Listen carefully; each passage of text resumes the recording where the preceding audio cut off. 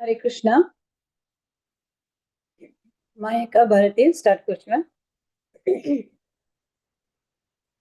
हरे कृष्णा हांगा उपस्थित आशिल्ल्या सर्व भक्तवृंदांक वैष्णविक आनी वैष्णवांक हांव भगत पुराण कोंकणी तर्फेन मनस्पूर्वक स्वागत करता। आयची आमगेले गीता पारायण कार्यक्रम गुरुले देवाले आमी उडकास काणू आमी शूर करूया। सुरवेक आतां आमी आयकुया मंगलाचरण मंगलाचरण सांगो यत्तसचे धन्य आचार्य। हरे कृष्ण धन्य।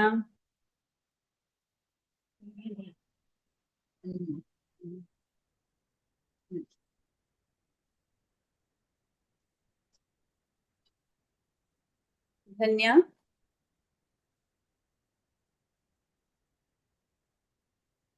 join you no okay हाँ धन्य धन्य मंगलाचरण स्टार्ट करतो मग। हाँ, हरे कृष्णा। ओम नमो भगवते वासुदेवाय। ओम नमो भगवते वासुदेवाय। ओम नमो भगवते वासुदेवाय। ओम अज्ञानतिमिरान्धस्य ज्ञानाञ्जनशलाकया चक्षुरुन्मिलितं येन तस्मै श्रीगुरवे नमः। श्रीचैतन्यमनोभीष्टं स्थापितं येन भूतले स्वयं रूप कदा मह्यं ददाति स्वपदान्तिकम्। वन्देऽहं श्रीगुरु श्रीयुतपदकमलं श्रीगुरून् वैष्णवांश्च श्रीरूपं साग्रजातं सगणरघुनाथान्वितं तं सजीवं साद्वैतं सावधूतं परिजनसहितं श्रीकृष्णचैतन्यदेवं श्रीराधा कृष्णपादान् सगणललिता श्रीविशाखान्वितांश्च। हे कृष्ण करुणा सिन्धो दीनबन्धो जगत्पते गोपेश गोपिकान्त राधाकान्त नमोऽस्तुते। तप्त काञ्चन गौरांगी राधे वृन्दावनेश्वरी वृषभानुसुते देवी प्रणमामि हरिप्रिये। वाञ्छाकल्पतरुभ्यश्च कृपा सिन्धुभ्य एव च पतितानां पावनेभ्यो वैष्णवेभ्यो नमो नमः। नमः ओं विष्णुपादाय कृष्णप्रेष्ठाय भूतले श्रीमते भक्तिवेदान्त स्वामिन् इति नामिने नमस्ते सारस्वते देवे गौरवाणी प्रचारिणे निर्विशेषा शून्यवादी पाश्चात्य देशतारिणे। जय श्री कृष्ण चैतन्य प्रभु नित्यानंद श्री अद्वैत गदाधर श्रीवासादि गौर भक्त वृंद। हरे कृष्णा कृष्ण कृष्णा हरे हरे हरे राम राम राम हरे हरे। हरे कृष्ण। हरे कृष्णा मस्त मस्त धन्यवाद धन्य बारी चंद सांगले मातु मंगलाचरण सो तुका भगवत पुराण कोंकणी तर्फे मस्त धन्यवाद दिता मुखार येतू गेला सावस्ते तू खंडित येवका म्हणा तू गेला गे निमून घेत हरे कृष्णा। आता मी गीता महात्म्य ऐकूया। गीता महात्म्य सांगूच्या सची अचला आचार्य अचला तू स्टार्ट कर। हरे कृष्ण। अथ गीता महात्म्यं गीताशास्त्रम् इदं पुण्यं यः पठेत् प्रयतः पुमान् विष्णोः पदमवाप्नोति भयशोकादिवर्जितः। गीताध्ययन शीलस्य प्रणयानपरस्य च नैव सन्धिः पापानि पूर्वजन्म कृतानि च मलिने मोचनं पुंसां जलस्नानं दिने दिने सकृद्गीतामृतं स्नानं संसारमलनाशनं। गीता सुगीता कर्तव्य किमन्ये शास्त्रविस्तरैः यस्वयं पद्मनाभस्य मुक्तपद्मविनिसृता भारतामृतसर्वस्वं विष्णुवक्त्रविनिसृतं। गीता गङ्गोदकं पीत्वा पुनर्जन्म न विद्यते सर्वोपनिषदो गावो दुग्धगोपालनन्दनः पार्थो वत्सः सुधीर्भोक्ता दुग्धं गीतामृतं महत्। एकं शास्त्रं देवकी पुत्रगीतम् एको देवो देवकी पुत्र एव एको मन्त्रस्तस्य नामानि यानि कर्माप्य एक तस्य देवस्य सेवा। हरे कृष्णा कृष्ण कृष्णा हरे हरे हरे राम राम राम हरे हरे। हरे कृष्ण। हरे कृष्णा मस्त मस्त धन्यवाद अचला बारी चंद सांगला मा गीता महात्म्य तुम्ही तशीचे मुखार ये तुम्ही दोग जणी एक सेव करताची येताची मुखार येताची आणि मुखार यशीची तुम्ही सेवेक तुम्ही सेव करका म्हणून हांव निमून घेता भगवत पुराण कोंकणी तर्फे मस्त मस्त धन्यवाद देता। हरे कृष्णा। आता मी आमगेला मुखारचे कार्यक्रम भगवद्गीता पारायण वचा आज अर्जुन विषाद योग फर्स्ट चैप्टर संगु एत्तसची प्रतिभा नायकनी हंगेल टीम हरे कृष्ण माताजी तुमचं स्वागत सर. हरे कृष्ण माताजी आम्ही ब्रह्मार्ध प्रतिभा नायक टीम मधून प्रथम अध्याय भगवद्गीते पठण करतासाठी कोण कोण म्हणली सांगता. 1 ರಿಂದ 5 ಸುಧಾ ಕಾಮತ್, 6 ರಿಂದ 10 ಸ್ಮಿತಾ ಪ್ರಭು, 11 ರಿಂದ 15 ಪ್ರೀತಿಕಾ ಪ್ರಭು, 16 ರಿಂದ 20 ಶಾಂತಿ ಪೈ, 21 ರಿಂದ 25 ಶೈಲಾ ಕಿಡಿ, 26 ರಿಂದ 30 ರಶ್ಮಿ ಪೈ, 31 ರಿಂದ 35 ದೀಪಿಕಾ ಶೆಣೆ, 36 ರಿಂದ 40 ಗಾಯತ್ರಿ ಪೈ, 41 ರಿಂದ 42 ಜಾನಕಿ ನಾಯಕ್, 43 ರಿಂದ 47 ಜ್ಯೋತಿ ಭಟ್. ಹರೇ ಕೃಷ್ಣ. अथ प्रथमोऽध्यायः अर्जुन विषाद योगः. धृतराष्ट्र उवाच धर्मक्षेत्रे कुरुक्षेत्रे समवेतायुत्सवः मामका पाण्डवशैव किमकुर्वत सञ्जय. सञ्जय उवाच दृष्टा तु पाण्डवानीकम् ऊढं दुर्योधनस्तदा आचार्यमुपसंगम्य राजा वचनमब्रवीत्. पश्येतान् पाण्डुपुत्राणाम् आचार्य महितीं च मूढं नृपदपुत्रेण तव शिष्येण धीमता. अत्र शूरा महेश्वासः समायुधि युक्तानो विराटस्य नृपदस्य महारथश्च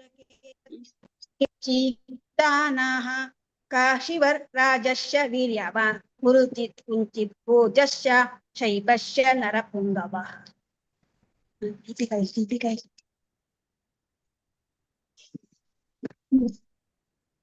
उदामन्युश्च विक्रान्त उत्तमौजाश्च वीर्यवान् सौभद्रो द्रौपदेयाश्च सर्व एव महारथाः. अस्माकं तु विशिष्टाये तानि बोध द्विजोत्तम. नायका मम सैन्यस्य सैन्यार्थं तान् ब्रवीमि ते. भवान् भीष्मश्च कर्णश्च कृपश्च समितिञ्जयः अश्वत्थामा विकर्णश्च सौमदत्तिस्तदैव च.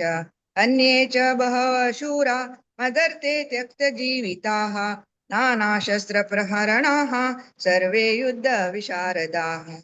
अपर्याप्तं तदस्माकं बलं भीष्माभिरक्षितं पर्याप्तं त्विदमेतेषां बलं भीमाभिरक्षितं. हरे कृष्ण. हरे कृष्ण. अयनेषु च सर्वेषु यथा भागमवस्थिता भीष्मामेवाभिरक्षन्तु भवन्तः सर्व एव हि. तस्य सञ्जनयन् हर्षं कुरु वृद्धपितामहः सिंहनादं विनद्योच्चै शङ्खं दद्मं प्रतापवान्. ततः शङ्काश्च भैर्यश्च प्रणवानकगोमुखाः सहसैवाभ्यहन्यन्त सशब्दस्तु मुलोऽभवत्. तथा श्वेतैर्युक्ते महति स्यन्दने स्थितो माधव पाण्डवश्चैव दिव्यो शङ्को प्रदद्मतौ. पाञ्चजन्यं ऋषिकेशो देवदत्तं धनञ्जयः प्रौण्ड्रं दद्मौ महाशङ्खं भीमकर्मावृकोदरः. हरे कृष्ण. हरे कृष्ण. अनंत विजयं राजा कुन्तिपुत्रो युधिष्ठिरः नकुलः सहदेवश्च सुघोष मणिपुष्पकौ काश्यश्च परमेश्वासः शिखण्डी च महारथः दृष्टद्युम्नो विराटश्च सात्यकीश्चापराजितः द्रुपदो द्रौपदेयाश्च सर्वश पृथिवीपते सौभद्रश्च महाबाहुः शङ्कान् दद्मो पृथक् पृथक् सघोषोदात. हरे कृष्ण.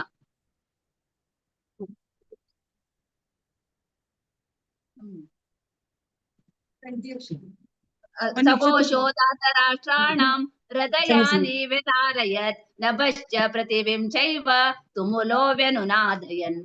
अत व्यवस्थितां दृष्ट्वा दातराष्ट्रान् कपिध्वजः प्रवृत्ते शस्त्रसम्पाते धनुरुद्यम्य पाण्डवः. हरे कृष्ण. हरे कृष्ण. हरे कृष्ण. हरे कृष्ण. ऋषिकेशं तदा वाक्यम् इदमाहामहीपते. अर्जुन उवाच सेनयोर्युपर्योर्मध्ये रथं स्थापयमेच्युत यावदेतान् निरीक्षेऽहं योद्धुकामानवस्थितान् कैर्मर्या सह योद्धव्यं अस्मिन् रणसमुद्यमे योऽस्यान्मानानवेक्षेऽहं य एतेऽत्र समागतः धात्र राष्ट्रस्य दुर्बुद्धे युद्धे प्रियचिकीर्षवः। सञ्जय उवाच एवमुक्तो ऋषिकेशो गुडाकेशेन भारत तेन र्योर्युपर्योर्मध्ये स्थापयित्वा रथोत्तमम्। भीष्मद्रोणप्रमुखतः सर्वेषां च महीक्षिताम् उवाच पार्थ पैश्येतान् समवेतान् कुरुनिति। हरे कृष्ण। हरे कृष्ण। तत्र पश्यत् स्थितान् पार्थः पितृनत पितामहान् आचार्य मातुलान् भ्रातान् पुत्रान् पौत्रान् सखींस्तथा श्वशुरान् स्वहृदयश्चैव सेनयोरुभयोरपि तान् समीक्ष्य स कौन्तेयः सर्वान् बन्धून् व्यस्थितान् कृपया परयाविष्टो विषिदन्निदमब्रवीत्। अर्जुन उवाच द्रष्टेवं स्वजनं कृष्ण युयुत्सं समुपस्थितं सीदन्ति मम गात्राणि मुखं च परिशुष्यति वेपतुश्च शरीरे मे रोमहर्षश्च जायते गाण्डीवं संसृते हस्तात् व्यक्तैव परिहद्यते न च शोक्नम्य वस्तुतां भ्रमतीव च मे मनः। हरे कृष्ण। हरे कृष्ण।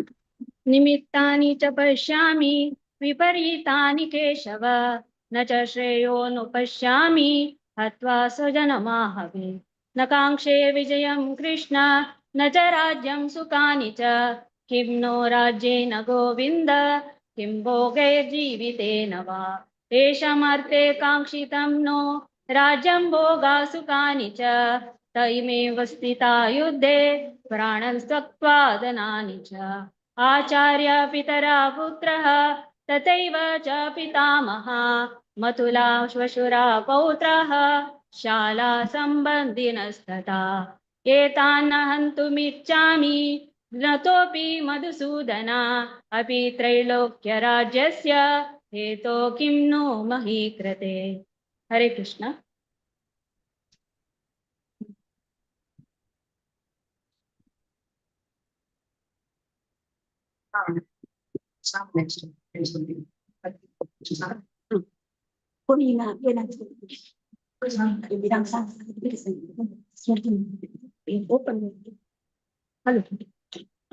हरे कृष्ण।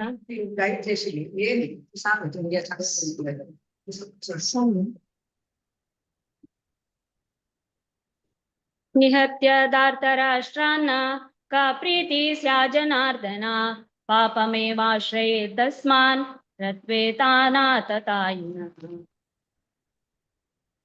तस्मन्नार्ह वयं हन्तुं दातराष्ट्रान् स्वबान्धवान् स्वजनं हि कथं हत्वा सुखिनः स्याम माधव यद्यपेतेन पश्यन्ति लोभोपहत चेतसः कुलक्षयकृतं दोषं मित्रद्रोहे च पातकम् कथं न ज्ञेयमस्माभिः पापदस्मा निवर्तितुं कुलक्षयकृतं दोषं प्रपश्य जनार्दन कुलक्षये प्रणश्यन्ति कुलधर्मा सनातनः धर्मे नष्टे कुलं कृत्स्नम् अधर्मोऽपि भवत्युत।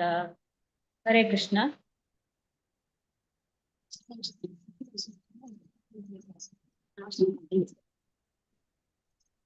हरे कृष्ण। अधर्माभिभवात् कृष्ण प्रदुष्यन्ति कुलस्त्रियः स्त्रीषु दुष्टासु वार्ष्णेय न्याय जायते वर्णसङ्करः संकरो नरकायैव कुलज्ञानां कुलस्य च पतन्ति पितरो हेषां लुप्तपिण्डोदकक्रियाः दोषैरेते कुलज्ञानां वर्णसङ्करकारकैः उत्स्याद्यन्ते जातिधर्माः कुलधर्माश शाश्वताः उत्सन्नकुलधर्माणां मनुष्याणां जनार्दन नरके नियतं वासो भवतीत्यनुशुश्रुम अहो बत महत्पापं कर्तुं व्यवसिता वयं यद्राज्यसुखलोभेन हन्तुं स्वजनमुद्यताः। हरे कृष्ण।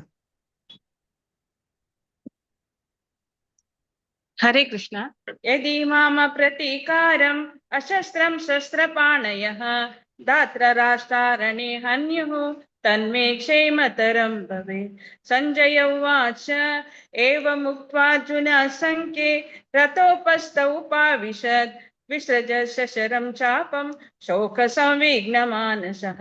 ॐ तत्सत् इति श्रीमद्भगवद्गीतास्तु उपनिषास्तु ब्रह्मविद्यायां योगशास्त्रे श्रीकृष्णार्जुन संवादे अर्जुन विषाद योगो नाम प्रथमोऽध्यायः। हरे कृष्ण। हरे कृष्ण।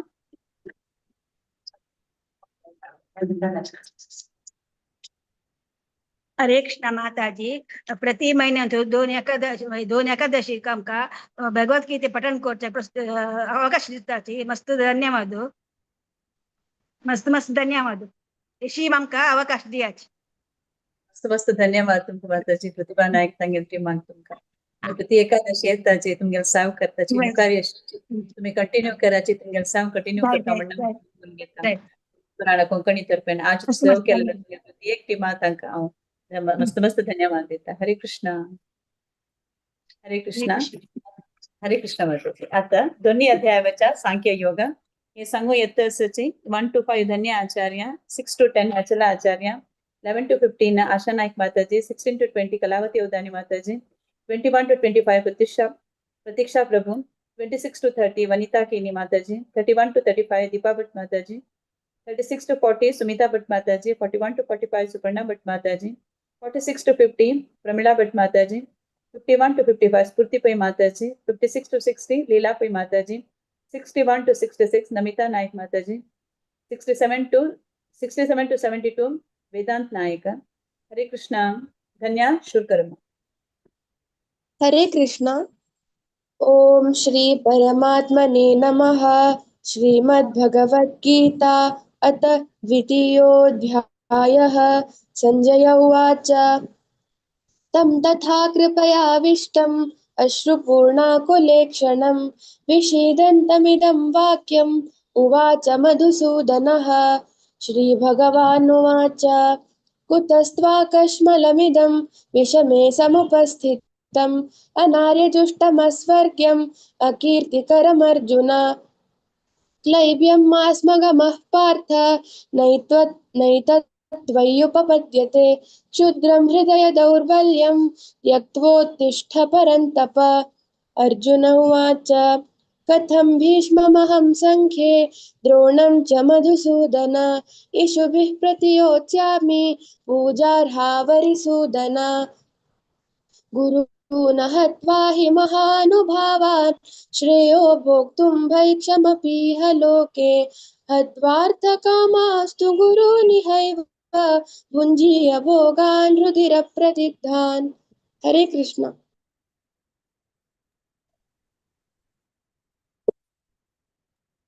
हरे कृष्ण।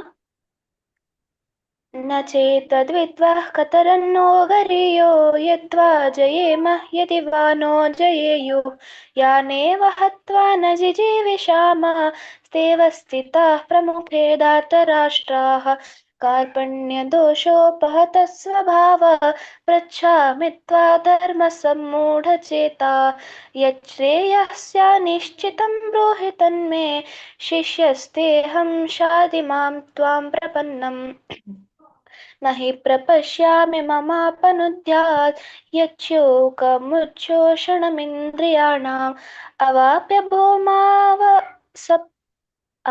भूमावसपत्नमृतं राज्यं सुराणामपि चाधिपत्यम्। संजय उवाच एवमुक्त्वा ऋषिकेशं गूढाकेशः परन्तप न योत्स्यः इति गोविन्द मुक्त्वा तूष्णीं बभूवः। तमुवाच हृषीकेश प्रहसन्निव भारत सेनयोरुभयोर्मध्ये विषीदन्तमिदं वचः। हरे कृष्ण।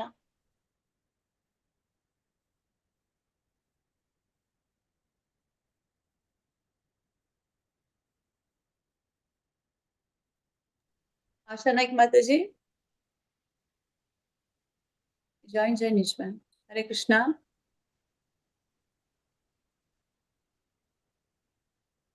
कलावती उदयने माताजी, तुम्ही शुल्क सांगताच वा? हरे कृष्णा।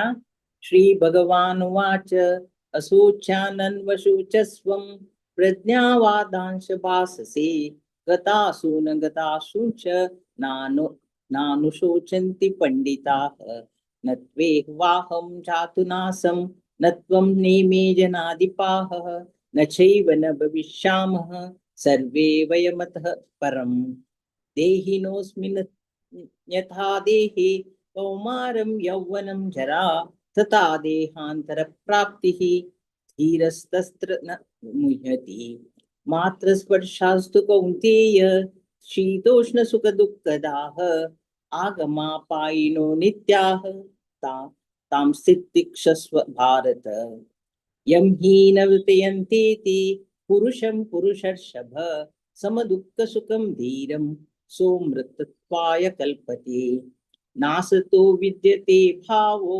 नाभावो विद्यते सतः उभयोरपि द्रष्टोऽन्तः त्वनयोस्तत्त्वदर्शिभिः अविनाशि तु तद्विद्धि येन सर्वमिदं ततं विनाशमव्ययस्था यस्यास्य न कश्चित् कर्म मर्हति अन्तवन्त इमे देहा नित्यस्योक्ता शरीरिणः अनाशिनो प्रमेयस्य तस्माद्युध्यस्व भारत येनं वेति हन्तारं यश्चैनं मन्यते हतम् उभौ तौ न विजानीतो नायं हन्ति न हन्यते न जायते म्रियते वा कदाचित् नायं भूत्वा भवितावान भूयः अजो नित्यः शाश्वतोऽयं पुराणो न हन्यते हन्यमाने शरीरे। हरे कृष्ण। हरे कृष्णा। वेदाविनाशिनं नित्यं य एनामजमव्ययम् कथं स पुरुषः पार्थ खं घातयति हन्तिकम् वासांसि जीर्णानि यथा विहाय नवानि गृह्णाति नरोपराणि तथा शरीराणि विहाय जीर्णानि अन्यानि संयान्ति नवानि देहि नैनं छिन्दन्ति शस्त्राणि नैनं दहति पावकः न चैनं क्लेदयन्त्यापो न शोषयति मारुतः अच्छेद्योऽयम् अदाह्योऽयम् अक्लेद्यो शोष्य एव च नित्यः सर्वगतस्थाणुर् अचलोऽयं सनातनः अव्यक्त्योऽयम् अचिन्त्योऽयम् अविकार्योऽयम् उच्यते तस्मादेवं विदित्येनं नानुशोचितुमर्हसि। हरे कृष्णा। हरे कृष्ण। अथ चैनन्नित्यजातं नित्यं वा मन्यसे मृतं तथापि त्वं महाबाहो नैवं शोचितुमर्हसि जातस्य हि ध्रुवो मृत्युर्ध्रुवं जन्म मृतस्य च तस्मादपरिहार्येते न त्वं शोचितुमर्हसि अव्यक्तादीनि भूतानि व्यक्तमद्यानि भारत अव्यक्तनिधनानेव तत्र का परिदेवना आश्चर्यवत् पश्यति कश्चिदेनम् आश्चर्यवद्वदति तथैव चान्यः आश्चर्यवच्चैनमन्यः शृणोति श्रुत्वाप्येनं वेद न चैव कश्चित् देहि नित्यमवद्योऽयन् देहे सर्वस्य भारत तस्मात् सर्वाणि भूतानि न त्वं शोचितुमर्हसि। हरे कृष्ण। हरे कृष्णा। स्वधर्ममपि चावेक्ष्य न विकम्पितुमर्हसि धर्मादियुद्धा श्रेयोऽन्यत् क्षत्रियस्य न विद्यते यदृच्छया चोपपन्नं स्वर्गद्वारम् अपावृतं सुखिनः क्षत्रियाः पार्थ लभन्ते युद्धम् ईश्वरम्। ईदृशम् अथ चेत्त्वमिमं धर्मं सङ्ग्रामं न करिष्यसि ततः स्वधर्मकीर्तिं च हित्वा पापमवाप्स्यसि अकीर्तिं चापि भूतानि कथयिष्यन्ति ते व्ययां सम्भावितस्य चाकीर्तिं मरणादतिरिच्यते भयाद्रणादु परतं मत्स्यन्ते त्वां महारथाः येषां च त्वं बहुमतः भूत्वा यास्यसि लाघवम् हरे कृष्णा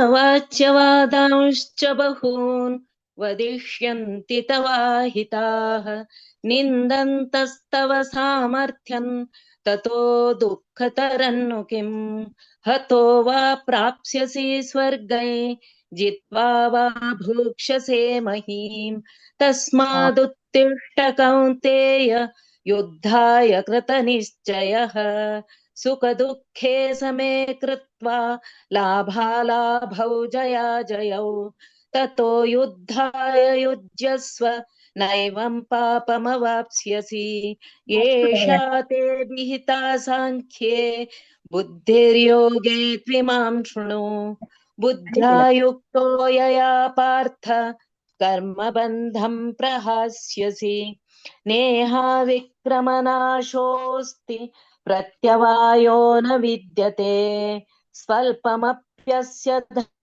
धर्मस्य त्रायते महतो भयात् हरे कृष्ण हरे कृष्ण व्यवसायात्मिका बुद्धिरेके हव कुरु नन्दन बहुशाखा हनन्ताश्च बुद्धयो व्यवसायिनां यामिमां पुष्पितां वाचं प्रवदन्त्यविपक्षितः वेदवादरता पार्थ नान्यदस्तीति वादिनः कामात्मानस्वर्गपरा जन्मकर्मफलप्रदां क्रियाविशेषबहुलां भोगैश्वर्यगतिं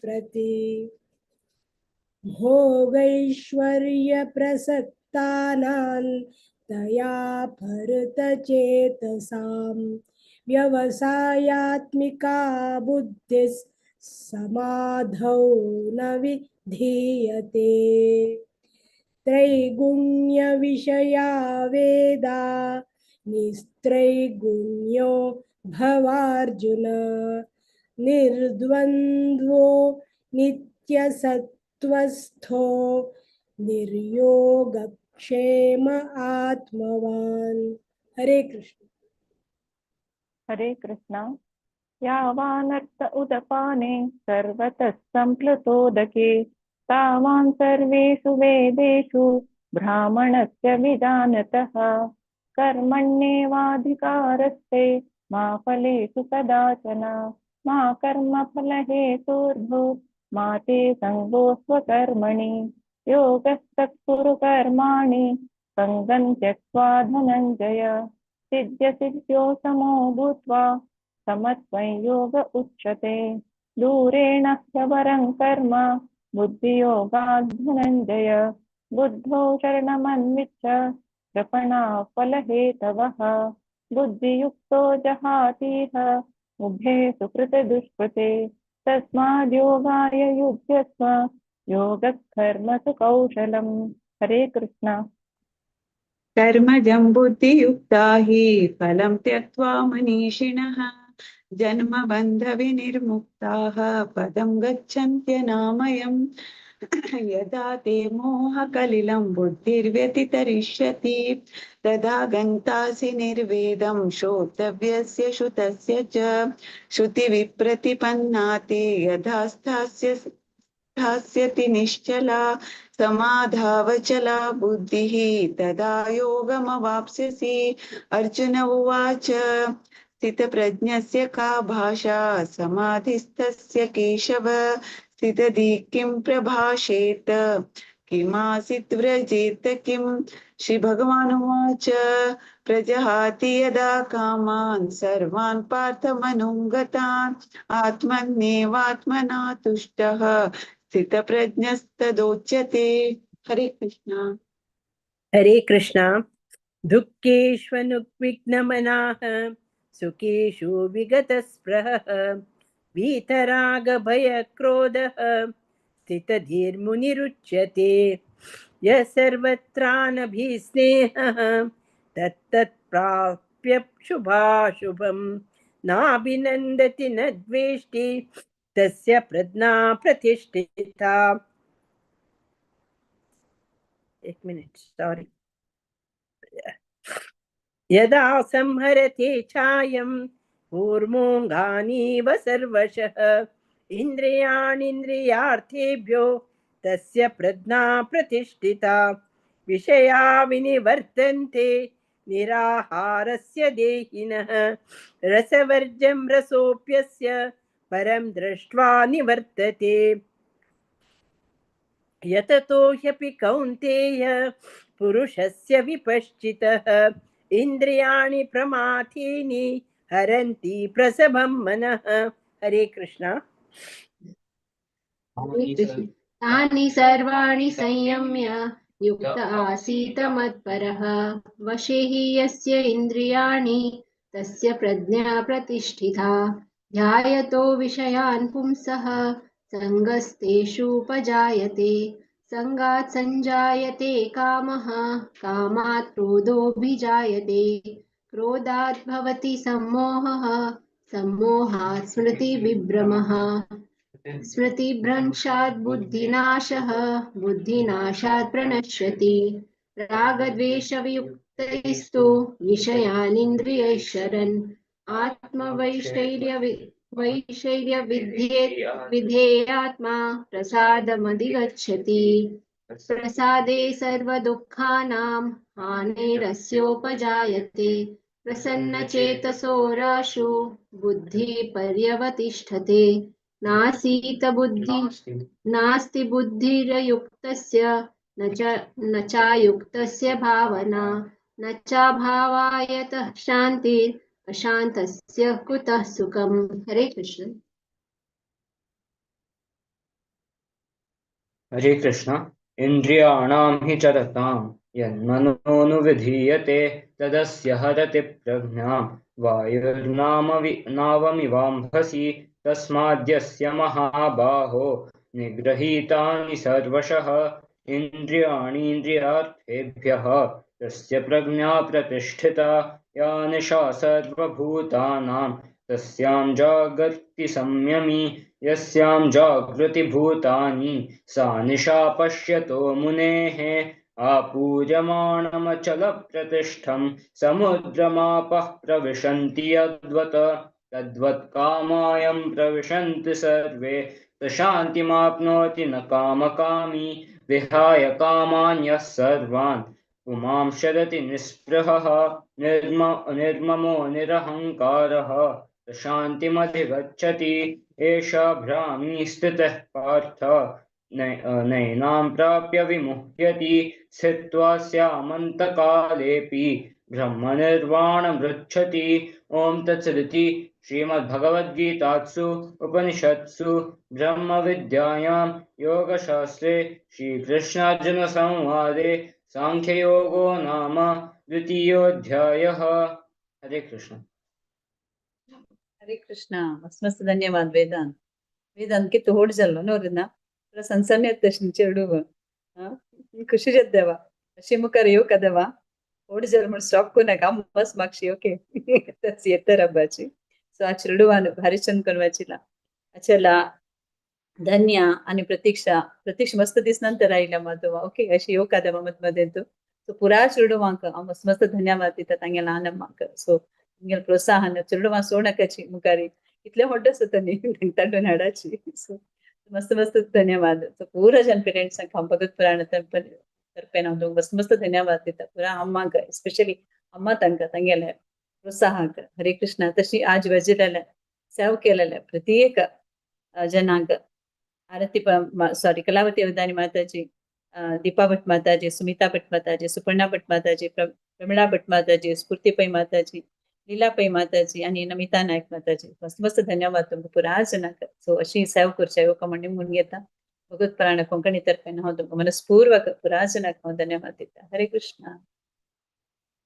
आता मी तिन्ही अध्याय वचपच फुडें जप टॉक ऐकूया 5 मिनिटां घोस्कर. आज आमगेलो ओटोसची हिज ग्रेस वीर राघव प्रभुजी.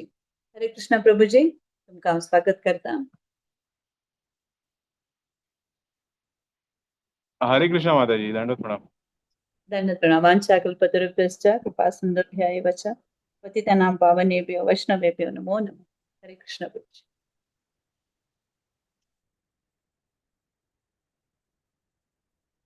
सुरुवात करू माताजी. काय नमो विष्णुपदाय कृष्णपृष्ठाय भूतले श्रीमते भक्ति वेदांत स्वामी निति नामिने नमस्ते सारस्वती देवी गौरवाणी प्रचारिणे निर्विशेष शून्यवादी पाश्चात्य देश तारिणे. जय श्री कृष्ण चैतन्य प्रभु नित्यानंद श्री अद्वैत गदाधर श्रीवासादि गौर भक्त वृंद. हरे कृष्णा कृष्णा कृष्णा हरे हरे, हरे राम राम राम हरे हरे. हरे कृष्णा कृष्णा कृष्णा हरे हरे, हरे राम राम राम हरे हरे. हरे कृष्णा कृष्णा कृष्णा हरे हरे, हरे राम राम राम हरे हरे. तर जपा आज आपण जपाबद्दल डिस्कस करतले. तर जपांसाठी चांगले जपा जाऊंक जाय याच्यासाठी 3 गोष्टी आपले चांगले राहूंक जाय. पहिले म्हणजे आपले शरीर, दुसरे म्हणजे आपले मन आणि तिसरे आपले हृदय. तर शरीरचे कसे, शरीर आपले स्वस्थ आणि निरोगी असपा जाय तरच आपले जपा चांगले जातले. जर जसे रात्रीचे जर आपण एकदम हेवी जेवले आणि रात्रभर आपले डायजेशन व्यवस्थित झाले ना आणि सकाळी उठून जर आपले पोट व्यवस्थित साफ ना झाले तर भरलेले पोट घेऊन आपण जर जपा करून बसले तर आपले जपा व्यवस्थित जातले ना, नींद येतली. तर असे म्हणून रात्रीचे आपण लाईट जेवप. जर सकाळी बेगीन उठून ब्रह्ममुहूर्त मध्ये आमका जपा करूंक जाय तर व्यवस्थित लाईट रात्रीचे डिनर जाऊंक जाय. सलाड, 1-2 चपाती, थोडीशी भाजी असे. तर झोप एका भक्ताक प्रभुपादने म्हणला की भक्तांक मिनिमम 6 तासची झोप जाऊंकच जाय, त्याच्यापेक्षा कमी ना. कारण का त्याचे मागीर भक्तीमध्ये त्रास जातले. तर मिनिमम 6 तासची ही झोप जाऊंक जाय भक्तांची. दुसरे म्हणजे शरीराची काळजी, शरीर निरोगी राहूंक जाय. जसे प्रभुपादाक त्यांच्या डॉक्टरने एक फाटी म्हणले की तुमच्या शरीराक चलनची गरज असा, वॉकिंगची गरज असा. तर प्रभुपादने सकाळी उठून वॉक करपाचे चालू केले आणि प्रभुपादचे सुंदर वॉकिंग मॉर्निंग वॉकचे क्लासेस चालू झाले. त्याच्यामध्ये जर आपण ऐकले प्रभुपादचे मॉर्निंग वॉकचे डिस्कशन्स इतले सुंदर असतात. भक्त प्रश्न विचारता, प्रभुपाद इतले सुंदर उत्तर दिता. तर ते डॉक्टरचे ऍडवाइस ऐकून प्रभुपादने मॉर्निंग वॉक सुरू केली. मागीर डॉक्टरने प्रभुपादाक म्हणले की तुमच्या शरीरात वात आणि पित्ताचो प्रॉब्लेम जातलो जर तुम्ही इथले ट्रॅव्हल करता तर त्याच्यासाठी तुम्ही ऑइल मसाज घेऊंक जाय. प्रभुपाद इथले ट्रॅव्हल करताले ह्या देशातून त्या देशात. आता देश चेंज झाले तर त्याचे हवामान चेंज जाता, त्याचे खाणे चेंज जाता, ते पाणी चेंज जाता, क्लायमेट चेंज जाता. तर त्याच्यामुळे प्रभुपादच्या बॉडीमध्ये वात पित्ताचे प्रॉब्लेम वाढताले. तर डॉक्टरने म्हणले ते ऑइल मसाज तुमका चालू करूंक जाय. तर म्हणे प्रभुपादचे ऑइल मसाज सुरू झाले. तर प्रभुपादकडे आपण पळू शकता की प्रभुपाद आपल्या शरीराची काळजी इतली कित्याक घेताले, कारण का त्यांना गुरुचे त्यांचे जे इन्स्ट्रक्शन असतात त्यांच्या गुरुचे की प्रचार करपाचे असतात त्याचे इन्स्ट्रक्शन फुलफिल करून जाय आशिल्ले. प्रभुपादाक ते इन्स्ट्रक्शन फॉलो करून जाय आशिल्ले.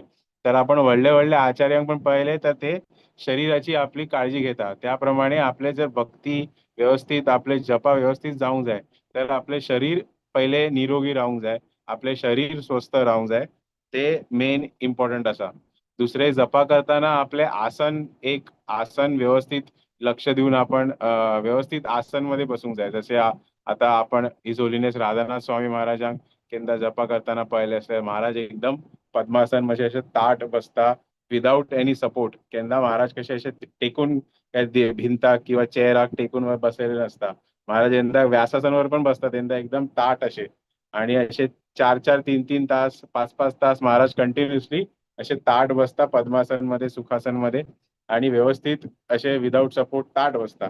त्याच्यावरून आपण पण तसे प्रॅक्टिस करून जाय की जपा करण्यासाठी व्यवस्थित आसन आपलं व्यवस्थित असून जाय.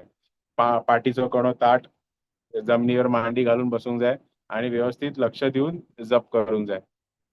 तर असे म्हणता की आहार शुद्धौ सत्वशुद्धी, सत्वशुद्धौ ध्रुव स्मृती, स्मृती लंबे सर्व ग्रंथीनाम विप्रमोक्ष.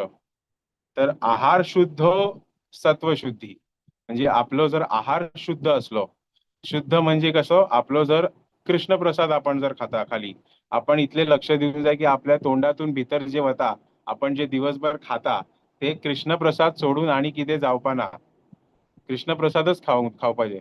आणि आपले आहार जर शुद्ध असले, कृष्ण प्रसाद व्यवस्थित आपण कृष्ण प्रसादच खाता, तर किती जातले आपले सत्व शुद्ध रावतले. सत्व म्हणजे आपले मन, आपली चेतना, आपले कॉन्शियसनेस. आपण कृष्णा कॉन्शियस मुवमेंट मध्ये असा म्हणजे आपली चेतना आपल्या कृष्णाच्या भावनामृत करून जाय. तर ते आपली चेतना शुद्ध रावतली जर आपलं आहार शुद्ध असा तर. आणि आपले मन आणि आहार जर शुद्ध झालो तर आपले मन आणि आहार भक्तीमध्ये व्यवस्थित लागतले, भक्तीसाठी फेवरेबल जातले.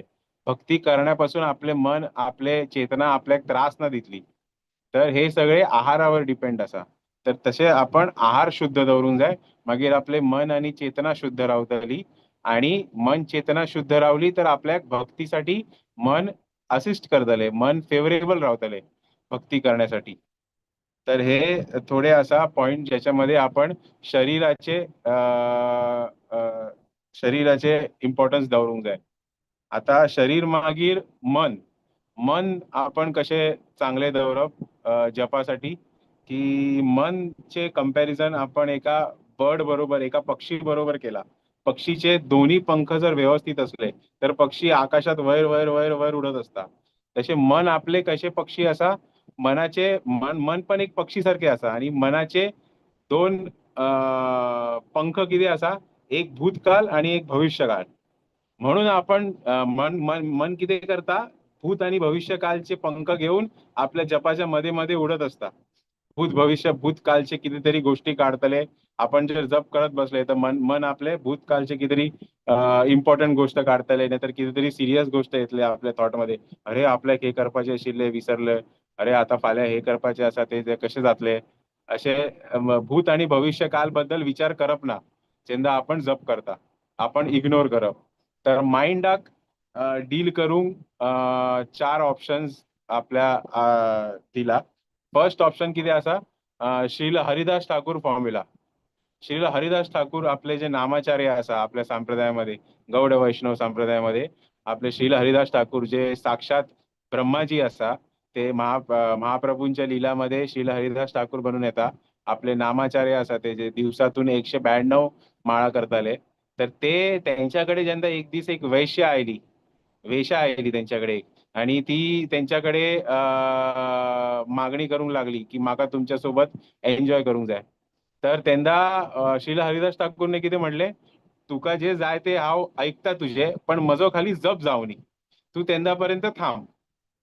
तसे आपण आपल्या मनाक डील करून जाय की एक ऑप्शन हो असा की आपण मनाक सांगप की हा ठीक आहे, तुका जे जाय ते आपण करूया, पण आता 2 तास खाली थांब, मगा जप करूनी. हो एक ऑप्शन असा. दुसरं ऑप्शन असा की आपले लहान भुरगे कसे आपण एकदम सुरुवातीक मस्ती करतात हो, त्यांना ते का आपण प्रेमाने समजायता की बाबा ते का सांगता असे नका करू, असे करून असे जातले, असे त्रास जातले, असे वाईट जातले, सगळ्यांक त्रास जातले, तुका लक्ष लागतले, असे करू नका, शांतपणे वाग. तसे आपण मनाक पण एकदम प्रेमाने सांगूक जाय की आपले मनुष्य जन्म आपल्याक इथल्या जन्मा मागीर भेटला, इथल्या 84 लाख योनीमधून वचून मागीर आमका मनुष्य जन्म भेटला. तर ह्या मनुष्य जन्मामध्ये भगवंताची भक्तीमध्येच आपल्याक रुची असूंक जाय. आणि भगवंतांचे जे रूप असा, सुंदर ड्रेसिंग असा, सुंदर दर्शन असा, सुंदर अर्चविग्रह असा, त्याच्यावर लक्ष दवरप. ते आपले विचार करप आपण की भगवंतांचे ड्रेसिंग, भगवंतांचे आज दर्शन इतले सुंदर असा, त्याच्यावर विचार करप. भगवंतांच्या फेसवर विचार करप, भगवंतांच्या सुंदरतावर विचार करप. ते असे विचार करून आपल्या मनाक समजवपाचो प्रयत्न करप की आपण भक्तीमध्ये रावूंक जाय, भक्तीमध्ये सुखी रावूंक जाय, भक्ती प्रॅक्टीस करूंक जाय. तर हो एक दुसरो ऑप्शन आसा, प्रेमाने मनाक सांगपाचें. तिसरो ऑप्शन आसा मनाक इग्नोर करप. आता एक वयस्कर बाई जर बसलेली आसा आपल्या गादीर आणि एक छोटोसो भुरगो त्याची खेळणी घेऊन येता, अशे कर्र फिरवपाची खेळणी आवाज करूंक येता. ते वयस्कर बाईच्या कानाकडे येता आणि तो जोरात आवाज करता असं कर्र. ती वयस्कर बाई जर भडकली एकदम त्याच्यात करून भडकली अशी जोरात, तर तेका बरें वाटता, तो खुश जाता, हसता. आणि मागीर तेका रिस्पॉन्स भेटले तेका ते आनीक बरें वाटता, म्हणजे दुसऱ्या कानाकडे येता, दुसऱ्या कानाकडे येऊन असो आवाज करता. परत ती वयस्कर बाई भडकली त्याच्यावर हे केले केले अशा ओरडले जोरात, तर आनीक तेका मजा वाटता, तो जोर जोरात हसता ही ही ही ही असे. तर मनची पण आपले नेचर तसेच असता. पण या जाग्यावर जर वयस्कर बाईने त्या भुरग्याकडे लक्ष न दिले, भुरगो जर आगासून आयलो आवाज करून, तर वयस्कर बाईने तोंड फिरयले आणि थंय पळयले. थंयसान आयलो तर वयस्कर बाईने तोंड फिरयले आणि थंय दुसरीकडे लक्ष दिले आणि त्याच्याकडे लक्षच न दिले, तर तो भुरगो आपोआप वतलो. तसेच हो तिसरो ऑप्शन आसा आपल्या मनाक डील करूंक. जर आपण जप करता आणि आपलं मन कितें तरी सिरियस थॉट घेऊन आयलो, पळय तुवें काल अशें केलेलें, याच्यामुळे तुझे खूप नुकसान जातले, आता तुका आज हे करूंक जाय.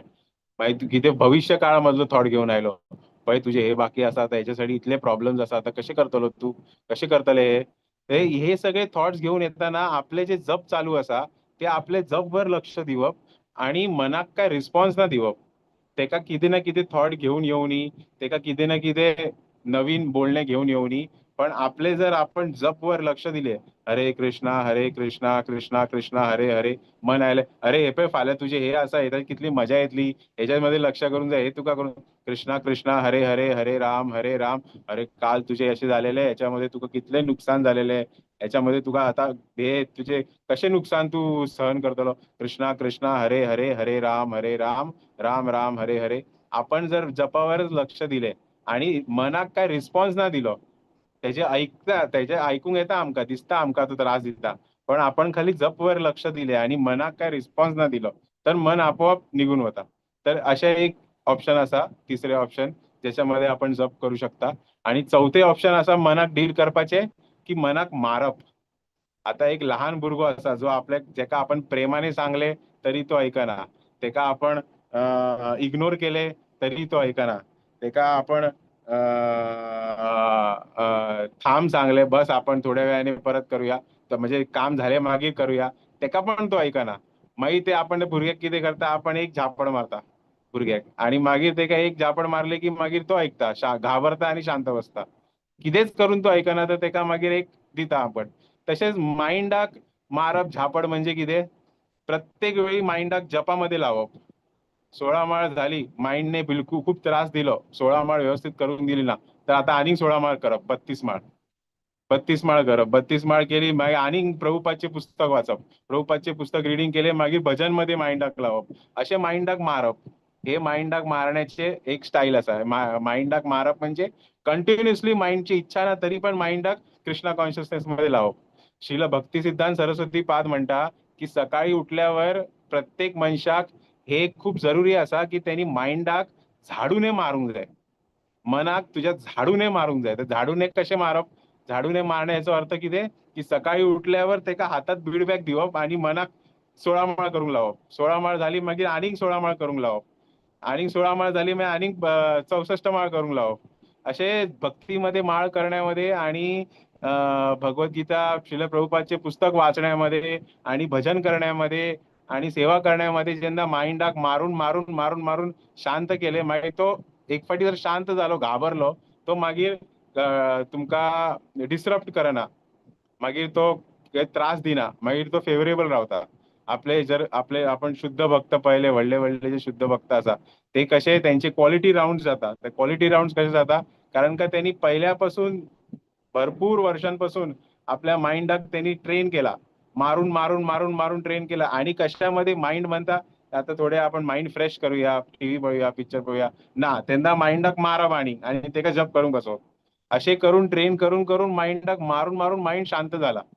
तर हे एक चौथं ऑप्शन असा ज्याच्यामध्ये आपण माइंडाक डील करता. तर हे दोन जपासाठी दोन इम्पॉर्टंट टॉपिक्स आशिल्ले, एक बॉडी आणि दुसरो माइंड. आणि तिसरे टॉपिक असा हृदय. आता हृदय, आपले हृदय कसे उघडप, ज्याच्यासाठी कृष्ण प्रेम त्याच्यामध्ये येऊन जाय, ते आपल्या कंट्रोलमध्ये ना.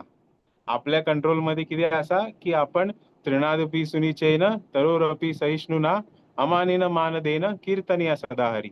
असे हंबल राहून प्रत्येक भक्ताकडे एकदम ह्युमिलिटीने, सादगीने आणि दीनताने प्रत्येक भक्ताकडे वागले. आणि त्या मनस्थितीने आपण जर आपले भक्ती केली, जपा केले आणि प्रभुपादच्या पुस्तकांचं शरण घेतलं, तर आपल्या हृदयामध्ये जे भगवंतांच्या परमात्मा रूप असा, जे भागवतम मध्ये परमात्मा रूपचे डिस्क्रिप्शन असा, ते परमात्माच्या रूपची साईज पण लिहिला.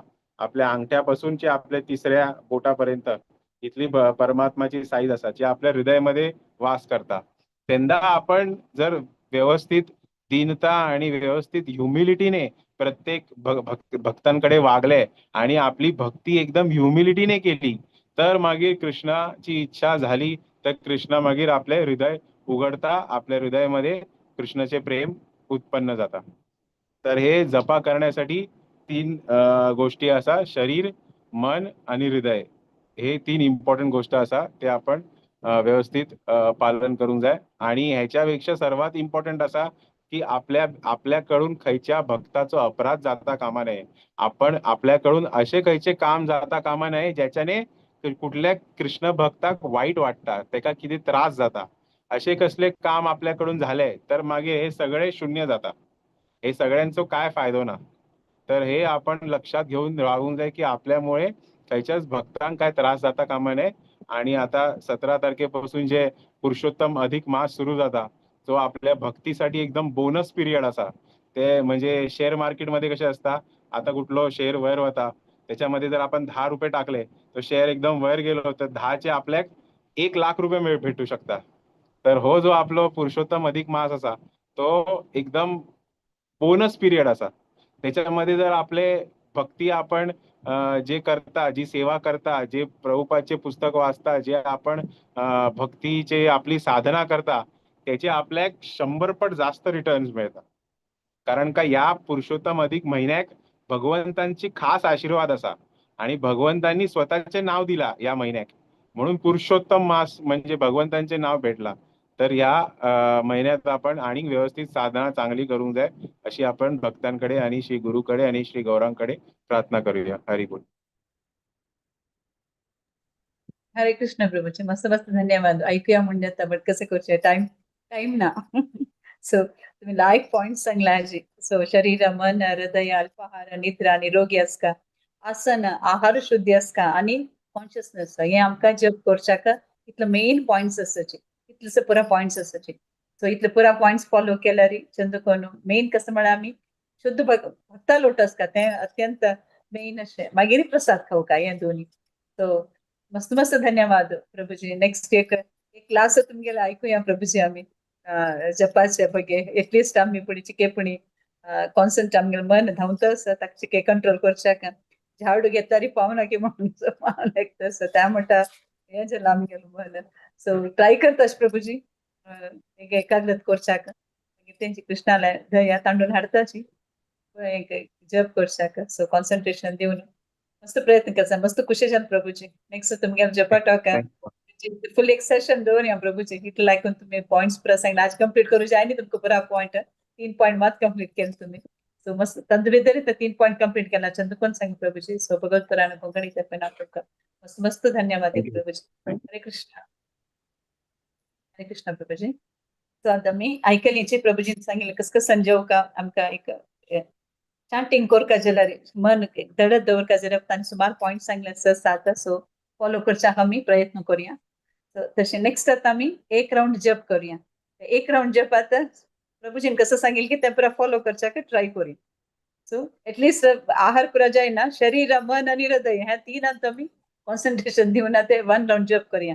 बट आज आमगेलो टसाची 1 राउंड जप करच्याक हर ग्रेस अनुत्तमा माताजी, देवीदासी माताजी. सो मस्त मस्त धन्यवाद माताजी.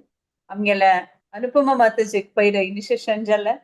सो हिज होलीनेस भक्ती राव गोस्वामी महाराज हांगे लागी आनी इनिशिएशन घेतलें. सो हांगेला ते इनिशिएशन नेम असं अनुतमा देवीदासी माताजी आज हांगेल करून एक राउंड आम्ही जप हे करी हांगेल वटू सो मस्त मस्त तुमका धन्यवाद आणि स्वागत सर अनुतमा माताजी. हरे कृष्णा. हरे कृष्ण. नमो विष्णुपादाय कृष्णप्रेष्ठाय भूतले श्रीमते भक्तिवेदांत स्वामिनिते नामने नमस्ते सारस्वते देवे गौरवाणी प्रचारिणी निर्विशेष शून्यवादी पाश्चात्य देश. जय श्री कृष्ण चैतन्य प्रभु नित्यानंद श्री अद्वैत गदाधर श्रीवासादि गौर भक्त. हरे कृष्ण कृष्ण कृष्ण हरे राम राम राम हरे कृष्ण कृष्ण कृष्ण हरे राम राम राम हरे कृष्ण कृष्ण कृष्ण हरे राम राम राम हरे कृष्ण कृष्ण कृष्ण हरे राम राम राम हरे कृष्ण कृष्ण कृष्ण हरे राम राम राम हरे कृष्ण कृष्ण कृष्ण हरे राम राम राम हरे कृष्ण कृष्ण कृष्ण हरे राम राम राम हरे कृष्ण कृष्ण कृष्ण हरे राम राम राम हरे कृष्ण कृष्ण कृष्ण हरे राम कृष्ण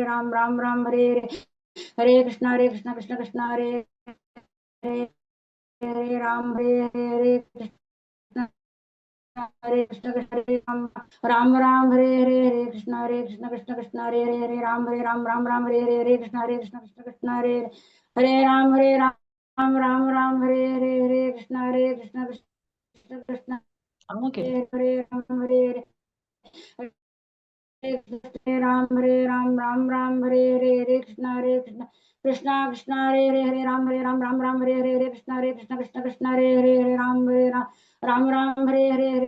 कृष्ण कृष्ण हरे राम राम हरे कृष्ण कृष्ण हरे राम राम हरे कृष्ण कृष्ण हरे राम राम हरे कृष्ण कृष्ण हरे राम हरे कृष्ण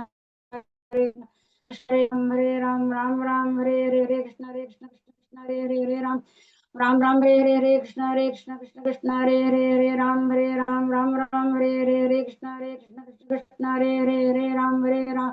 कृष्ण हरे राम राम हरे कृष्ण कृष्ण हरे राम हरे कृष्ण कृष्ण हरे राम हरे कृष्ण कृष्ण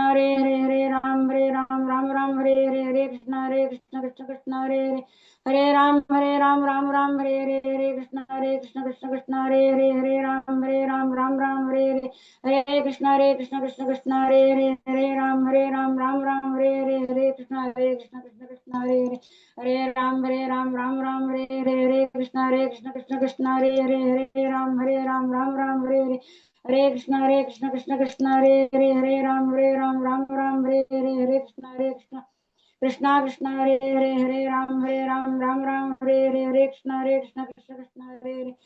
राम हरे कृष्ण हरे राम हरे कृष्ण हरे राम कृष्ण कृष्ण हरे राम कृष्ण हरे राम कृष्ण कृष्ण हरे राम कृष्ण कृष्ण हरे राम हरे कृष्ण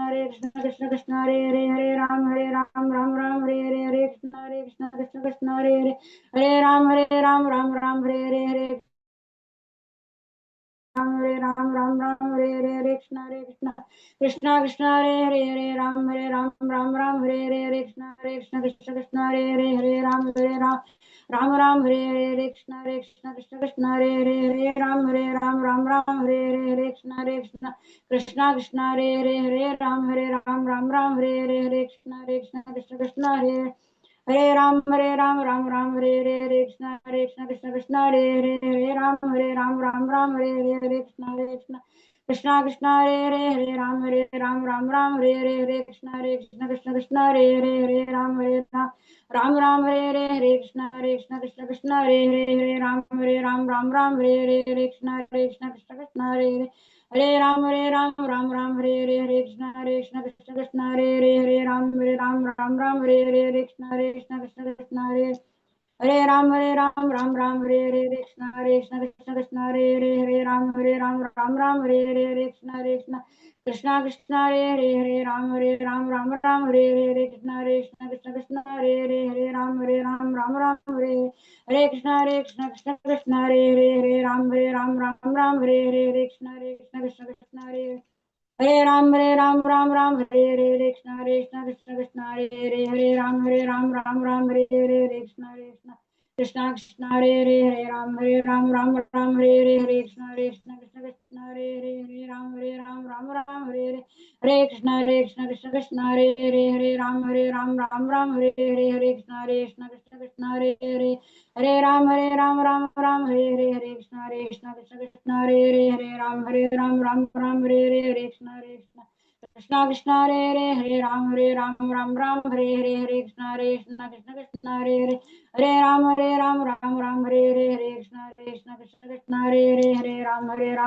राम हरे कृष्ण हरे राम हरे कृष्ण हरे राम कृष्ण हरे राम हरे कृष्ण हरे राम हरे हरे राम हरे कृष्ण हरे राम हरे कृष्ण हरे राम हरे कृष्ण हरे राम हरे कृष्ण हरे राम कृष्ण हरे राम कृष्ण हरे राम कृष्ण हरे राम कृष्ण हरे राम कृष्ण हरे राम कृष्ण हरे राम कृष्ण हरे कृष्ण हरे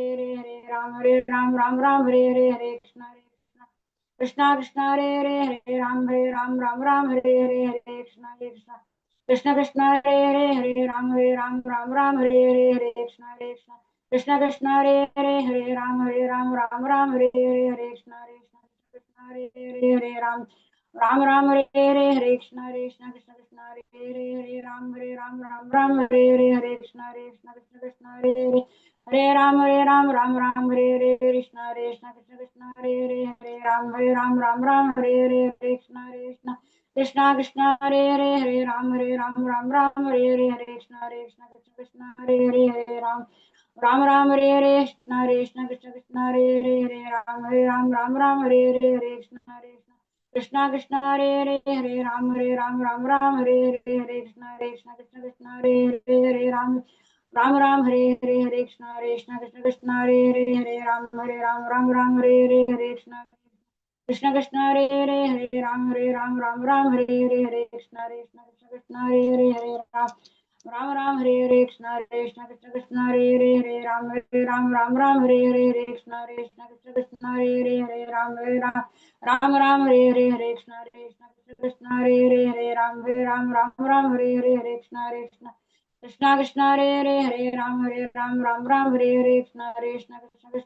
कृष्ण हरे राम हरे कृष्ण हरे राम हरे कृष्ण हरे राम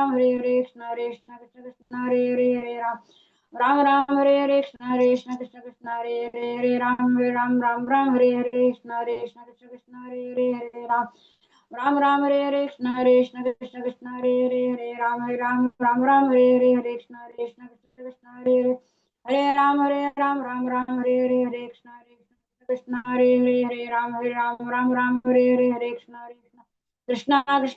राम हरे कृष्ण हरे राम हरे कृष्ण हरे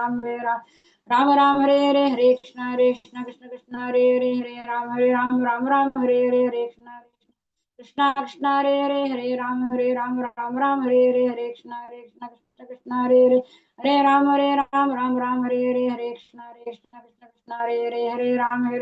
कृष्ण राम हरे कृष्ण हरे राम हरे कृष्ण हरे राम हरे जय श्री कृष्ण चैतन्य प्रभु नित्यानंद श्री अद्वैत गदाधर श्रीवासादि गौर भक्तवृंद हरे कृष्णा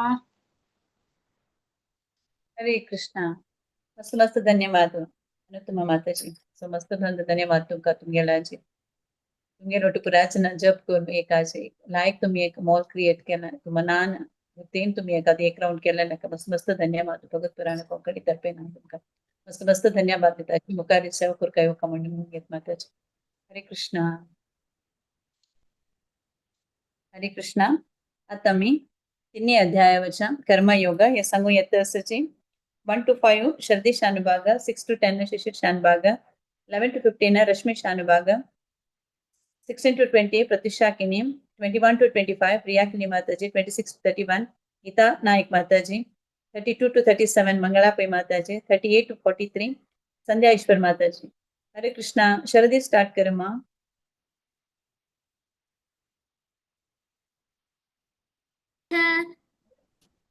तृतीयोऽध्यायः कर्मयोगः। अर्जुन उवाच ध्यायसि चेत् कर्मणस्ते मत्ता बुद्धिर्जनार्दन तत्किं कर्मणि घोरे मां नियोजयसि केशव व्यामिश्रेणेव वाक्येन बुद्धिं मोहयसीव मे तदेकं वद निश्चित्य येन श्रेयोऽहवाप्नुयाम्। श्रीभगवानुवाच लोकेऽस्मिन् द्विविधा निष्ठा पुरा प्रोक्ता मया नघ ज्ञानयोगेन साङ्ख्यानां कर्मयोगेन योगिनां न कर्मणामनारम्भात् नैष्कर्म्यं पुरुषोऽश्नुते न च सन्न्यसनादेव सिद्धिं समधिगच्छति न हि कश्चित् क्षणमपि जातु तिष्ठत्य कर्म कृत कार्यते ह्यवशः कर्म सर्वः प्रकृतिजैर्गुणैः। हरे कृष्ण। हरे कृष्ण। कर्मेन्द्रियाणि संयम्य य आस्ते मनसा स्मरन् इन्द्रियार्थान् विमूढात्मा मिथ्याचारः स उच्यते यस्त्विन्द्रियाणि मनसा नियम्यारभतेऽर्जुन कर्मेन्द्रियैः कर्मयोगम् असक्तः स विशिष्यते नियतं कुरु कर्म त्वं कर्म ज्यायो ह्यकर्मणः शरीरयात्रापि च ते न प्रसिद्धेद कर्मणः यज्ञार्थात् कर्मणोऽन्यत्र लोकोऽयं कर्म बन्धनः तदर्थं कर्म कौन्तेय मुक्तसङ्गः समाचर सह यज्ञाः प्रजा सृष्ट्वा पुरोवाच प्रजापतिः अनेन प्रसविष्यध्वम् एषवोऽस्त्विष्टकामधुक्। हरे कृष्ण। हरे कृष्ण।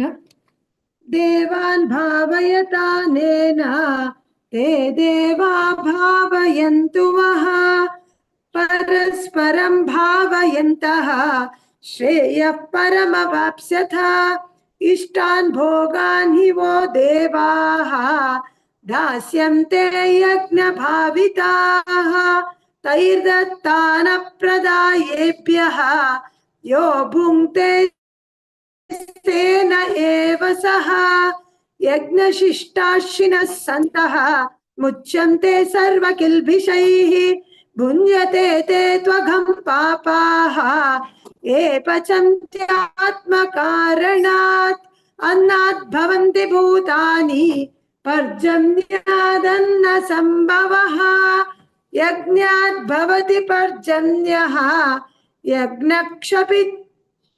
यज्ञः कर्म समुद्भवः कर्म ब्रह्मोद्भवं विद्धि ब्रह्माक्षर समुद्भवं तस्मात् सर्वगतं ब्रह्म नित्यं यज्ञे प्रतिष्ठितं। हरे कृष्ण। हरे कृष्ण। एवं प्रवर्तितं चक्रं नानुवर्तयति हयः अघायुरिन्द्रिया रामः मोघं पार्थ स जीवति यस्त्वात्मरतिरेव स्यात् आत्मतृप्तश्च मानवः आत्मन्येव च सन्तुष्टः तस्य कार्यं न विद्यते नैव तस्य कृतेनार्थः नाकृतेनेह कश्चन न चास्य सर्वभूतेषु कश्चिदर्थव्यपाश्रयः तस्मादसक्तः सततं कार्यं कर्म समाचर असक्तो ह्याचरन् कर्म परमाप्नोति पूरुषः कर्मणैव हि संसिद्धिम् आस्थिता जनकादयः लोकसङ्ग्रहमेवापि सम्पश्यन् कर्तुमर्हसि यद्यदाचरति श्रेष्ठः तत्तदेवेतरो जनः स यत् प्रमाणं कुरुते लोकस्तदनुवर्तते न मे पार्थास्ति कर्तव्यं त्रिषु लोकेषु किञ्चन नानवाप्तमवाप्तव्यं वर्त एव च कर्मणि यदि ह्यहं न वर्तेयं जातु कर्मण्यतन्द्रितः मम वर्त्मानुवर्तन्ते मनुष्याः पार्थ सर्वशः उत्सीदेयुरिमे लोकाः न कुर्यां कर्म चेदहं शङ्करस्य च कर्तास्याम् उपहन्यामि माः प्रजाः सक्ताः कर्मण्य विद्वांसः यथा कुर्वन्ति भारत कुर्याद् विद्वांस्तथा सक्तः चिकीर्षुर्लोकसङ्ग्रहम्। हरे कृष्ण। हरे कृष्ण। न बुद्धिभेदं यद् जनयेद अज्ञानां कर्मसङ्गिनां जोषयेत् सर्वकर्माणि विद्वान् युक्तः समाचरन् प्रकृते क्रियमाणानि गुणैः कर्माणि सर्वशः अहङ्कारविमूढात्मा कर्ताहमिति मन्यते तत्त्ववित्तु महाभावो गुणकर्म विभागयोः गुणागुणेषु वर्तन्त इति मत्वा न सज्जते प्रकृतेर्गुणसम्मूढा सज्जन्ते गुणकर्मसु तान् कृत्स्नविदो मन्दान् कृत्स्नविन्न विचालयेत् मयि सर्वाणि कर्माणि सन्न्यस्याध्यात्मचेतसा निराशी निर्ममो भूत्वा युध्यस्व विगतज्वरः ये मे मतमिदं नित्यम् अनुतिष्ठन्ति मानवाः श्रद्धावन्तो न सूयन्तो मुच्यन्ते तेऽपि कर्मभिः। हरे कृष्ण। हरे कृष्ण। एत्वेतदभ्यसूयन्तः नानुतिष्ठन्ति मे मतम् सर्वज्ञानविमूढास्तान् विद्धि नष्टान चेतसः सदृशं चेष्टते स्वस्याः प्रकृतेर्ज्ञानवानपि प्रकृतिं यान्ति भूतानि निग्रह किं करिष्यति इन्द्रियस्येन्द्रियास्यार्थे रागद्वेषौ व्यवस्थितौ तयोर्नवशमागच्छेत् त्वय्हस्य परिपन्तिनौ श्रेयान् स्वधर्मविगुणः परधर्मास्वनुष्ठितात् स्वधर्मे निधनं श्रेयः परधर्मो भयावहः। अर्जुन उवाच अत केन प्रयुक्तोऽयं पापं चरति पूरुषः अनिच्छनपि वार्ष्णेय भलाधिवा नियोजितः। श्रीभगवानुवाच काम एष क्रोध एषः रजोगुणसमुद्भवः महाशनो महापाप्मा विद्येनमिह वैरिणम्। हरे कृष्ण। संजयेश्वर माताजी। हरे कृष्ण। मंगळ तू कंटिन्यू करतो मा एंड तनक। हरे कृष्ण मंगळ शिशिर तू सांगतवना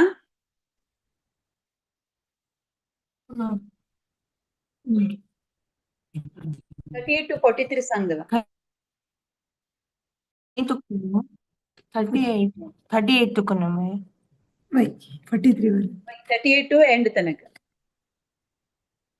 नहि ज्ञाने नहि हरे कृष्ण नहि ज्ञाने पवित्रमिह विद्यते तत्स्वयं योगसंसिद्धः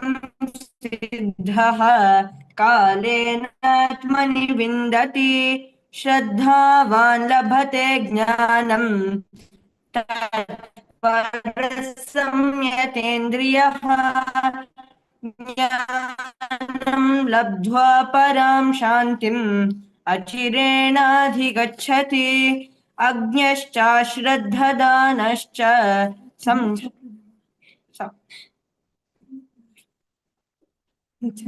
तू कंठ सांगतोस ना सुख दुःखे 38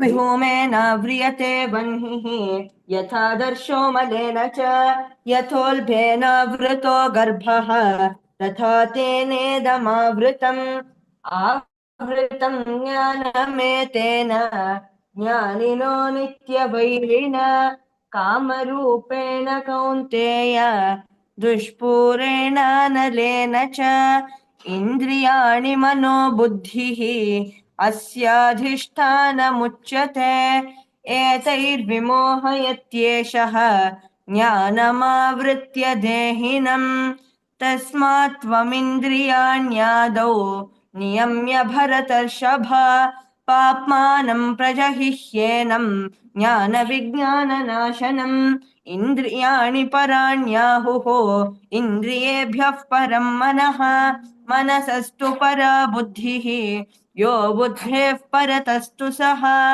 एवं बुद्धेः परं बुद्ध्वा संस्तभ्यात्मानमात्मना जहि शत्रुं महाबाहो कामरूपं दुरासदम् ॐ तत्सत् इति श्रीमद्भगवद्गीतासु उपनिषत्सु ब्रह्मविद्यायां योगशास्त्रे श्रीकृष्णार्जुनसंवादे कर्मयोगो नाम तृतीयोऽध्याय हरे कृष्ण हरे कृष्णा मस्त मस्त धन्यवाद सुशील भाषण पण सांगले ना संदा ईश्वर माताजी आज संचालनीचे तू सांग मस्त मस्त धन्यवाद तुका तिन्ही चापडवा जिल्हा शरदी शिशेर रश्मी शानबाग प्रतिशाकिनी प्रियाकिनी यांनी प्रतिशा तुम्ही सांगितलं मग बालीचंद पण सांगला गीता नाईक माताजी मंगळापै माताजी पूरजन आज सेव केलं भारीचंद कोण संगीत असं सो तुमको पुराजनक आज सेवेदारांक पुराजनकम भगवत पुराण कोकणी तर्फे नाम मस्त धन्यवाद देता अशींचे मुखारी तुम्ही सेव कोणी कमणा निवडून घेता हरे कृष्णा सो आता 6 अध्याय वचामी ज्ञानकर्म संन्यास योग ये सांगू येतं सची 1 to 5 Kanika Bhat 6 to 10 Vaishnavi भट माताजी 11 to 15 स्वाति शनि माताजी 16 to 20 पूजा विटेकर माताजी 21 to 25 गिरिजाराव माताजी 26 to 30 शिल्पा हेगड़े माताजी 31 to 36 गुणा भट माताजी and 37 to 42 आशीर्वादा प्रभु माताजी हरे हरे कृष्णा कृष्णा ओम श्री परमात्मने नमः श्रीमद् भगवद गीता ज्ञान कर्म संन्यास योगः अतः चतुर्थ अध्यायः श्री भगवान उवाच इमं विवस्वते योगं प्रोक्तवान् हवमव्ययं विवास्वान्मनवे प्राह मनुरिक्ष्वाकवे ब्रवीत् एवं परंपरा प्राप्तम् इमं राजर्षयो विदुः सकाले नेह महता योगो नष्टः परन्तप स एवायं मया तेद्य योगः प्रोक्तः पुरातनः भक्तोऽसि मे सखा चेति रहस्यं ह्येतद् उत्तमम् अर्जुन उवाच अपरं भवतो जन्म परं जन्म विवस्वतः कथम् एतद् विजानीयाम् त्वम् आदौ प्रोक्तवान् इति श्रीभगवान् उवाच बहुनि मे व्यतीतानि जन्मानि तव चार्जुन तान्य अहं वेद सर्वाणि न त्वं वेत्थ परन्तप हरे कृष्णा हरे कृष्ण अजोऽपि संयव्यात्मा भूतानामीश्वरोऽपि सन् प्रकृतिं स्वामधिष्ठाय संभवाम्य आत्ममायया यदा यदा हि धर्मस्य ग्लानिर्भवति भारत अभ्युत्थानमधर्मस्य तदात्मा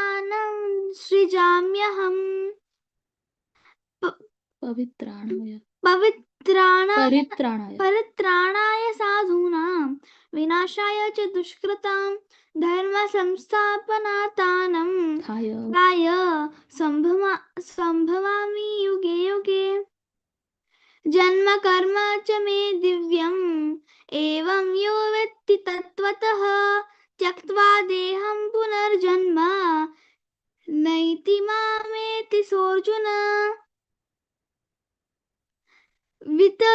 वीतराग भय क्रोधा मन्माया मामुपाश्रिताः बहवो ज्ञानतपसा पूता मद्भावमागताः। हरे कृष्ण।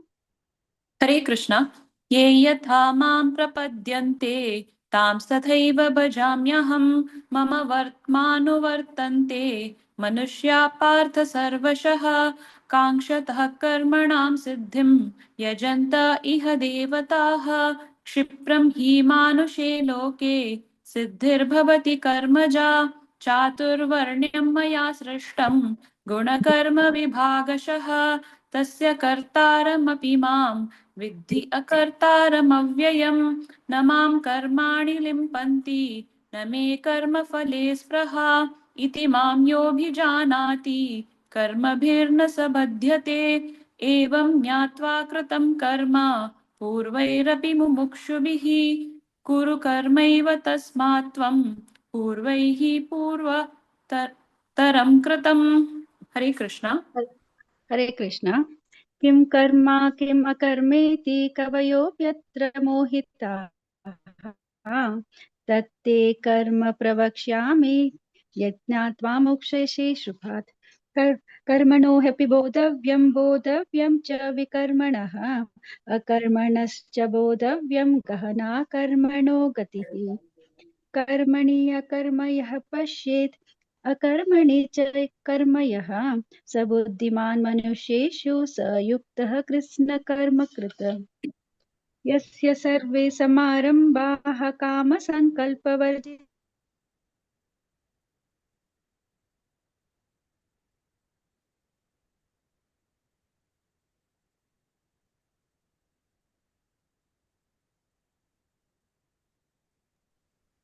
हरे कृष्णा। पूजा विटेकर माताजी।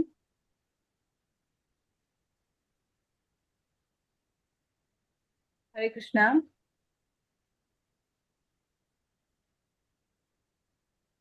हांव कंटिन्यू करूं 19 तक सांगा माताजी। यस्य सर्वे समा हा तुमगे आयकने 19-22 सांगायचे पूजा विटेकर माताजी तुमगे काही दुखून 19 आणि 20 या दोन ऐकन ओके ओके माताजी। यस्य सर्वे समारंभाः कामसङ्कल्पवर्जिताः ज्ञानाग्निदग्धकर्माणं तं माहुः पण्डितं बुधाः त्यक्त्वा कर्मफलासङ्गं नित्यतृप्तो निराश्रयः कर्मणि अभिप्रवृत्तोऽपि नैव किञ्चित् करोति सः। हरे कृष्ण माताजी। हरे कृष्ण। निराशीरयत चित्त्यात्वं त्यक्त सर्वपरिग्रहः शारीरं केवलं कर्म कुर्वन्नाप्नोति किल्मिषम् यदृच्छालाभसन्तुष्टो द्वन्द्वातीतो विमत्सरः समसिद्धावसिद्धौ च कृतापि न निविद्यते गतसङ्गस्य मुक्तस्य ज्ञानावस्थितचेतसः यज्ञायाचरतः कर्म समग्रं प्रविलीयते ब्रह्मार्पणं ब्रह्महवे ब्रह्मज्ञो ब्रह्मणाहुतं ब्रह्मैव तेन गन्तव्यं ब्रह्मकर्म समाधिना दैवमेवापरे यज्ञ योगिनः पर्युपासते ब्रह्माज्ञावपरे यज्ञं यज्ञेनैवोपजुह्वति। हरे कृष्ण। हरे कृष्ण। श्रोत्रादीन् इन्द्रियाणि अन्ये सम्ययाग्निषु जुह्वति शब्दादीन् विषयान् अन्ये इन्द्रियाग्निषु जुह्वति सर्वाणि इन्द्रियकर्माणि प्राणकर्माणि चापरे आत्मसंयमयोगाग्नो जिह्वति ज्ञानदीपिते द्रव्ययज्ञास्तपो यज्ञ योगयज्ञास्तथा परे स्वाध्यायाय ज्ञानयज्ञाश्च यतयः संसितवृताः अपाने जिह्वति प्राणं प्राणे अपानं तथा परे प्राणापानं गतिरुद्ध्वा प्राणायामपरायणाः अपरे नियताहाराः प्राणिषु जुह्वति सर्वे अप्येतयज्ञविदो यज्ञक्षपितकल्मषाः यज्ञशिष्टामृतभुजो यान्ति ब्रह्म सनातनम्। हरे कृष्ण। हरे कृष्ण।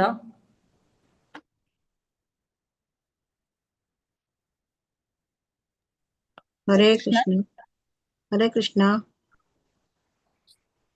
यज्ञशिष्टामृतभुजो यान्ति ब्रह्म सनातनम् नायल्लोकोऽस्त्य यज्ञस्य पूतोऽन्यः कुरु सत्तम एवं बहुविधा यज्ञा वितता ब्रह्मणो मुखे कर्मजान् विद्दितान् स्वान् एवं ज्ञात्वा विमोक्ष्यसे श्रेयान् द्रव्यम याज्ञात् ज्ञानयज्ञः परन्तप सर्वं कर्माखिलं पार्थ ज्ञाने परिसमाप्यते तद्विद्धि प्रणिपातेन परिप्रश्नेन सेवया उपदेक्ष्यन्ति ते ज्ञानं ज्ञानिनस्तत्त्वदर्शिनः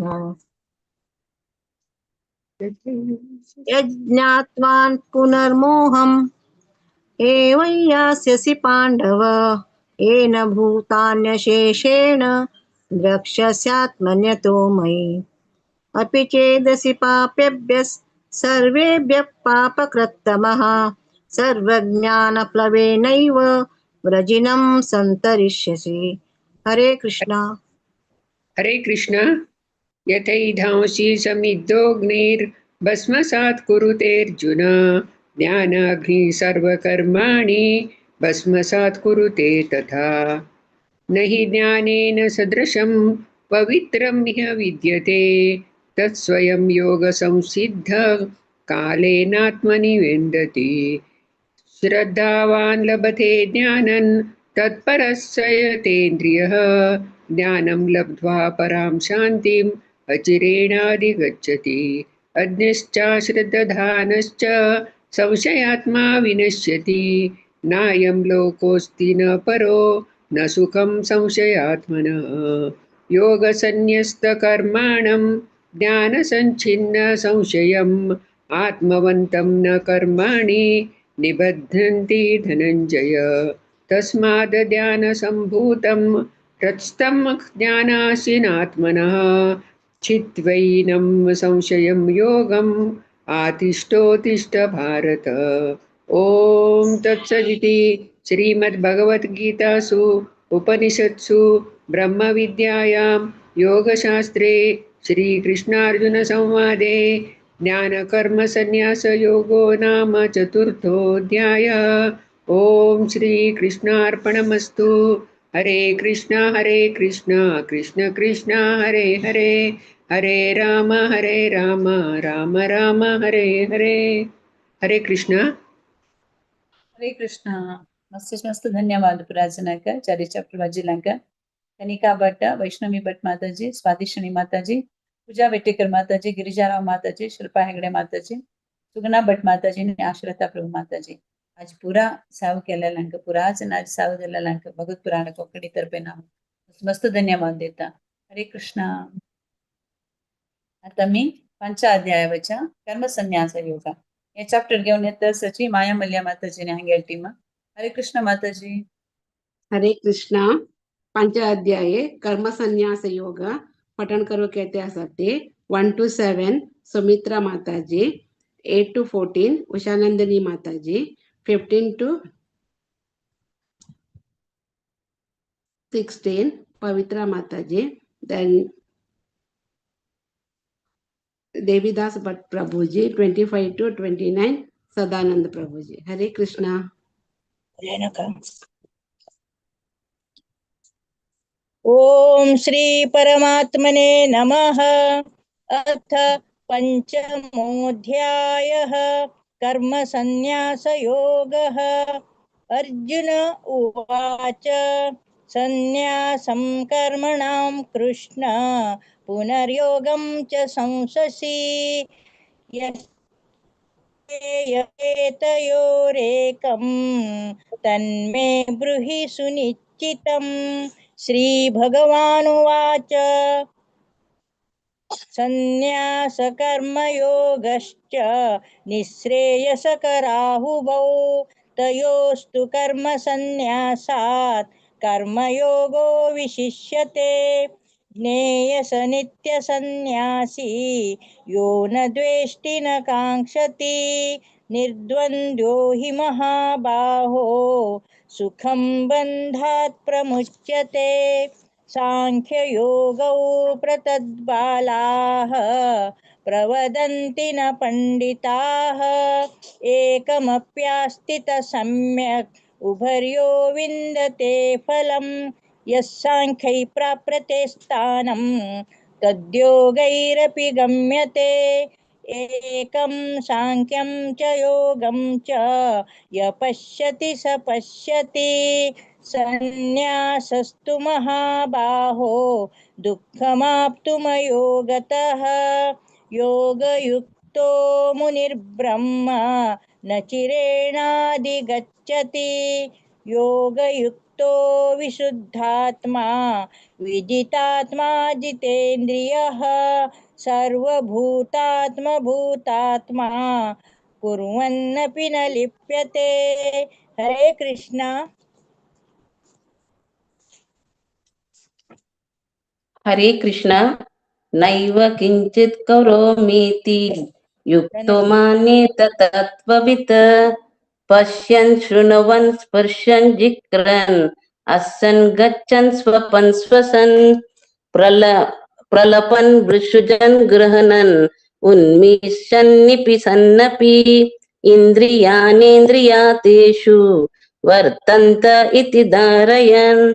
ब्रह्मनादाय कर्माणि सङ्गं त्यक्त्वा करोति यः लिप्यते न स पापेन पद्मपत्रमिवं वश। कायेन मनसा बुद्ध्या केवलेन्द्रियैरपि योगी न कर्म कुर्वन्ति सङ्गं त्यक्त्वा तं शुद्धये। युक्तकर्म फलं त्यक्त्वा शान्ति प्राप्नोति नैष्ठिकीम्। अयुक्तं कामकारेण फलेषोक्त निबध्यते। सर्वकर्माणि मानसा सन्न्यस्यस्ते सुखं वशी। नवद्वारे पुरे देहि नैव कुर्वन्न कारयान्। न कर्तृत्वं न कर्माणि लोकस्य सृजति प्रभुः। न कर्म फल संयोगं स्वभावस्तु प्रवर्तते। हरे कृष्ण। हरे कृष्ण।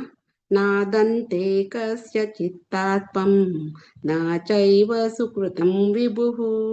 अज्ञानेनावृतं ज्ञानं तेन मय्यति जन्तवः।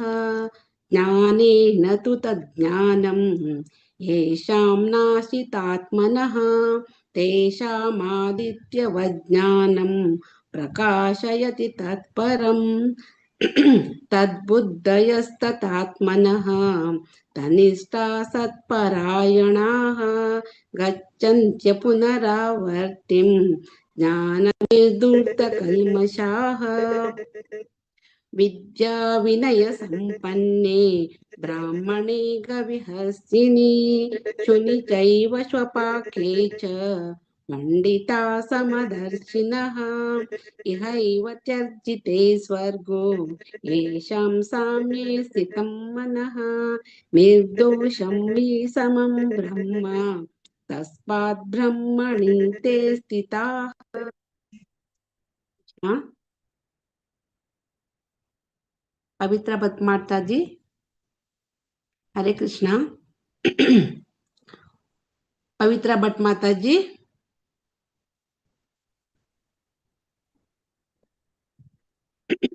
राधा कामत 2021 हरे कृष्ण न प्रहृष्येत् प्रियं प्राप्य नो द्विजेत् प्राप्य च प्रियं स्थिरबुद्धिरसम्मूढो ब्रह्मविद् ब्रह्मणि स्थितः बाह्यस्पर्शेष्वसक्तात्मा विन्दत्यात्मनि यत्सुखं न ब्रह्मयोगयुक्तात्मा सुखमक्षयमश्नुते हरे कृष्ण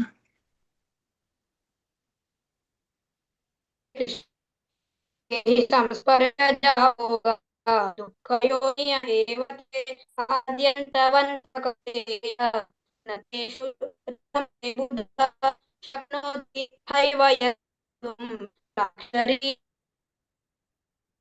बोधो भवेकं युक्तः स दुःखितः युक्तः सुखोऽन्तरात्मा ब्रह्मनिर्वाणम् ब्रह्म गच्छति हरे कृष्ण सदानंद प्रभु जी हरे कृष्णा सुमित्रा माता जी तुम्ही सांगा हरे कृष्णा सुमित्रा माता जी कंटिन्यू करा हा कितलं खंचन काही पुस्तक 25th to 29 25th ये हि 25 स्पर्शता भोगाः 25 हाँ लभन्ते लभन्ते ब्रह्मनिर्वाणम् ऋषयः क्षीणकल्मषाः छिन्नद्वैधायतात्मानः सर्वभूतहिते रताः कामक्रोधवियुक्तानां यतीनां यतचेतसाम् अभितो ब्रह्मनिर्वाणं वर्तते विदितात्मनाम् स्पर्शान् कृत्वा बहिर्बाह्यान् चक्षुष्वैवान्तरे प्रबृहो प्राणापानौ समौ कृत्वा नासाभ्यन्तरचारिणौ यतेन्द्रियमनो बुद्धिः मुनिर्मोक्षपरायणः विगतेच्छाभयक्रोधः यसधा मुक्त एव सः भोक्तारं यज्ञतपसां सर्वलोकमहेश्वरं सुहृदं सर्वभूतानां ज्ञात्वा मां शान्तिं रक्षति ॐ तत्सत्तिति श्रीमद्भगवद्गीतासु उपनिषत्सु ब्रह्मविद्यायां योगशास्त्रे श्रीकृष्णार्जुनसंवादे कर्मसन्न्यासयोगो नाम पञ्चमोऽध्यायः हरे कृष्णा कृष्ण कृष्ण हरे हरे हरे राम राम राम हरे हरे हरे कृष्णा हरे कृष्णा सुमित्रा माता जी उषानंद नंदिनी माता जी पवित्रा भट माता जी देवीदास भट प्रभू जी सर्वान बारी चंदुकोन घेन पठण केले आसा मध्यंतू नेटवर्क इश्यू जाल्ले डिस्टर्ब जाल्ले हांव क्षम विचारते आसा हरे कृष्णा आणि काम अवकाश दिलेले भागवत कोंकणी पुराणाक मगेर अनंत अनंत धन्यवाद हरे कृष्णा हरे कृष्णा माय माताजी मस्त मस्त ಧನ್ಯವಾದ ನೆಟ್ ಇಶ್ಯೂ ಅಸ್ತು ಮಾತಾಜಿ ಕುಸನೆ ಕುರುಜಾಯನ so that's no problem so तुमगे टीम आनाचे भारी चंद कोण पठन केलं नसतं so शिंशी मुकारी तुमगे टीम येऊन सेवकुरका म्हणून निमून घेता भगवत पुराण कोंकणी तर्फे ना तुमगे मस्त मस्त धन्यवाद देतो माताजी हरे कृष्णा आता मी संच अध्याय ध्यान योगाक वचा हे घेऊन येतं असं जे शैला प्रभू माताजी हांगे टीम हरे कृष्णा माताजी तुमचं स्वागत असं हरे कृष्णा हे संचय अध्याय आज पठन करू येता सती आश्विजा कामत 1 to 4 पूर्णिमा किणी 5 to 8 तनक शिवांश नायक 9 and 10 Radha Nayak 11 to 15, Rajeshwari Kamath 16 to 20, Kavita Shene 21 to 25, Smita Nayak 26 to 30, Varsha Nayak 31 to 39, शिवाम शेणे आणि शौर्य शेणे ಒಟ್ಟು 40 आणि 41 आणि हाव 42 to 47 सांगता असं. हरे कृष्णा. आश्विजा कामत श्लोक. हरे कृष्ण. ओम श्री परमात्मने नमः. अथ षष्ठोऽध्यायः आत्मसंयमयोगः. श्रीभगवानुवाच अनाश्रितः कर्मफलम् कार्यं कर्म करोति यः स संन्यासी च योगी च न निरग्नेन चाक्रियः यं संन्यासमिति प्राहुः योगं तं विद्धि पाण्डव न संन्यस्य संकल्पो योगी भवति कश्चन आरुरुक्षोर्मुनेर्योगं कर्म कारणमुच्यते योगारूढस्य तस्यैव शमकारणमुच्यते यदा हीनेन्द्रियार्थेषु न कर्मस्वनुषज्यते सर्वसंकल्पसन्न्यासी योगारूढस्ततोच्यते. हरे कृष्णा. हरे कृष्ण.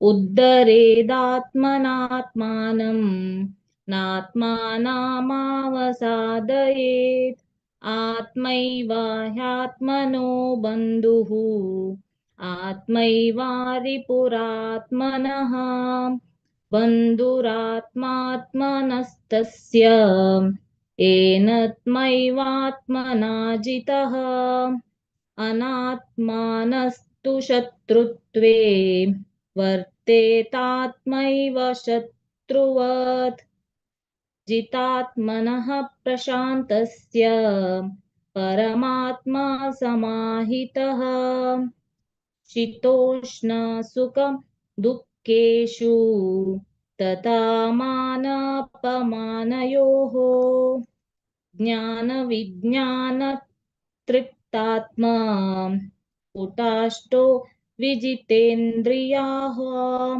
युक्त इत्युच्यते योगी समालोष्टाश्म काञ्चनाः.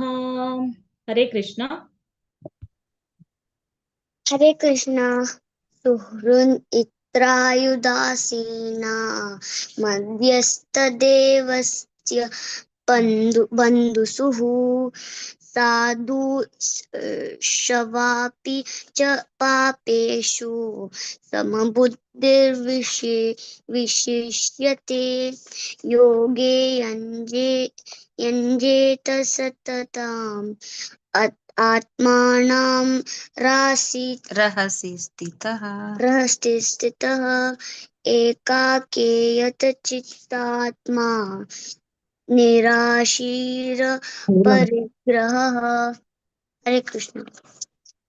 शुचौ देशे प्रतिष्ठाप्य स्थिरमासनमात्मनः नात्युच्छित्रं नातिनीचं चैलाजिनकुशोत्तरम् तत्रैकाग्रं मनः कृत्वा यतचित्तेन्द्रियक्रियः उपविश्यासने योगमात्मविशुद्धये समं कायशिरो ग्रीवं धारयन्नचलं स्थिरः सम्प्रेक्ष्य नासिकाग्रं स्वदिशश्चानवलोकयन् प्रशान्तात्मा विगतभिः ब्रह्मचारी व्रते स्थितः मनः संयम्य मच्चितो युक्त आसीत् युञ्जन्नेवं सदात्मानं योगी नियतमानसः शान्तिं निर्वाणपरमां मत्संस्थामधिगच्छति. हरे कृष्ण. हरे कृष्णा. ज्ञातशतस्तु योगोऽस्ति न चैकान्तम् अन्नशतः न चाति स्वप्नशीलस्य जागृतो नैव चार्जुन युक्ताहारविहारस्य युक्तचेष्टस्य कर्मसु युक्तस्वप्नावबोधस्य योगो भवति दुःखः यदा विनियतं चित्तम् आत्मनेव्यावतिष्ठते निःस्पृहः सर्वकामेभ्यो युक्त इत्युच्यते तदा यथा दीपो निवातस्थो नेङ्गते सोपमा स्मृता योगिनो यतचित्तस्य युञ्जते योगमात्मनः यत्र परमते चित्तं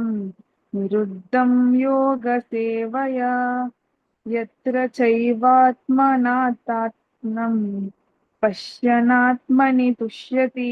हरे कृष्ण। हरे कृष्ण।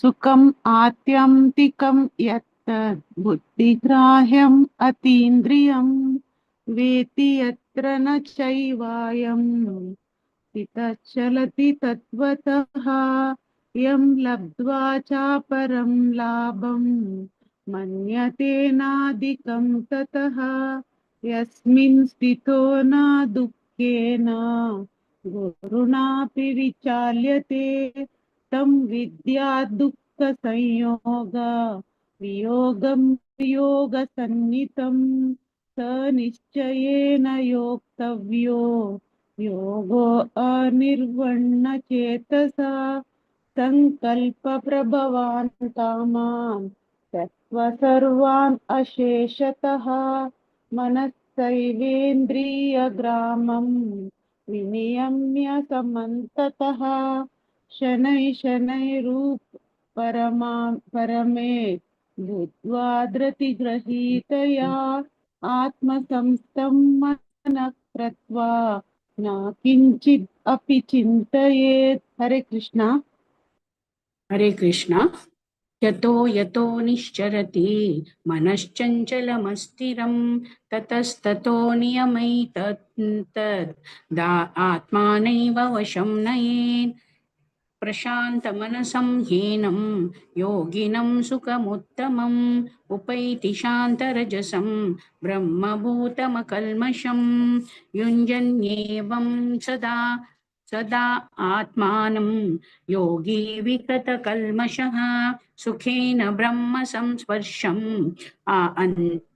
अत्यन्तम् असुखमश्नुते सर्वभूतस्थमात्मानं सर्वभूतानि चात्मनि ईक्षते योगयुक्तात्मा सर्वत्र समदर्शनः यो मां पश्यति सर्वत्र सर्वं च मयि पश्यति तस्याहं न प्रणश्यामि स च मे न प्रणश्यति।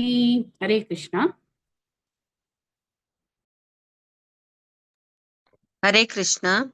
सर्वभूतस्थितं यो मां भजत्येकत्वमास्थितः सर्वथा वर्तमानोऽपि स योगी मयि वर्तते आत्मौपम्येन सर्वत्र समं पश्यति योऽर्जुन सुखं वा यदि वा दुःखं स योगी परमो मतः।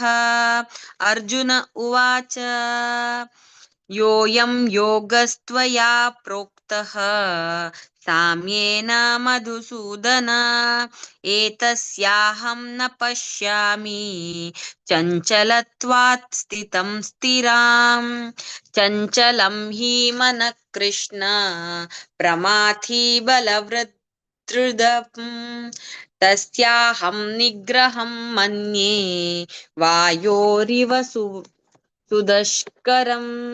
श्रीभगवान् उवाच असंशयं महाबाहो मनो दुर्निग्रहं चलम् अभ्यासेन तु कौन्तेय वैराग्येण च गृह्यते। असंयतात्मना योगो दुष्क्राप इति मे मतिः वश्यात्मना तु यतता यो वाप्तुमुपायतः। अर्जुन उवाच अयति श्रद्धयोपेतो योगाचलितमानसः अप्राप्य योगसंसिद्धिं कां गतिं कृष्ण गच्छति। कच्चिन्नो भयविभ्रष्टः छिन्नाभ्रमित नश्यति अप्रतिष्ठो महाबाहो विमूढो ब्रह्मणः पथि। एतन्मे संशयं कृष्ण चेतुमर्हस्य शेषतः त्वदन्यः संशयस्यास्य चेता न ह्युपपद्यते। हरे कृष्ण। शिवांश हरे कृष्ण। श्रीभगवानुवाच पार्थ नैवेह नामुत्र विनाशास्तस्य विद्यते न हि कल्याणकृत् कश्चित् दुर्गतिं तात गच्छति। प्राप पुण्यकृतान् लोकान् उषित्वा शाश्वती समाः शुचिनां श्रीमतां गेहे योगभ्रष्टो विजायते। हरे कृष्ण। हरे कृष्ण। अथवा योगिनामेव कुले भवति धीमताम् एतद्धि दुर्बलतरं लोके जन्म यदीदृशं तत्र तं बुद्धिसंयोगं लभते पौर्वदेहिकं यतते च ततो भूयः संसिद्धौ कुरु नन्दन। पूर्वाभ्यासेन तेनैव ह्रियते यवशोऽपि सः जिज्ञासुरपि योगस्य शब्दब्रह्माति वर्तते प्रयत्नाद्यतमानस्तु योगी संशुद्ध किल्बिषः अनेकजन्म संसिद्धः ततो याति परां गतिम्। तपस्विभ्योऽधिको योगी ज्ञानिभ्योऽपि मतोऽधिकः कर्मिभ्यश्चाधिको योगी तस्माद् योगी भवार्जुन। ओम योगिनामपि सर्वेषां मद्गतेनान्तरात्मना श्रद्धावान् भजते यो मां समे युक्ततमो मतः। ओम तत्सदिति श्रीमद्भगवद्गीतासु उपनिषत्सु ब्रह्मविद्यायां योगशास्त्रे श्रीकृष्णार्जुनसंवादे आत्मसंयमयोगो नाम षष्ठोऽध्यायः। हरे कृष्णा कृष्ण कृष्णा हरे हरे हरे राम राम राम हरे हरे। हरे कृष्णा. पुराजनान चंदुकोन सांगला चरडुव आश्विजा कामत तशीची शिवांश नायक आणि आजी नवे दोन चरडू जॉईन जाल्ले ती शिवांश शेणे आणि शौर्य शेणे म्हणून चंदुकोन सांगला फर्स्ट टाइम सांगचेले चंदुकोन सांगला चरडुवांक मस्त मस्त धन्यवाद. तशीची चरडुवांक प्रोत्साह दिले तांगेला आनमांकाय मस्त मस्त धन्यवाद. तशीची पूर्णिमा किनी माताजी, राधा नायक माताजी, राजेश्वरी कामत माताजी, कविता शेणे माताजी, स्मिता नायक माताजी आणि वर्षा नायक माताजी पुरा जणां चंदुकोन सांगला तांके मस्त मस्त धन्यवाद. आणि हे आमकां पठन करू अवकाश दिले भागवत पुराण कोंकणीचे पुरा सदस्यांक मस्त मस्त धन्यवाद. हरे कृष्ण. हरे कृष्णा. शेरा माताजी तुमच्या टिमाच्या चंदुकोन सांगला संचय त्या मस्त मस्त धन्यवाद. सो तुमकां पुराचे चेडवान भारी चंद कोण सांगला तुमगे दोन चेडवान सो तुमगे ट्रेनिंग भारी चंद चलता सो मस्त मस्त धन्यवाद तुमकां. अशी जी मुखार सिया शेरा माताजी तुमगे पुराजन आज कोण कोण सेव केला की तांकां पुराजनाक भगवत पुराण कोंकणी तर्फेन हांव मस्त धन्यवाद दिता. अशी मुखार दिताने सेव करचे येवका भगवत गीता पारायण करचे येवका म्हणून हांव निमून घेता. हरे कृष्णा. सो आता मी 7 अध्याय वचपा फुडें थोडे अनाउन्समेंट आसा अनाउन्समेंट करता. Basics of Bhagavad Gita next 15 शुक्रारा 8:15 आसा. टॉपिक आसा भक्ती yoga the top most yoga system. Speaker आसा हर ग्रेस अच्युत प्रिया अरुंधती माताजी. संडेचे फर्स्ट सेशन आसा चड डिटेल जावपाक जाल्यार तुमी शिल्पा हेगडे माताजी कॉन्टेक्ट करूं. नेक्स्ट स्पेशल सेशन आसा ओकेजन ऑफ पुरुषोत्तम मंथ शनिवार 16th May 7:15 IST India time Purushottam yoga essence of chapter 15 of Bhagavad Gita जे स्पीकर आसाची His Grace रमण हरिदास प्रभुजी मस्त सिनियर आसाची देखून पुराजनान येवन हांगे मुखारविंदान कसं सांगता आसाची म्हण पुराजन आयकू का म्हण हांव निमगून घेता. तशीच नेक्स्ट पद्मिनी एकादशी येता संपूर्ण भगवत गीता पारायण 27 May बुधवार येता 5:15 PM IST तुमकां कोण कोण नांव दिवका जे 1 to 6 माया नायक माताजी देवी येता 7 to 12 म्हाका देवी येता 13 to 18 भारती पै माताजी का. नेक्स्ट वैष्णव भजन आसा भजन संध्या आसा 21 May थर्सडे गुरुवार येता 8:30 इंडिया टायमाक. भजन फॅकल्टी मेंबर्स तांणी सांगता आसाची सो हाका पुरा जॉइन जावका म्हण निमून घेता. तशें नेक्स्ट टायम 17 May दाखून 15 June तनक पुरुषोत्तम मास चलता आसा. हे आमतो ऑस्पिशियस मंथ आमतो कोणी मिस करचे नजा 15 अध्याय रिसाइट करचे आसा बट स्लॉट फुल जाला. तशींची 84 आसा थोडे स्लॉट वरना अगर कोणाक सांगका म्हण आसका म्हण जाल्यार प्लीज म्हाका कॉन्टेक्ट करूं येता. आता तनक पुराजनान पठन केला पुराजनाक सेवादारींक भगवत पुराण कोंकणी तर्फे नाम मनस्पूर्वक धन्यवाद देता. ओवर टू यू भारती पै माताजी. हरे कृष्ण. हरे कृष्ण. अनंत अनंत ಧನ್ಯವಾದ ವಿನಂದವಾಣಿ ಮಾತಾಜಿ. ಸಕ್ಕಡೆ ದೊಳಪಸನ್ ರಿಸೈಡ್ ಕೆಲ ಸಕ್ಕಡೆ ಭಕ್ತ ವೃಂದಾಕ ಹೃತ್ಪೂರ್ವಕ ಧನ್ಯವಾದ. ಅತ ಸತಾನ್ಯ ಅಟ ಅಧ್ಯಾಯ ಸಂಗು ಕಾಜಂಗಲುಟ ಸಚಿ ಹರ ಗ್ರೇಸ್ मधुरा मंदाकिनी माताजी. हरे कृष्ण माताजी. धन्यवाद. हरे कृष्ण माताजी प्रणाम. आता 7 चॅप्टर सांगू येता सती पूर्णिमा शनी माताजी 1 to 6 कल्पना राव माताजी 7 to 12 गायत्री कामत माताजी 13 to 18 दीपा शनी माताजी 19 to 24 क्षमा शनी तशींची 24 to 30 सांगता. तशी चॅप्टर 8 अक्षर परब्रह्म योग सांगू येता सती प्रियाकिनी माताजी 1 to 6 मधुमती शनी माताजी 7 to 12 मधुप्रिया शनी 13 to 18 शोभाकिनी माताजी 19 to 24 लास्ट 25 to 28 हाँ सांग. हरे कृष्ण. हरे कृष्ण. ओम नमो भगवते वासुदेवाय. ओम श्री परमात्मने नमः.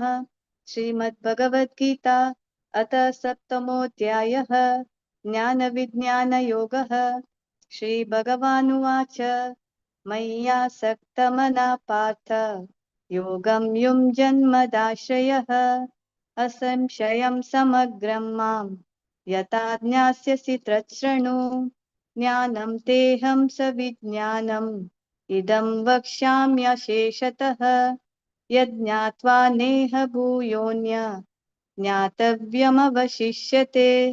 मनुष्याणां सहस्रेषु कश्चिद्यतति सिद्धये यततामपि सिद्धानां कश्चिन्नां वेत्ति तत्त्वतः.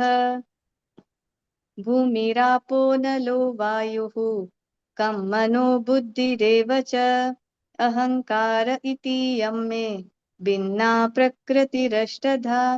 अपरेयमितस्त्वन्यां प्रकृतिं विद्धि मे परां. जीवभूतां महाभावो ययेदं धार्यते जगत्. एतद्योनीनि भूतानि सर्वाणि इत्युपधारय अहं कृत्यस्य जगतः प्रभव प्रलयस्तथा. हरे कृष्ण. हरे कृष्ण. मत्तः परतरं नान्यत् किंचिदस्ति धनंजय. मयि सर्वमिदं प्रोतं सूत्रे मणिगणा इव. रसोऽहमप्सु कौन्तेय प्रभास्मि शशिसूर्ययोः. प्रणवः सर्ववेदेषु शब्दः के पौरुषं ऋषु. पुण्यो गन्धः पृथिव्यां च तेजश्चास्मि विभावसौ. जीवनं सर्वभूतेषु तपश्चास्मि तपस्विषु. बीजं मां सर्वभूतानां विद्धि पार्थ सनातनम्. बुद्धिर्बुद्धिर्मतामस्मि तेजस्तेजस्विनामहम्. बलं बलवतां चाहं कामरागविवर्जितं. धर्माविरुद्धभूतेषु कामोऽस्मि भरतर्षभ. ये चैव सात्विका भावा राजसास्तमसाश्च ये मत्त एवेति तान् विद्धि न त्वहं तेषु ते मयि। हरे कृष्णा। हरे कृष्ण। त्रिभिर्गुणमयैर्भाव्ये येभिः सर्वमिदं जगत् मोहितं नाभिजानाति मामेभ्य परमव्ययम्। दैवी हेषा गुणमयी मम माया दुरत्यया मामेव ये प्रपद्यन्ते मायामेतां तरन्ति ते। न मां दुष्कृतिनो मूढाः प्रपद्यन्ते नराधमाः मायायापहृतज्ञानाः आसुरं भावमाश्रिताः। चतुर्विधा भजन्ते मां जना सुकृतिनोऽर्जुन आर्तो जिज्ञासुरार्थार्थी ज्ञानी च भरतर्षभ। तेषां ज्ञानी नित्ययुक्तः एकभक्तिर्विशिष्यते प्रियो हि ज्ञानिनोत्यर्थम् अहं स च मम प्रियः।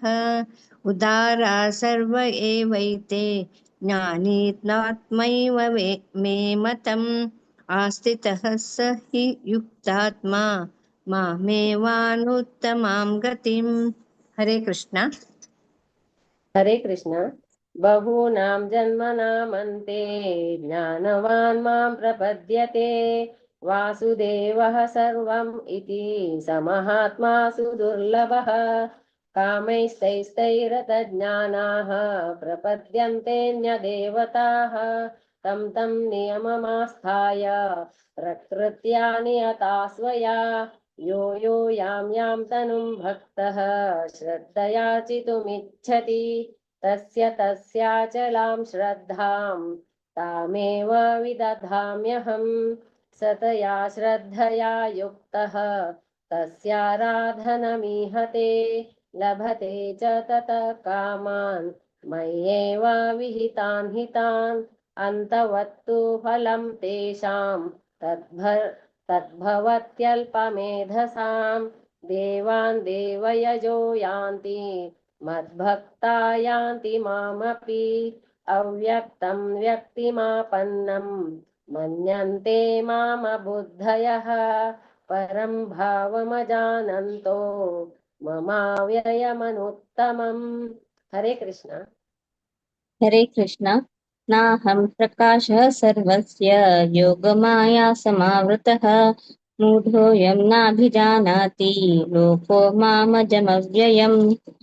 वेदाहं समतीतानि वर्तमानानि चार्जुन भविष्याणि च भूतानि मां तु वेद न कश्चन। इच्छाद्वेषसमुत्थेन द्वन्द्वमोहेन भारत सर्वभूतानि सम्मोहं सर्गे यान्ति परन्तप। येषां त्वन्तगतं पापं जनानां पुण्यकर्मणां ते द्वन्द्वमोहनिर्मुक्ता भजन्ते मां दृढव्रताः। जरामरणमोक्षाय मामाश्रित्य यतन्ति ये ते ब्रह्म तद्विदुः कृत्स्नं मध्यात्मं कर्म चाखिलम्। साधिभूताधिदैवं मां साधियज्ञं च ये विदुः प्रयाणकालेऽपि च मां ते विदुर्युक्तचेतसः। ॐ तत्सविति श्रीमद्भगवद्गीतासु उपनिषत्सु ब्रह्मविद्यायां योगशास्त्रे श्रीकृष्णार्जुनसंवादे ज्ञानविज्ञानयोगो नाम सप्तमोऽध्यायः।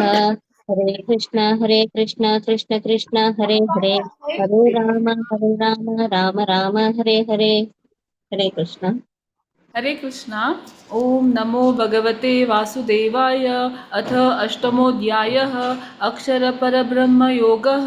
अर्जुन उवाच किं तद्ब्रह्म किमध्यात्मं किं कर्म पुरुषोत्तम अधिभूतं च किं प्रोक्तम् अधिदैवं किमुच्यते अधियज्ञः कथं कोत्र देहेऽस्मिन् मधुसूदन प्रयाणकाले च कथं ज्ञेयोऽसि नियतात्मभिः।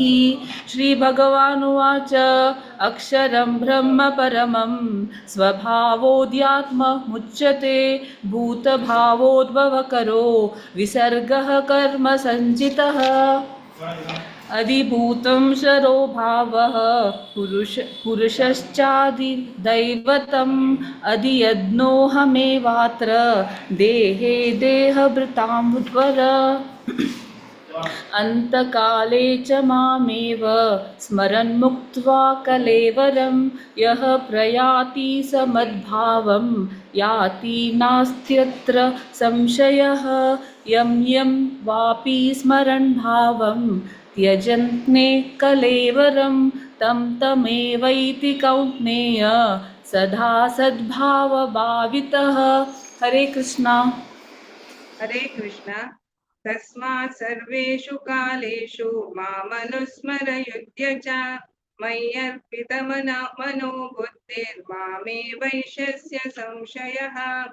अभ्यासयोगयुक्तेन चेतसा नान्यगामिना परमं पुरुषं दिव्यं याति पार्थानुचिन्तयन्। कविं पुराणामनुशासितारम् अणोरणीयां समरुस्मरेद्यः सर्वस्य दातारमचिन्त्य रूपम् आदित्यवर्णं तमसः परस्तात् प्रयाणकाले मनसा चलेन भक्त्या युक्तो योगबलेन चैव भ्रुवोर्मध्ये प्राणमावेश्य सम्यक् सतं परं पुरुषमुपैति दिव्यम्। यदक्षरं वेदविदो वदन्ति विशन्ति यद्यत्ययो वीतरागाः यदिच्छन्त्यो ब्रह्मचर्यं चरन्ति तत्ते पदं संग्रहेण प्रवक्ष्ये। सर्वद्वाराणि संयम्य मनोहृदि निरुध्य च मूर्ध्ना ध्यायात्मनः प्राणं धास्तितो योगधारणा। हरे कृष्ण। हरे कृष्ण। ओम इत्येकाक्षरं ब्रह्म व्याहरं मामनुस्मरन् य प्रयाति त्यजन् देहं स याति परमां गतिम्। अनन्यचेता सततं यो मां स्मरति नित्यशः तस्याहं सुलभः पार्थ नित्ययुक्तस्य योगिनः। मामुपेत्य पुनर्जन्म दुःखालयम् अशाश्वतम् नाप्नुवन्ति महात्मानः संसिद्धिं परमां गताः। आब्रह्म भुवनालोकाः पुनरावर्तिनोऽर्जुन मामुपेत्य तु कौन्तेय पुनर्जन्म न विद्यते। सहस्रयुगपर्यन्तम् अहर्यद्ब्राह्मणो विदुः रात्रिं युगसहस्रान्तां ते होरात्राविदो जनाः। अव्यक्ताद्व्यक्तयः सर्वा प्रभावन्त्या अहर्गमे रात्यागमे प्रलीयन्ते तत्रैवाव्यक्तसंज्ञके। हरे कृष्णा। हरे कृष्णा। भूतग्रामस एवायं भूत्वा भूत्वा प्रलीयते रात्र्यागमे वशः पार्थ प्रभवत्यहरागमे परस्तस्मात्सु भावोऽन्यो व्यक्तो व्यक्तः सनातनः यस्य सर्वेषु भूतेषु नश्यस्तु न विनश्यति अव्यक्तोऽक्षरयुक्तः तमाहुः परमां गतिम् यं प्राप्य न निवर्तन्ते तद्धाम परमं मम पुरुषस्य परः पार्थ भक्त्या लभ्यस्तनन्वया यस्यान्तस्थानि भूतानि येन सर्वमिदं ततम् यत्र काले आवृत्तिं चैव योगिनः प्रयातायां तं कालं वक्ष्यामि भरतर्षभ अग्निर्ज्योतिरः शुक्लः षण्मासा उत्तरायणम् तत्र प्रयाता गच्छन्ति ब्रह्मविदो जनाः। हरे कृष्णा। हरे कृष्णा। धूमो रात्रिस्तथा कृष्णः षण्मासा दक्षिणायनम् तत्र चान्द्रमसं ज्योतिः योगी प्राप्य निवर्तते शुक्लकृष्णे गतिहेते जगतः शाश्वते मते एकया यात्यनावृत्तिम् अन्यया वर्तते पुनः नैते श्रुति पार्थ जानन् योगी मुह्यति कश्चन तस्मात् सर्वेषु कालेषु योगयुक्तो भवार्जुन वेदेषु यज्ञेषु तपस्सु चैव दानेषु यत् पुण्यफलं प्रदिष्टम् अत्येति तत्सर्वमिदं विदित्वा योगी परं स्थानमुपैति चाद्यम्। ॐ तत्सदिति श्रीमद्भगवद्गीतासु उपनिषत्सु ब्रह्मविद्यायां योगशास्त्रे श्रीकृष्णार्जुनसंवादे अक्षरपरब्रह्मयोगो नाम अष्टमोऽध्यायः। हरे कृष्ण कृष्ण कृष्ण हरे हरे हरे राम राम राम हरे हरे। हरे कृष्ण। आजी पठन केलेल्या सगळ्यांक अनंत अनंत धन्यवाद। पौर्णिमा शिणे माताजी, कल्पनाराव माताजी, गायत्री कामत माताजी, दीपा शिणे माताजी, क्षमा शिणे माताजी, प्रिया किडी माताजी, मधुमती शिणे माताजी, मधुप्रिया शिणे माताजी, शोभा किडी माताजी अशी मुखार सुनवारी तुम्ही सेवा चलन देऊ का म्हणून हांव रिक्वेस्ट करता। तशी भगवतपणा कोंकणी टिमाची सगळ्यांक हे भगवताचे रिजिस्ट्रेशन थिमाक आणि तुमकां सर्वांक हांव थँक्स सांगता आमकां सेवा दिलेल्या। हरे कृष्णा। ಹರೇ ಕೃಷ್ಣ. ಅನಂತ ಅನಂತ ಧನ್ಯವಾದ ಮಾತಾಜಿ. ಸಕ್ಕಡ್ ಮಾತಾಜಿನ ಬಾರಿ ಚಂದ ಕೊಂಡ್ರೆ ಸೈಡ್ ಕೆಲ್ಲ ಪ್ರತಿ ಏಕಾದಶಿ ಅಂತ ನಿಮ್ಗೆ ಸೇವ ದಿತ್ತಾಜಿ ಅಶಿ ಮುಖಾರಿ ಪ್ರತಿ ಏಕಾದಶಿ ಸೇವ ದಿವ್ಕ ನಿಮ್ ಮುಂದೆ ಮಾತಾಜಿ मस्त मस्त धन्यवाद. हरे कृष्ण. आता 9वा अध्याय सांगू का जमगल उटसची भक्त श्रेयस शानबाग. हरे कृष्णा. हरे कृष्णा. सर्वांक आमगेल दंडवत प्रणाम. अपर एकादशीचे हार्दिक शुभाशय. आज आम्ही 9 चॅप्टर पठन करचे आयल्याची विद्या राजगुह्य योग पठन करचे आयल्याची प्रारंभात स्तोत्र सांगून श्लोका नंबर 1 to 3 भक्तींची रसवी 4 to 8 भक्त क्षितिज कौशिक राधिका माताजी and देवकी माताजी 9 to 13 भक्तीन अनुराधा आणि श्वेता माताजी 14 to 18 भक्तीन अदिती आणि अक्षता माताजी 19 to 21 भक्तीन ईशा 22 to 24 भक्तीन सोहम भक्त सोहम 25 to 27 भक्त चरण आणि भक्तीन रचना 28 to 34 भक्त तेजस राधिका माताजी आणि श्रेयस. हरे कृष्णा. हरे कृष्णा. वसुदेव सुतं देवं कंसचाणूरमर्दनं देवकी परमानन्दं कृष्णं वन्दे जगद्गुरुम्. आता 9मोऽध्याय. राजविद्या राजगुह्यं योगः.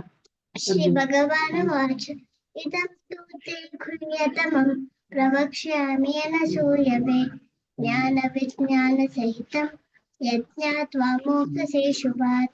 राजविद्या राजगुह्यं पवित्रं मितमुत्तमं प्रत्यक्षावगमं धर्म्यं सुखं कर्तमव्ययम्. अश्रद्धानः पुरुषः धर्मस्यास्य परन्तप अप्राप्य मां निवर्तन्ते मृत्युसंसारपद्मनि. हरे कृष्ण.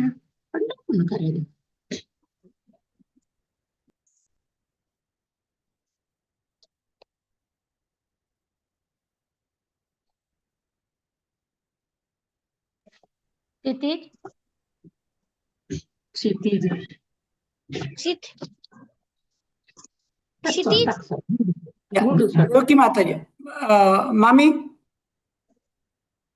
हरे कृष्णा. अश्रद्धान पुरुषाः धर्मशास्त्र परन्तप अप्राप्य मां निवर्तन्ते मृत्युसंसारवर्त्मनि.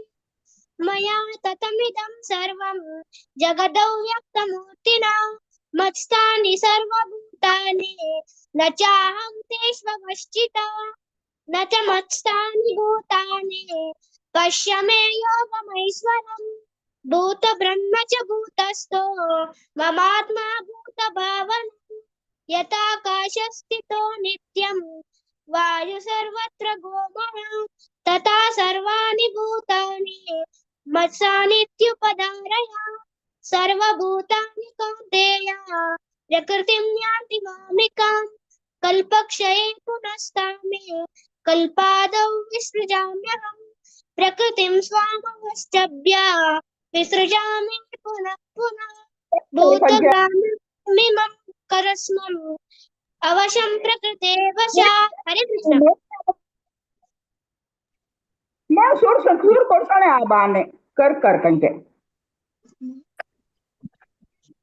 हरे कृष्ण हरे कृष्ण न च मान्तानि कर्माणि निभज्यन्ति धनञ्जय उदासीनवदासीनम् असक्तं तेषु कर्मसु मयाध्यक्षेण प्रकृतिः सूयते सचराचरं हेतुनानेन कौन्तेय जगद्विपरिवर्तते हरे कृष्ण हरे कृष्ण अवजानन्ति मां मूढा मानुषीं तनुमाश्रितं परं भावमजानन्तो मम भूतमहेश्वरं मोघाशा मोघकर्माणो मोघज्ञानाविचेतसः राक्षसीमासुरीं चैव प्रकृतिं मोहिनीं श्रिताः महात्मानस्तु मां पार्थ दैवीं प्रकृतिमाश्रिताः भजन्त्यन्यन्यमनसो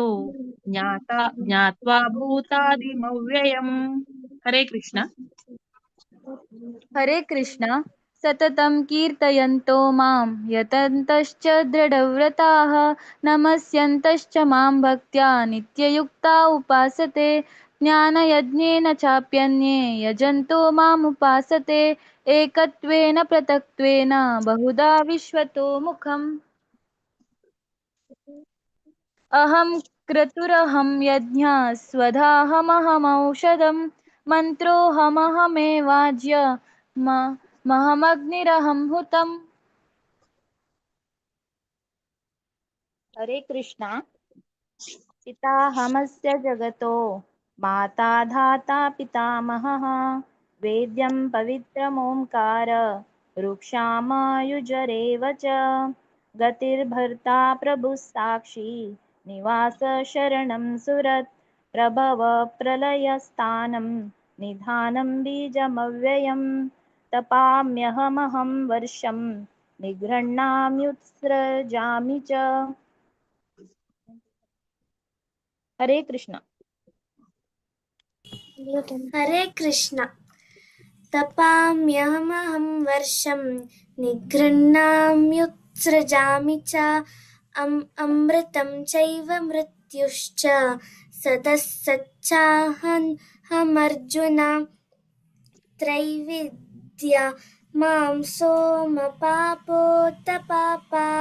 यज्ञैरिष्ट्वा स्वर्गतिं प्रार्थयन्ते ते पुण्यमासाद्य सुरेन्द्रलोका मश्नन्ति दिव्यान् दिवि देवभोगान् ते तं भुक्त्वा स्वर्गलोकं विशालं क्षीणे पुण्ये मर्त्यलोकं विशन्ति एवं त्रयीधर्ममनुप्रपन्ना गतागतं कामकामा लभन्ते हरे कृष्ण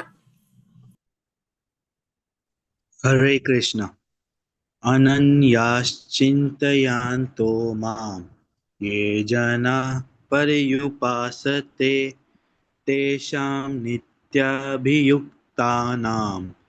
योगक्षेमां वहाम्यहम् येऽप्यन्यान् देवता भक्ता यजन्ते श्रद्धयान्वितः तेऽपि मामेव कौन्तेय यजन्त्या विधिपूर्वकम् अहं हि सर्वजानानं भोक्ता च प्रभुरेव च न तु मामिभिजानन्ति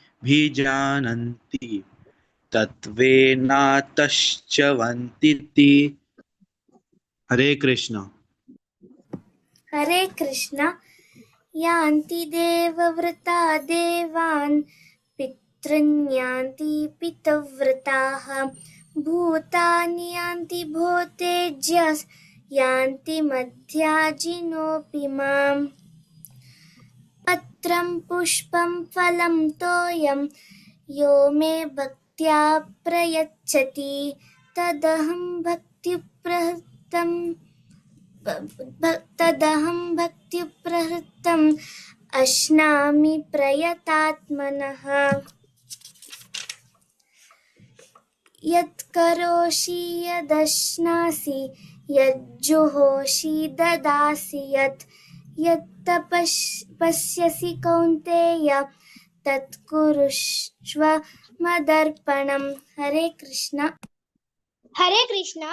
शुभाशुभफलैरेवं मोक्षसे कर्म बन्धने संन्यासयोगयुक्तात्मा विमुक्तो मामुपैष्यसि समोऽहं सर्वभूतेषु न मे द्वेषोऽस्ति न प्रिया ये भजन्ति तु मां भक्त्या मयि ते तेषु चाप्यहम् अपि चेत् सुदुराचारो भजते मामनन्यभाक् साधुरेव समन्त्राय सम्यक् भवसितो हि सा क्षिप्रं भवति धर्मात्मा सस्वशान्तिनिगच्छति कौन्तेय प्रतिजानीहि न मे भक्ता प्रणश्यति मामि पार्थ प्रपाश्रित्य एपि स्युः पापयोनः श्रियो शाश्वता शूद्रा तेऽपि यान्ति परां गतिं किं पुनर्ब्रह्मणा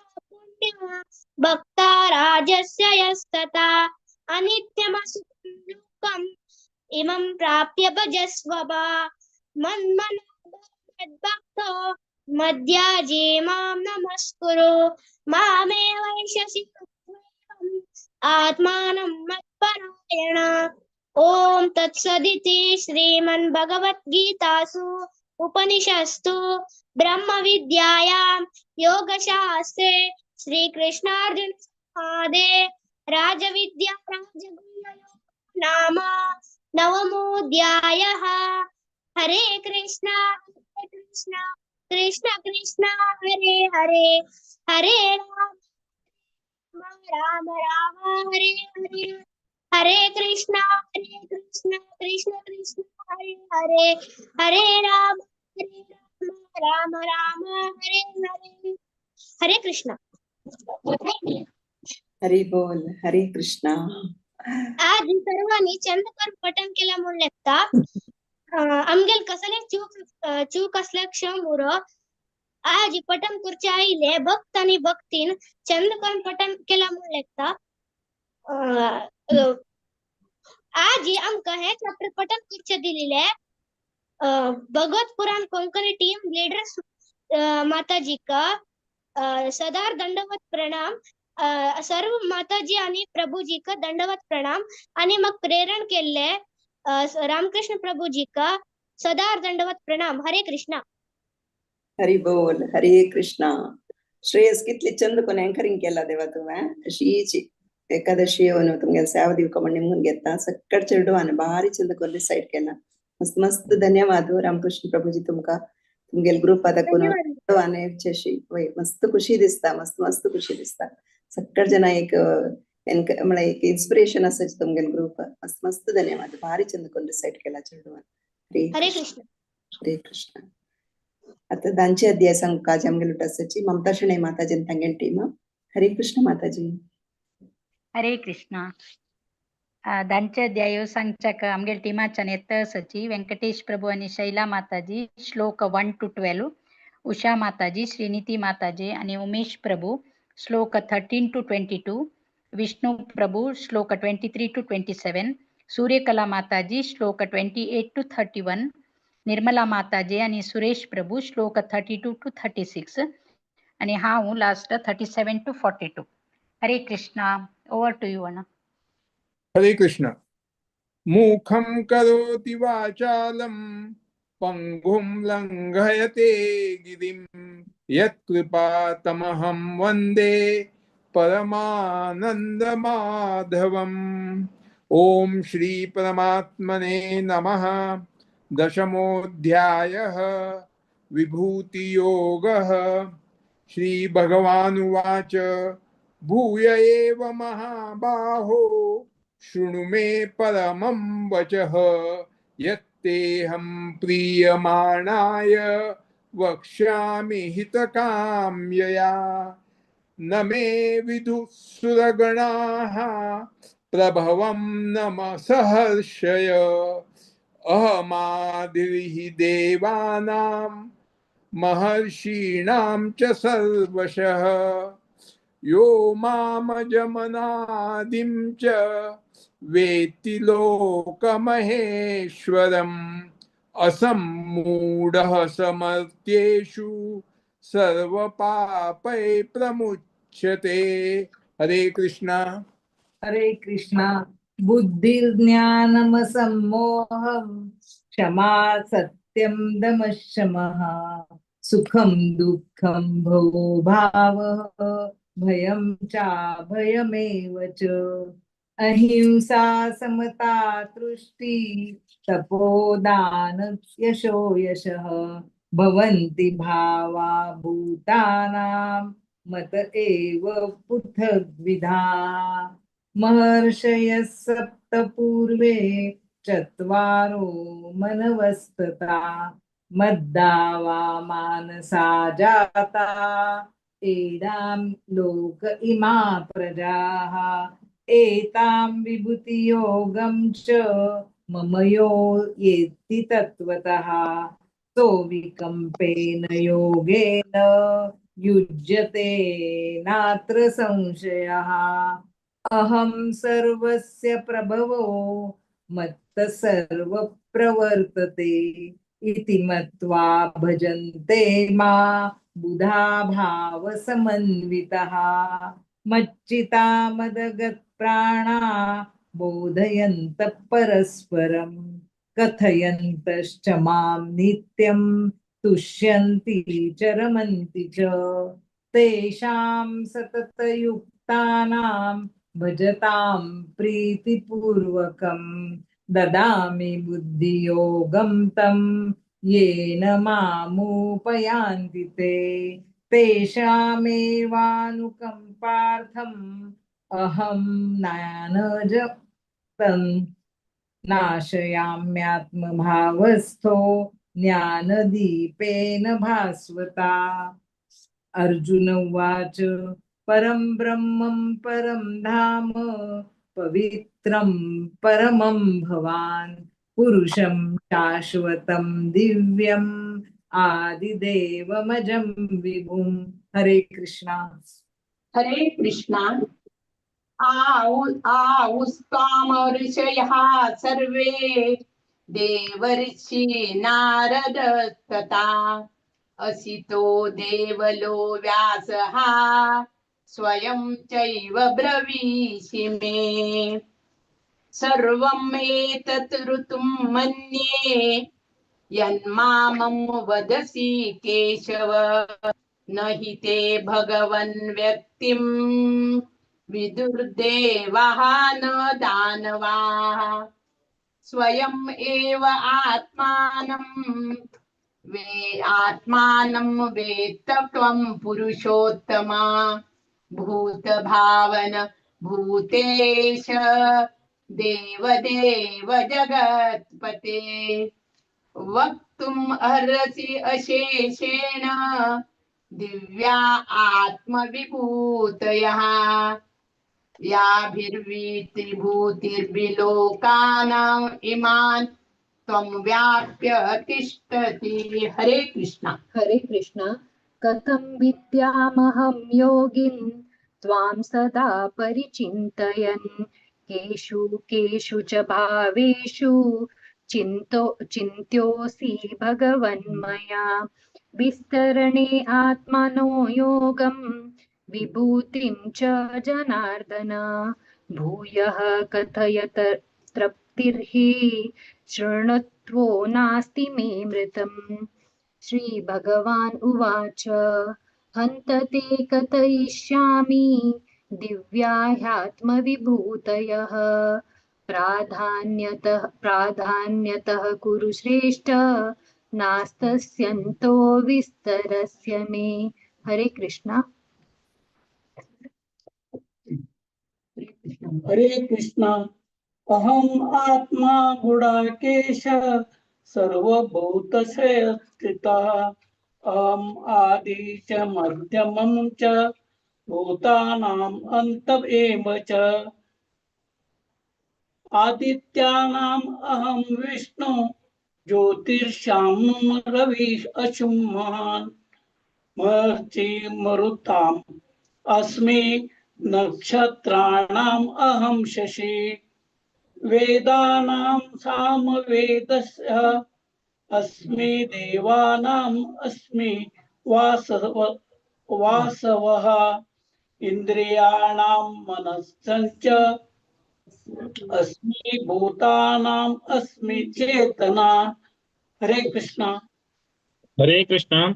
रुद्राणां शङ्करश्चास्मि वित्तोषो यक्षराक्षसम् वसूनां च पावकश्चास्मि मेरो शिखरेणामहम् पुरोधसां च मुख्यं मां विद्धि पार्थ बृहस्पतिम् सेनानीनामहं स्कन्द सरसामस्मि सागरः महर्षीणां भृगुर्हं गिरामस्मैकमक्षरम् यज्ञानां जपयज्ञोऽस्मि स्थावराणां हिमालयः अश्वत्थः सर्ववृक्षाणां देवर्षीणां च नारदः गन्धर्वाणां चित्ररथ सिद्धानां कपिलो मुनिः उच्चैषव श्मशानं विद्धिं मामृतोद्भवम् ऐरावतं गजेन्द्राणां नराणां च नराधिपम्। हरे कृष्ण। हरे कृष्ण। आयुधानामः वज्रं धेनुनामस्मि कामदुःख जनश्चास्मि कन्दर्प सर्पाणामस्मि वासुकी अनन्तश्चास्मि नागानं वरुणो यादसामहं पित्राणामर्यमा चास्मि यमः संयमतामहं प्रह्लादा चास्मि दैत्यानां कालं कलहतापहं मृगाणा च मृगेन्द्रोऽहं वैनतेयस्य पक्षिणां पवनं पवतामस्मि रामशस्त्रभृतामहं जषाणामकरश्चास्मि रोषसामस्मि जानवी। हरे कृष्ण। हरे कृष्ण। सर्गाणामादिरन्तस्य मध्यं चैवाहमर्जुन अध्यात्मविद्यानां वादः प्रोदतामहम् अक्षराणामकारोऽस्मि द्वन्द्वं सामासिकस्य च अहमेवाक्षयकालो ताताहं विश्वतोमुखः। हरे कृष्ण। हरे कृष्ण।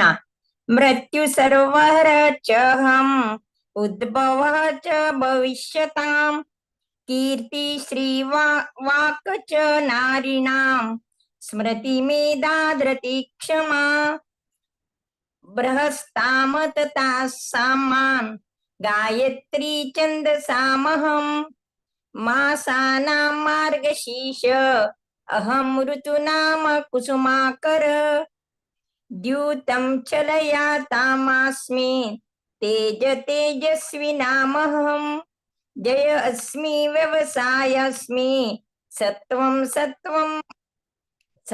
सत्वतामहं। हरे कृष्ण।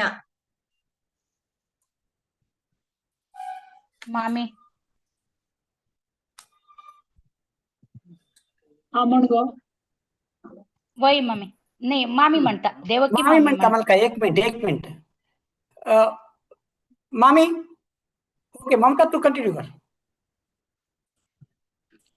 कृष्णीनां वासुदेवोऽस्मि पाण्डवानां धनञ्जयः मुनीनामप्यहं व्यासः कवीनामुशना कविः दण्डो दमयतामस्मि नीतिरस्मि जिगीषतां मौनं चैवास्मि गुह्यानां ज्ञानं ज्ञानवतामहम् यच्छापि सर्वभूतानां बीजं तदहमर्जुना न तदस्ति विना यत्स्यान् अन्मया भूतं चराचरम् यद्विभूतिमत्सत्त्वं श्रीमदूर्जितमेव तद्देवावगच्छत्वम् ममता ताची हरे पहिली कृष्णा श्लोकात नान्तोऽस्ति मम दिव्यानां विभूतीनां परन्तप एष तुद्देशतः प्रोक्तो विभूतेर्विस्तरो मयां यद्विभूतिमत्सत्त्वं श्रीमदूर्जितमेव वां तत्देवावगच्छत्वं मम तेजोंशसम्भवम् अथवा बहुनैतेन किं ज्ञातेन तवार्जुन विष्टभ्याहमिदं कृष्ण वेदांशेन स्थितो जगत् ॐ तत्सदिति श्रीमद्भगवद्गीतासु उपनिषत्सु ब्रह्मविद्यायां योगशास्त्रे श्रीकृष्णार्जुनसंवादे विभूतियोगो नाम दशमोऽध्यायः। हरे कृष्णा कृष्णा कृष्णा हरे हरे राम राम राम हरे हरे हरे कृष्णा हरे धांचो कृष्ण अध्यायो सांगच्या आईले सगळे व्यंकटेश प्रभू, शैला माताजी, उषा माताजी, श्रीनीती माताजी, उमेश प्रभू, विष्णू प्रभू, सूर्यकला माताजी, निर्मला माताजी, सुरेश प्रभू सगळ्यांक मस्त मस्त धन्यवाद लाईक कोण रिसाईट केलं आणि भागवत पुराण कोंकणी टीमाक मस्त धन्यवाद. भारती पै माताजी मध्यंत बेगीन डिस्टर्बन्स झाले सो हांव चूक मागता असा. हरे कृष्णा धन्यवाद मस्त. हरे कृष्ण काय ना माताजी मस्त लायक सಕ್ಕಡೆ ಬಾರಿ ಚಂದ ಕೊಂಡು ಸೈಡ್ ಕೇಳ ಅಂತ ಧನ್ಯವಾದ. ಪ್ರತ್ಯೇಕ ಪ್ರಭುಜಿ ಪಳೆಲಾರಿ ಖುಷಿ ದಿಸ್ತಾ ಮುಖ ಆಮ್ಗೆಲ್ಲ ಟೀಮ್ ಅಂತ ಬಾರಿ ಯೋಚು ಮಸ್ತ್ ಅಪರೂಪ ಪ್ರಭುಜಿ ಮಸ್ತ್ ಖುಷಿ ದಿಸ್ತಾ ಮಸ್ತ್ ಮಸ್ತ್ ಧನ್ಯವಾದ. ಶ್ರೀಮುಖಾರ್ಯನ್ ಸಾವದೇವಕ ಮುಂದಿನ ಮುಂದಿತ್ತು ಮಾತಾಜಿ. हरे कृष्ण. आराध्या चरडा म्यूट कर देवा आम्ही म्यूट केला वापस तुम्ही अनम्यूट तुमगेल टर्न येताना मात्र अनम्यूट केला पुरो जायचा विंगड जण डिस्टर्ब जात ना म्यूट कर देवा. हरे कृष्ण. आता 11 अध्याय विश्वरूप दर्शन योग सांगू कामगेलुटसची रामकृष्ण प्रभुजीने तांगेल टीमा. हरे कृष्ण प्रभुजी. हरे कृष्ण सगळ्यांक दंडवत प्रणाम. आयचे अपरा एकादशीचे एका चॅप्टर आमकां दिल्ले आसा विश्वरूप दर्शन सांगच्या इतिहासाची. नलिनम्मा वनिता माताजी तशी मंगेश प्रभुजी 1 ते 9, राधिका माताजी राजा प्रभुजी 10 ते 15, दिव्या माताजी 16 ते 19, माया माताजी पांडुरंग प्रभुजी 20 ते 25, रूपा माताजी 26 ते 29, सुरेखा माताजी 30 ते 33, लोकेश प्रभुजी वृद्धि माताजी 34 ರಿಂದ 39, ಜಯೇಶ್ ಪ್ರಭುಜಿ ಜಾಗೃತಿ ಮಾತಾಜಿ 40 ರಿಂದ 45, ಅನಂತೇಶ್ ಪ್ರಭುಜಿ 46 ರಿಂದ 48, ವೀಣಾ ಮಾತಾಜಿ 49 ಮತ್ತು 50, ಚಂದ್ರಿಕಾ ಮಾತಾಜಿ ಚಂದ್ರಿಕಾ आणि हांव दोगलक 51 ते 55 वरी सांगता. हरे कृष्ण. नल्लಮ್ಮ ऐकत्वे ऐकत्वे हा. श्रीमद् भगवद्गीता एकादशोऽध्यायः विश्वरूपदर्शनयोग. अर्जुन उवाच मदनुग्रहाय परमं गुह्यमध्यात्मसंज्ञितम् यत्त्वयोक्तं वचस्तेन मोहोऽयं विगतो मम भवाप्ययौ हि भूतानां श्रुतौ विस्तरशो मया तत्त्वतः कमलपत्राक्ष महात्म्यमपि चाव्ययम् एतमेतत् दात्त त्वमात्मानं परमेश्वर द्रष्टुमिच्छामि ते रूप महेश्वरं पुरुषोत्तम मन्यसे यदि यच्चक्यं मया द्रष्टुमिति प्रभो योगेश्वर ततो मे त्वं दर्शयात्मानमव्ययम् श्रीभगवानुवाच पश्य मे पार्थरूपाणि शतशोतसहस्रश नानाविधानि दिव्यानि नानावर्णाकृतीनि च पश्यादित्यान्वसून रुद्रानश्विनो मरुतस्तदा बहुन्यद्रष्टपूर्वाणि पश्चाश्चर्याणि भारत एहेकस्तं जगत्कृत्स्नं पश्चाद्य सचराचरम् मम देहे गुडाकेश यच्चान्यद् द्रष्टुमिच्छसि न तु मां शक्यसे द्रष्टु मनेनैव स्वचक्षुषा दिव्यं ददामि ते चक्षु पश्य मे योगमैश्वरम् हरे कृष्ण हरे कृष्ण संजय उवाच एवमुक्त्वा ततो राजन् महायोगेश्वर हरिः दर्शयामास पार्थाय परं रूपं महेश्वरं हरे कृष्ण हरे कृष्ण अनेकवक्त्रनयनम् अनेकाद्भुतदर्शनम् अनेकदिव्याभरणम् दिव्यानेकोद्यतायुधम् दिव्यमाल्याम्बरधरम् दिव्यगन्धानुलेपनम् सर्वाश्चर्यमयं देवम् अनन्तं विश्वतोमुखम् दिवि सूर्यसहस्रस्य भवेद्युगपदुत्थिता यदि भासदृशिः सा स्यात् भासतस्य महात्मनः हरे कृष्ण हरे कृष्ण तत्रैकस्तं जगत्कृष्णं प्रविभक्तमनेकदा अपश्यद्देवदेवस्य शरीरे पाण्डवस्तदा ततः स विस्मयाविष्टो पृष्ठरोमा धनञ्जयः प्रणम्य शिरसा देवं कृताञ्जलिरभासत अर्जुन उवाच पश्यामि देवास्तव देवदेहे सर्वास्तथा भूतविशेषसङ्घान् ब्रह्माणमीशं कमलासनस्थ मृषिंश्च सर्वानुरगांश्च दिव्यान् हरे कृष्ण हरे कृष्ण अनेकबाहूदरवक्त्रनेत्रं पश्यामि त्वा सर्वतोऽनन्तरूपं नान्तं न मध्यं न पुनस्तवादिं पश्यामि विश्वेश्वर विश्वरूप किरीटिनं गदीनं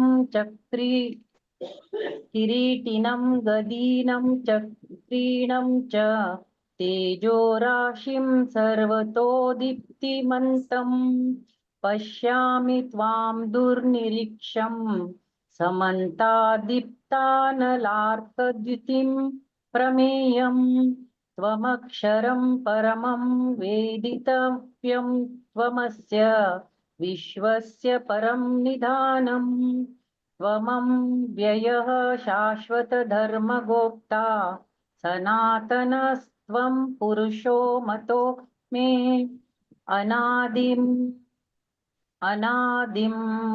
मध्यन्तम् अनन्तवीर्यम् अनन्तबाहुं शशिसूर्यनेत्रं पश्यामि त्वां दीप्तं हुताशवक्त्रं स्वतेजसा विश्वमिदं तपं तम् हरे कृष्ण हरे कृष्ण द्यावा पृथिव्योरिदमन्तरं हि व्याप्तं त्वयैकेन दिशश्च सर्वा दृष्ट्वाद्भुतं रूपमुग्रं तवेदं लोकत्रयं प्रव्यतिथं महात्मन् अमिहि त्वां सुरसङ्गा विशन्ति केचिद् भीता प्राञ्जलयो गृह्णन्ति स्वस्तीत्युक्त्वा महर्षि सिद्धसङ्गाः स्तुवन्ति त्वां स्तुतिभिः पुष्कलाभिः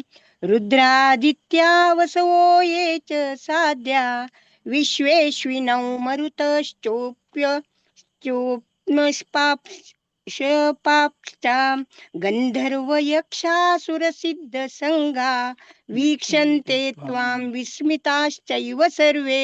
हरे कृष्णा। रूपं महत्ते बहुरूपनेत्रं महाबाहो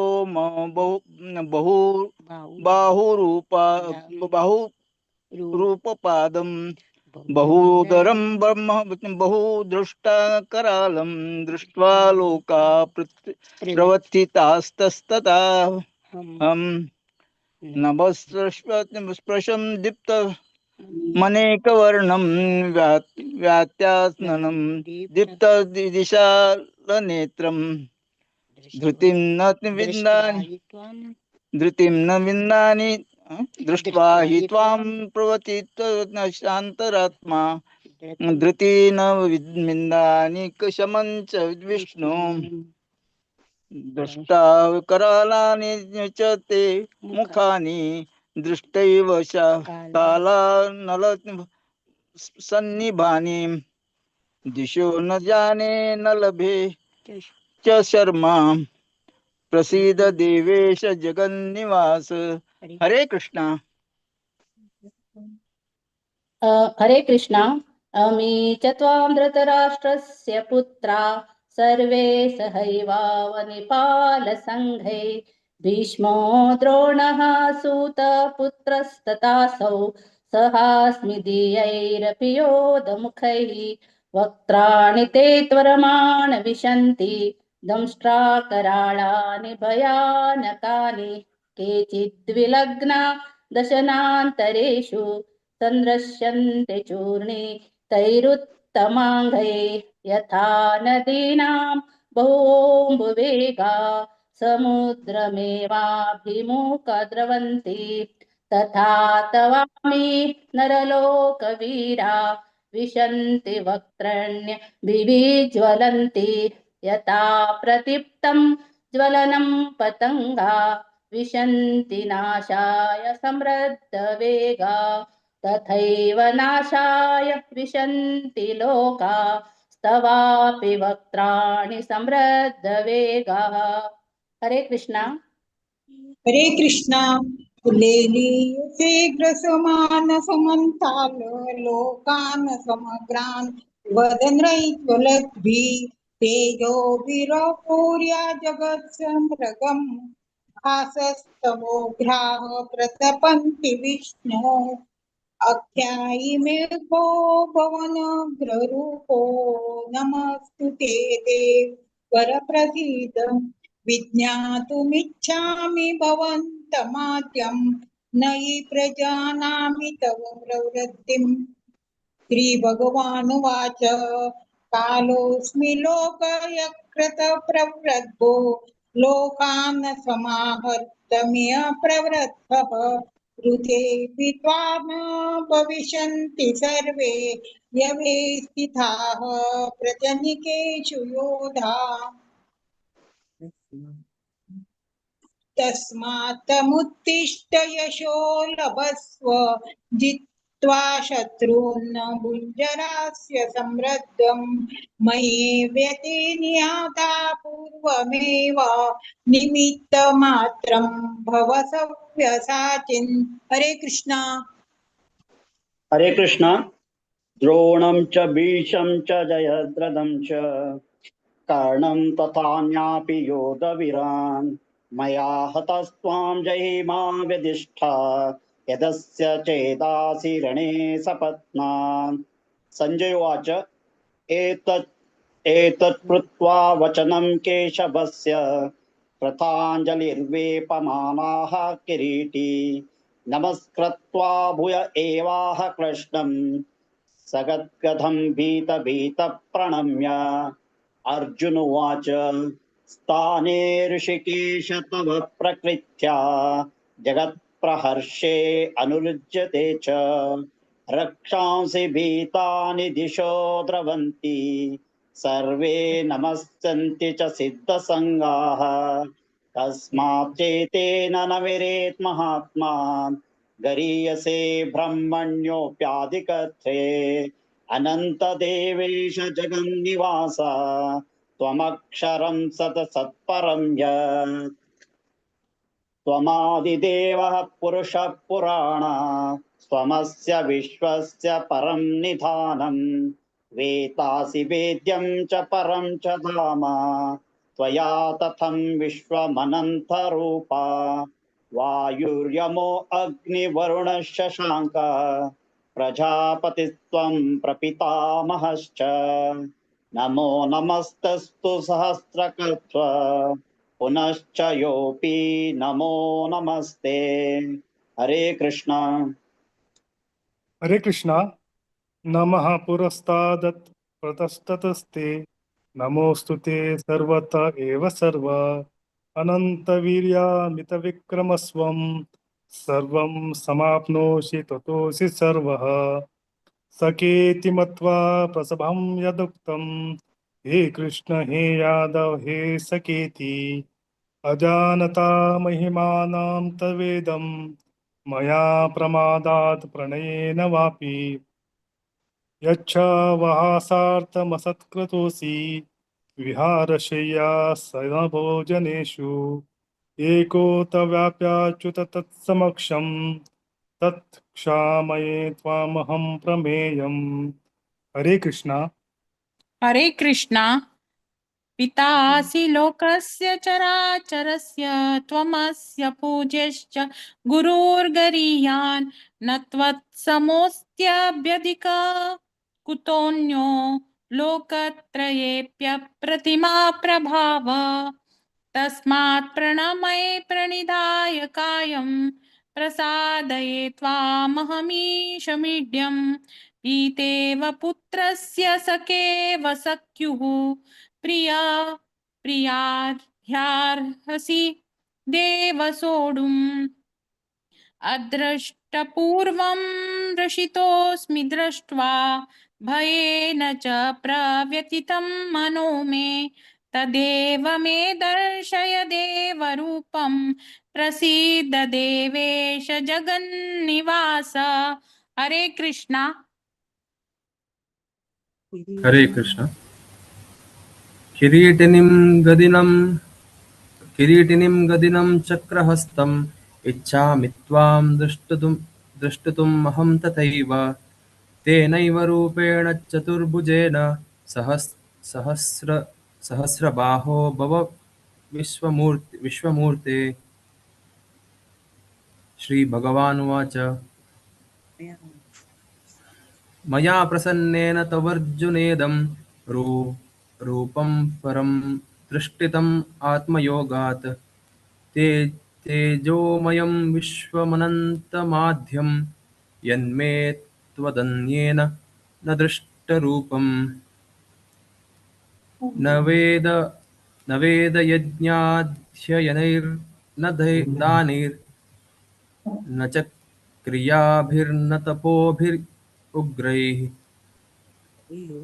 एवं रूपशक्य अहं नृलोके द्रष्टुं त्वदन्येन कुरु प्रवीरा। हरे कृष्ण। बिनका मंगलಕ ಉಷಾ ಶಾನ್ಭಾಗ್ 49-50 सांग. ओके. हरे कृष्णा. माते व्यथा च विमूढ भावो दृष्ट्वा रूपं घोरम् इदं वेदं व्यपेतभिः प्रीतमना पुनस्त्वं तदेव मे रूपम् इदं प्रपश्य। संजय उवाच इत्यर्जुनं वासुदेव ततोक्त्वा स्वकं रूपं दर्शयामास भूयः आश्वासयामास च पीतम् एनं भूत्वा पुनः सौम्य वपुर्महात्मा। हरे कृष्ण। हरे कृष्ण। अर्जुन उवाच दृष्ट्वेदं मानुषं रूपं तव सौम्यं जनार्दन इदानीमस्मि संवृत्तः सचेतः प्रकृतिं गतः। श्रीभगवानुवाच सुदुर्दर्शमिदं रूपं दृष्टवानसि यन्मम देवाप्यस्य रूपस्य नित्यं दर्शनकाङ्क्षिणः। नाहं वेदैर्न तपसा न दानेन न चेज्जया शक्य एवं विदो द्रष्टुं दृष्टवानसि मां यथा। हरे कृष्ण। हरे कृष्ण। भक्त्या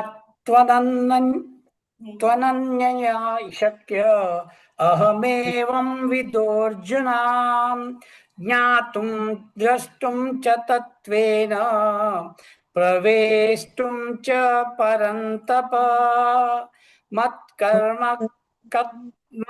परमो मद्भक्त संगवर्जित निर्वैर सर्वभूतेषु यः स मामेति पांडव।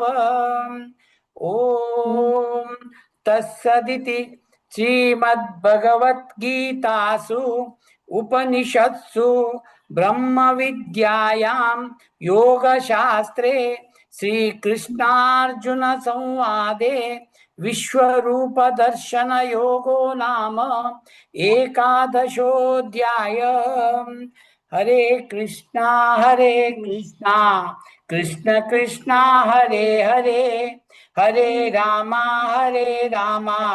राम राम हरे हरे हरे कृष्णा कृष्ण कृष्ण हरे हरे हरे राम हरे राम राम राम हरे हरे।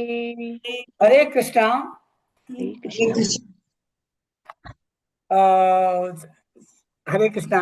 आज आमकां पठन करचे दिल्ले भागवत पुराण कोंकणी टीम लीडर भारती पै माताजी, विद्या पै माताजी, तशी माया माताजी सर्वांक आमगेले दंडवत प्रणाम। तशें आज पठन केल्ले नल्लमा माताजी, वनिता माताजी, राधिका माताजी, राजा प्रभुजी, दिव्या माताजी, माया माताजी, पांडुरंग प्रभुजी, रूपा माताजी, सुरेखा माताजी, लोकेश प्रभुजी, वृद्धी माताजी, जयेश प्रभुजी, जागृती माताजी, तशी उषा माताजी, तशी आज नवीन जॉईन जाल्लो न्यू कमर मंगळूरचो हळंगडीचे अनंतेश प्रभुजी, तो न्यूली जॉईन जाला। ताण बी आज बरे रितीन चंद्रकोन पठन केला म्हणून लागता। तशी चंद्रिका आनी हांव सर्वांक देव बरे कर म्हणून ते कृष्णा लागी मागता। सर्वांक देव बरे करो। हरे कृष्णा। हरे कृष्णा। हरे कृष्णा। मस्त खुशी दिसता नवे नवे जनाक आपण अर्थाची तुमगेले फुल्ल फॅमिली ಒಟ್ಟು रिसाइट करताची एक प्रति एकादशी सगळे फॅमिली ಒಟ್ಟು मेळणं मस्त खुशी दिसत प्रभूजी। अशी मुखारी तुमगेल सेवा निरंतर जाऊन दिव कमणाव निमून घेता सगळे जण भारी चंद करून डिसाइड केला। हरे कृष्णा। गावांत जोर पावस म्हणल्याक आनीक दोग लोक जॉईन जावचे आशिल्ले ते जॉईन जायनी तशें मिस जाले। हरे कृष्णा। अज्ञा प्रभुजी नेक्स्ट एकादशी जॉईन जावे मस्त मस्त धन्यवाद। हरे कृष्णा। हरे कृष्णा। 12 अध्याय भक्ति योग संघ का जामगे लुटा सची 1 to 5 श्लोक पूनम कामत माताजी, 6 to 10 दिव्या देसाई माताजी, 11 to 15 आशा हेगड़े माताजी, 16 to 20 शिल्पा शणे माताजी। हरे कृष्णा। हरे कृष्णा। ओम नमो भगवते वासुदेवाय।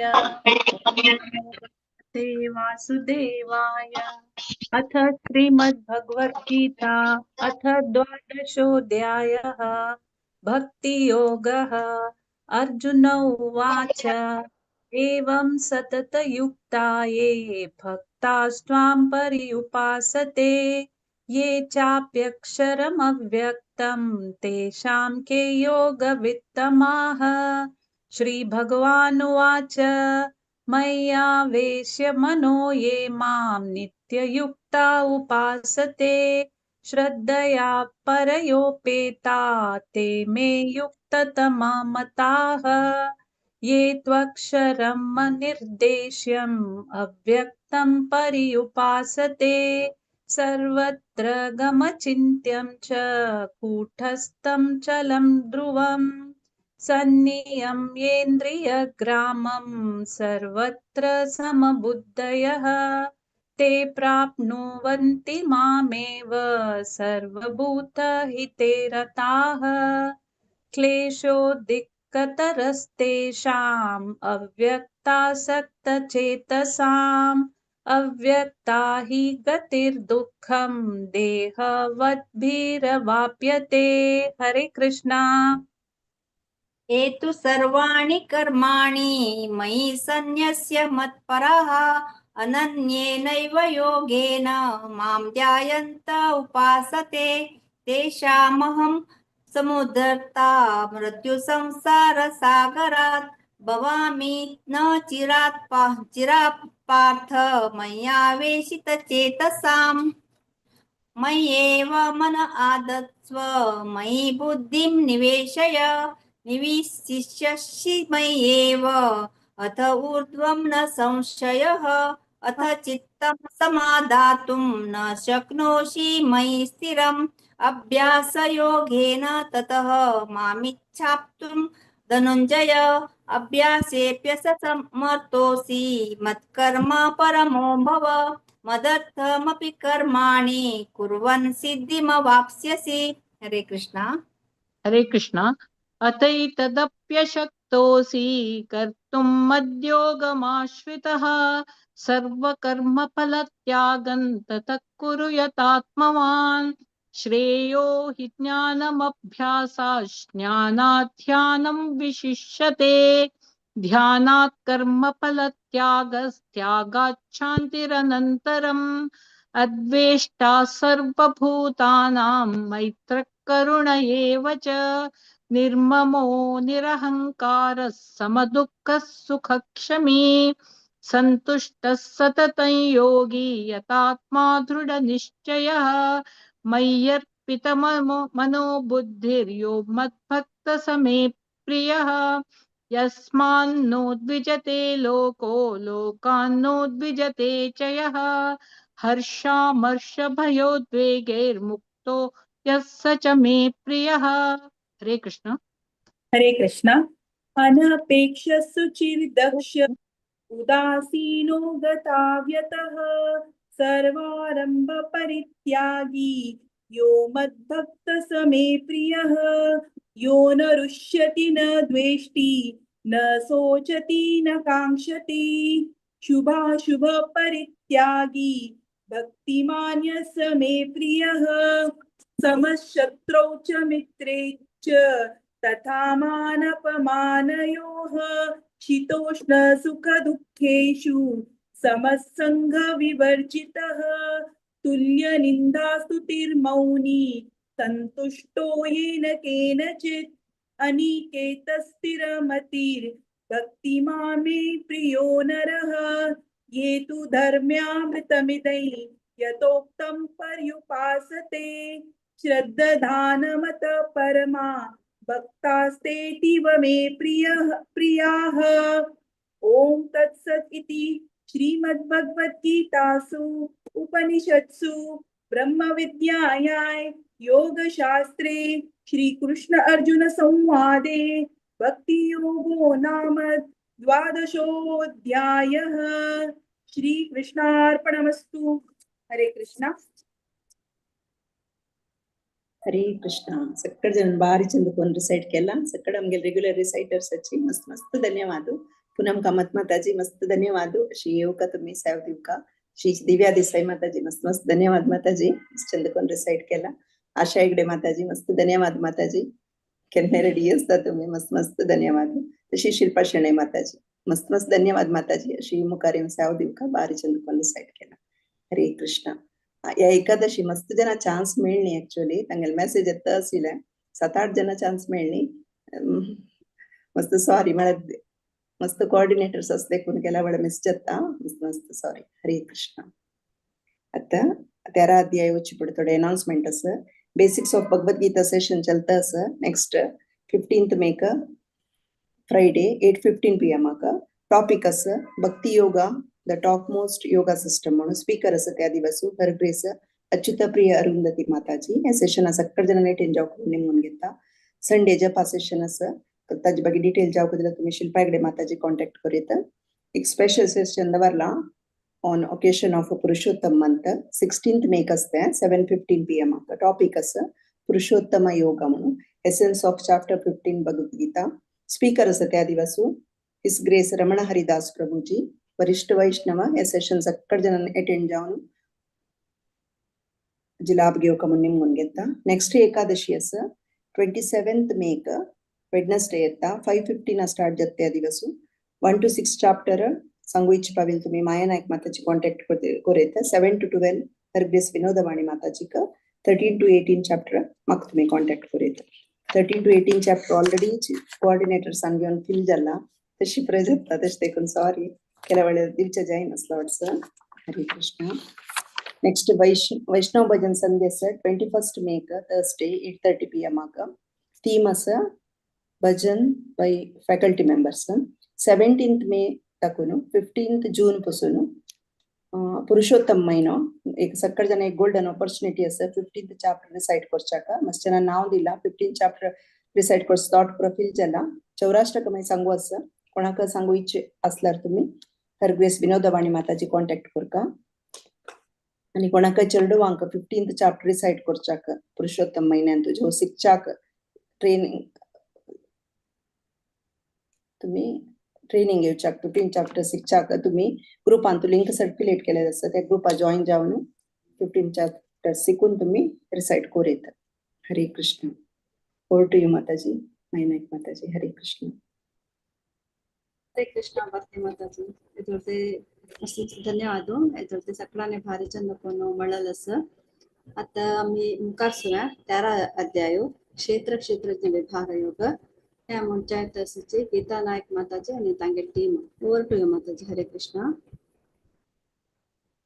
ओम नमो भगवते वासुदेवाय आज ही 13 चॅप्टर सांगू येता असचे 1-7 शोभा नायक माताजी 8-14 अनुपमा नायक माताजी 15-21 प्रेमा पै माताजी 22-28 नागेश पै प्रभुजी आणि 29-35 हांव सांगता ओव्हर टू यू शोभा नायक माताजी तुम्ही सांगे हरे कृष्ण ओम श्री परमात्मने नमः अथ त्रयोदशोऽध्यायः क्षेत्र क्षेत्रज्ञ विभाग योगः अर्जुन उवाच प्रकृतिं पुरुषं चैव क्षेत्रं क्षेत्रज्ञमेव च एतद्वेदितुमिच्छामि ज्ञानं ज्ञेयं च केशव श्रीभगवानुवाच इदं शरीरं कौन्तेय क्षेत्रमित्यभिधीयते एतद्यो वेत्ति तं प्राहुः क्षेत्रज्ञ इति तद्विदः क्षेत्रज्ञं चापि मां विद्धि सर्वक्षेत्रेषु भारत क्षेत्रक्षेत्रज्ञयो ज्ञानं यत्तज्ज्ञानं मतं मम तत्क्षेत्रं यच्च यादृक्ष यद्विकारी यतश्च यत् स च यो यत्प्रभावश्च तत्समासेन मे शृणु ऋषिभिर्बहुधा गीतं छन्दोभिर्विधैः पृथक् ब्रह्मसूत्रपदैश्चैव हेतुमद्भिर्विनिश्चितैः महाभूतान्यहङ्कारो बुद्धिरव्यक्तमेव च इन्द्रियाणि दशैकं च पञ्चचेन्द्रियगोचराः इच्छा द्वेषः सुखं दुःखं सङ्घातश्चेतना धृतिः एतत् क्षेत्रं समासेन सविकारमुदाहृतम् हरे कृष्ण अमानित्वं वदम्बित्वं हिंसा क्षान्तिरार्जवम् आचार्योपासनं शौचं स्थैर्यमात्मविनिग्रह इन्द्रियार्थेषु वैराग्यम् अनहङ्कार एव च जन्म मृत्युजराति दुःखानुदर्शनम् अस्थिरनयङ्गः पुत्रधारकादिषु नित्यं च समचित्तत्वम् इष्टानिष्टोपपत्तिषु मे चानन्ययोगेन भक्तिरव्यभिचारिणी भक्तियुक्तदेशसेवित्वम् अरतिर्जनसंसदि अध्यात्मज्ञाननित्यत्वं तत्त्वज्ञानात् दर्शनम् एतज्ज्ञानमिति प्रोक्तम् अज्ञानं यदतोऽन्यथा ज्ञेयं यत्तत् प्रवक्ष्यामि यज्ञात्वामृतमुच्यते अनादिमत्परं ब्रह्म न सत्तन्नासदुच्यते सर्वतः पाणिपादं तत् सर्वतो अक्षिशिरोमुखं सर्वतः श्रुतिमल्लोके सर्वमावृत्य तिष्ठति। हरे कृष्ण। हरे कृष्ण। सर्वेन्द्रियगुणाभासं सर्वेन्द्रियविवर्जितम् असक्तं सर्वभृच्चैव निर्गुणं गुणभोक्तृ च बहिरन्तश्च भूतानाम् अचरं चरमेव च सूक्ष्मत्वात् तदविजेत्यं विज्ञेयं दूरस्थं चान्तिके च तत् अविभक्तं च भूतेषु विभक्तमिव च स्थितं भूतभर्तृ च तज्ज्ञेयं विशिष्णु प्रभविष्णुश ज्योतिषामपि च ज्योतिः तमसः परमुच्यते ज्ञानं ज्ञेयं ज्ञानगम्यं हृदि सर्वस्य विष्ठितम् इति क्षेत्रं तथा ज्ञानं ज्ञेयं युक्तं समासतः मद्भक्त एतद्विज्ञाय मद्भावो योपविद्यते प्रकृतिं पुरुषं चैव विद्यदादि उभावपि विकारांश्च गुणांश्चैव विद्धि प्रकृति संभवान् कार्यकारणकर्तृत्वे हेतु प्रकृतिरुच्यते पुरुषः सुख दुःखानां भोक्तृत्वे हेतुरुच्यते।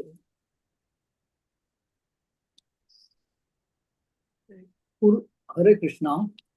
पुरुष प्रकृतिस्थो हि भुक्ते प्रकृतिजान् गुणान् कारणं गुणसङ्गोऽस्य सदसद्योनि जन्मसु उपदृष्टानुमन्ता च भर्ता भोक्ता महेश्वरः परमात्मेति चाप्युक्तः देहेऽस्मिन् पुरुषः परः य एवं वेत्ति पुरुषं प्रकृतिं च गुणैः सह सर्वथा वर्तमानोऽपि न स भूयोऽभिजायते ज्ञानेनात्मनि पश्यन्ति केचिदात्मानमात्मना अन्ये सांख्येन योगेन कर्मयोगेन चापरे अन्ये ते मम जानन्तः श्रुत्वा नेभ्य उपासते तेऽपि जातितरन्त्यैव मृत्युं श्रुतिपरायणाः यावत् संजायते किंचित सत्वं स्थावरजंगमं क्षेत्रक्षेत्रज्ञसंयोगात् तद्विद्धि भरतर्षभ समं सर्वेषु भूतेषु तिष्ठं तं परमेश्वरं विनश्यत्व विनश्यन्तं यः पश्यति स पश्यति। हरे कृष्ण। हरे कृष्ण।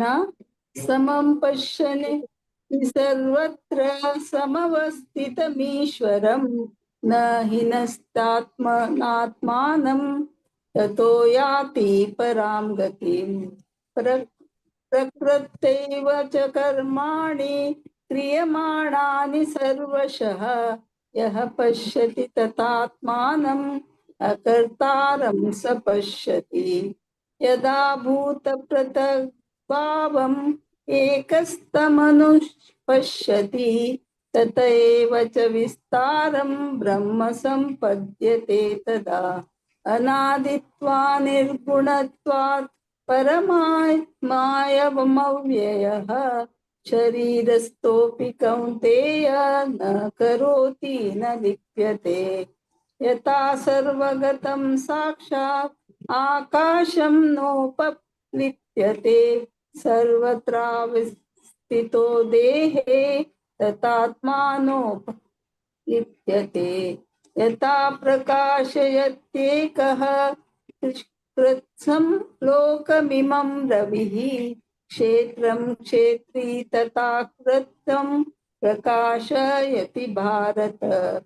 क्षेत्रक्षेत्रज्ञयोरेवम् अन्तरं ज्ञानचक्षुषा भूतप्रकृतिमोक्षं च ये विदुर्यान्ति ते परम्।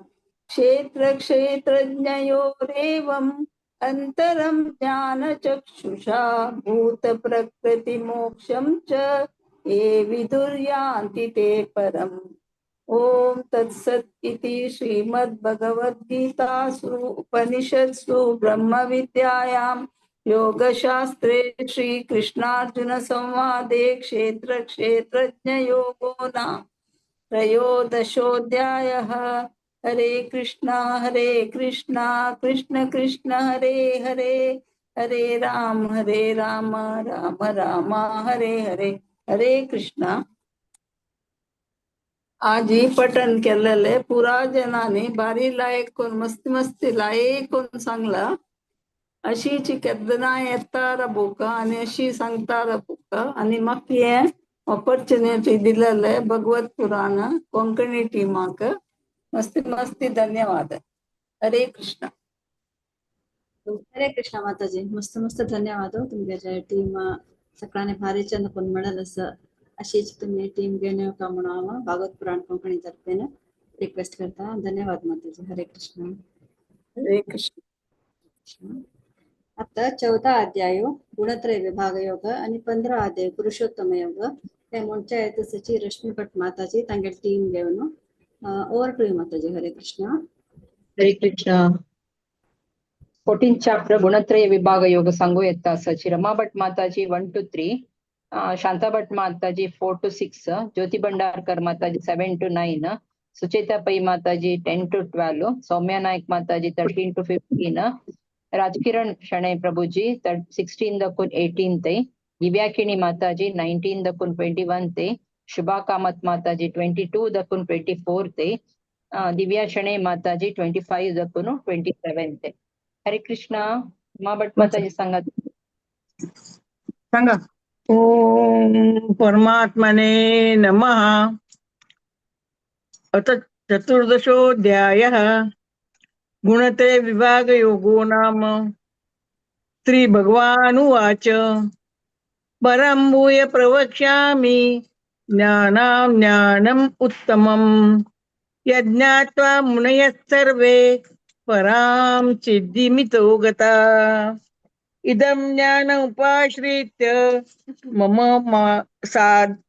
धर्ममागता सर्गेऽपि नोपजायन्ते प्रलयेन व्यतन्ति च। मम योनिरहं ब्रह्म तस्मिन् गर्भं ददाम्यहम् सम्भव सर्वभूतानां ततो भवति भारत।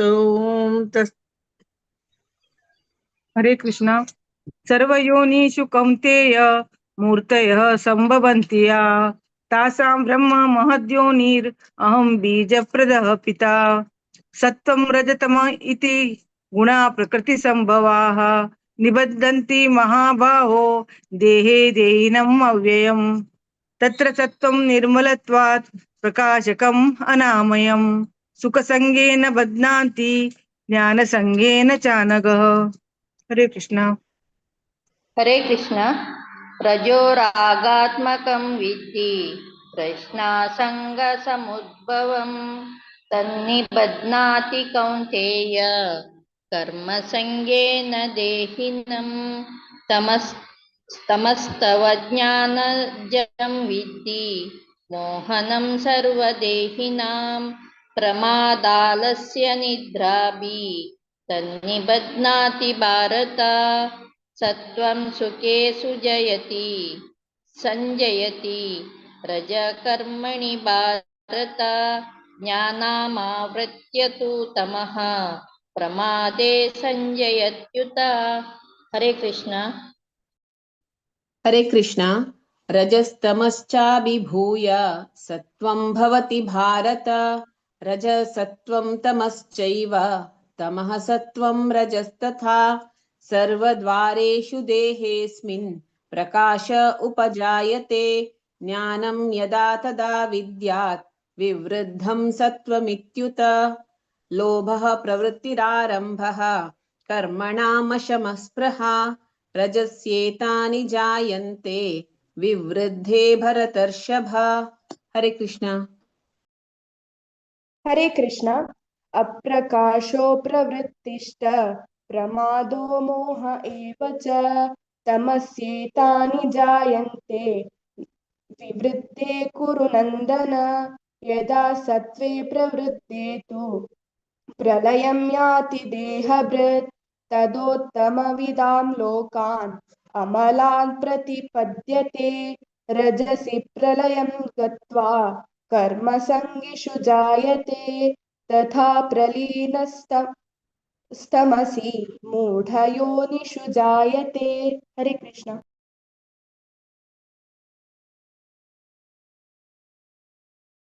हरे कृष्ण।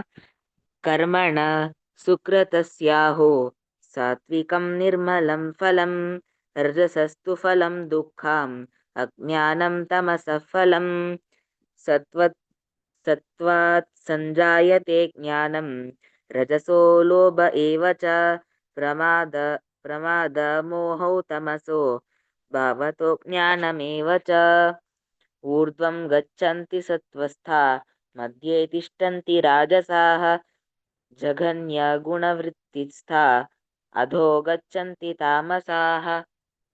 हरे कृष्ण। हरे कृष्ण।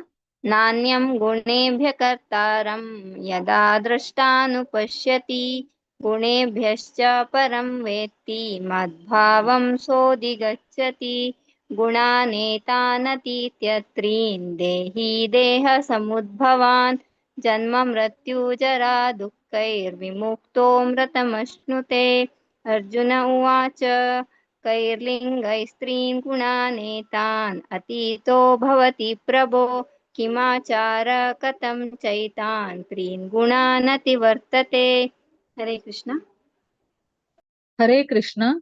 श्रीभगवानुवाच प्रकाशं च प्रवृत्तिं च मोहमेव च पाण्डव न द्वेष्टि सम्प्रवृत्तानि न निवृत्तानि काङ्क्षति उदासीनवदासीनो गुणैर्यो न विचाल्यते गुणा वर्तन्त इत्येव योऽवतिष्ठति नेङ्गते समदुःखसुखस्वस्थः समलोष्टाश्मकाञ्चनः तुल्यप्रिया प्रियो धीरः तुल्यनिन्दात्मसंस्तुतिः। हरे कृष्ण। हरे कृष्ण। मानापमानयोस्तुल्यो मित्रारिपक्षयोः सर्वारम्भ परित्यागी गुणातीत स उच्यते। मां च यो अव्यभिचारेण भक्तियोगेन सेवते स गुणान् समतीत्यैतान् ब्रह्मभूयाय कल्पते। ब्रह्मणो हि प्रतिष्ठाहम् अमृतस्याव्ययस्य च शाश्वतस्य च धर्मस्य सुखस्यैकान्तिकस्य च। ॐ तत्सदिति श्रीमद्भगवद्गीतासु उपनिषत्सु ब्रह्मविद्यायां योगशास्त्रे श्रीकृष्णार्जुनसंवादे गुणत्रयविभागयोगो नाम चतुर्दशोऽध्यायः। हरे कृष्णा। ಶ್ರೀ ಕೃಷ್ಣ. ಮಸ್ತ್ ಧನ್ಯವಾದ ಪುರಾಜನ್ ಮಾತಾಜಿನ್ ಬಾರಿ ಚಂದಕೊಂಡ್ ಸಂಗಿಲಸ ರಮಾ ಭಟ್ ಮಾತಾಜಿ, ಶಾಂತಾ ಭಟ್ ಮಾತಾಜಿ, ಜ್ಯೋತಿ ಭಂಡಾರ್ಕರ್ ಮಾತಾಜಿ, ಸುಚೇತಾ ಪೈ ಮಾತಾಜಿ, ಸೌಮ್ಯ ನಾಯ್ಕ್ ಮಾತಾಜಿ, राजकिरण शणै प्रभुजी, दिव्या केणी माताजी, शुभा कामत माताजी आणि दिव्या शणै माताजी आणि प्रति एकादशी येवन देवाला सेव करता आसाची अशी मुखार तुम्ही येवन सेव करका म्हणून हांव निमगून घेता. मुखार सुनोचे आमी चेरडूवाल्ले चेरडू सांगता आसाची पंचदशोध्याय पुरुषोत्तम योग ते सांगू येता आसाची आराध्यना हेगडे 1 to 1 आणि 2 श्लोक, रामनाथ नायक 3 to 4, दैविक शणे 4 to 6, प्रत्युषा शणे 7 to 8, आद्या नायक 9 to 11, आर्या नायक 12 to 14, वैष्णवी पै 15 to 17, रचना पै 18 दकुन 20. आराध्य स्टार्ट करूया महत्वानी. हरे कृष्ण। ॐ नमो भगवते वासुदेवाय। ॐ नमो भगवते वासुदेवाय। ॐ नमो भगवते वासुदेवाय। अथ पञ्चदशोऽध्यायः पुरुषोत्तमयोगः। श्रीभगवानुवाच ऊर्ध्वमूलमदक्षकम् अश्वत्थं प्राहुरव्ययम् छन्दांसि यस्य पर्णानि यस्तं वेद स वेदवित् अधश्चोद प्रसृतास्तस्य शापा गुणप्रवर्ध विषयप्रवाला अधश्च मूल्याननुसन्ततानि कर्मानुबन्धीनि मनुष्यलोके। हरे कृष्ण। हरे कृष्ण।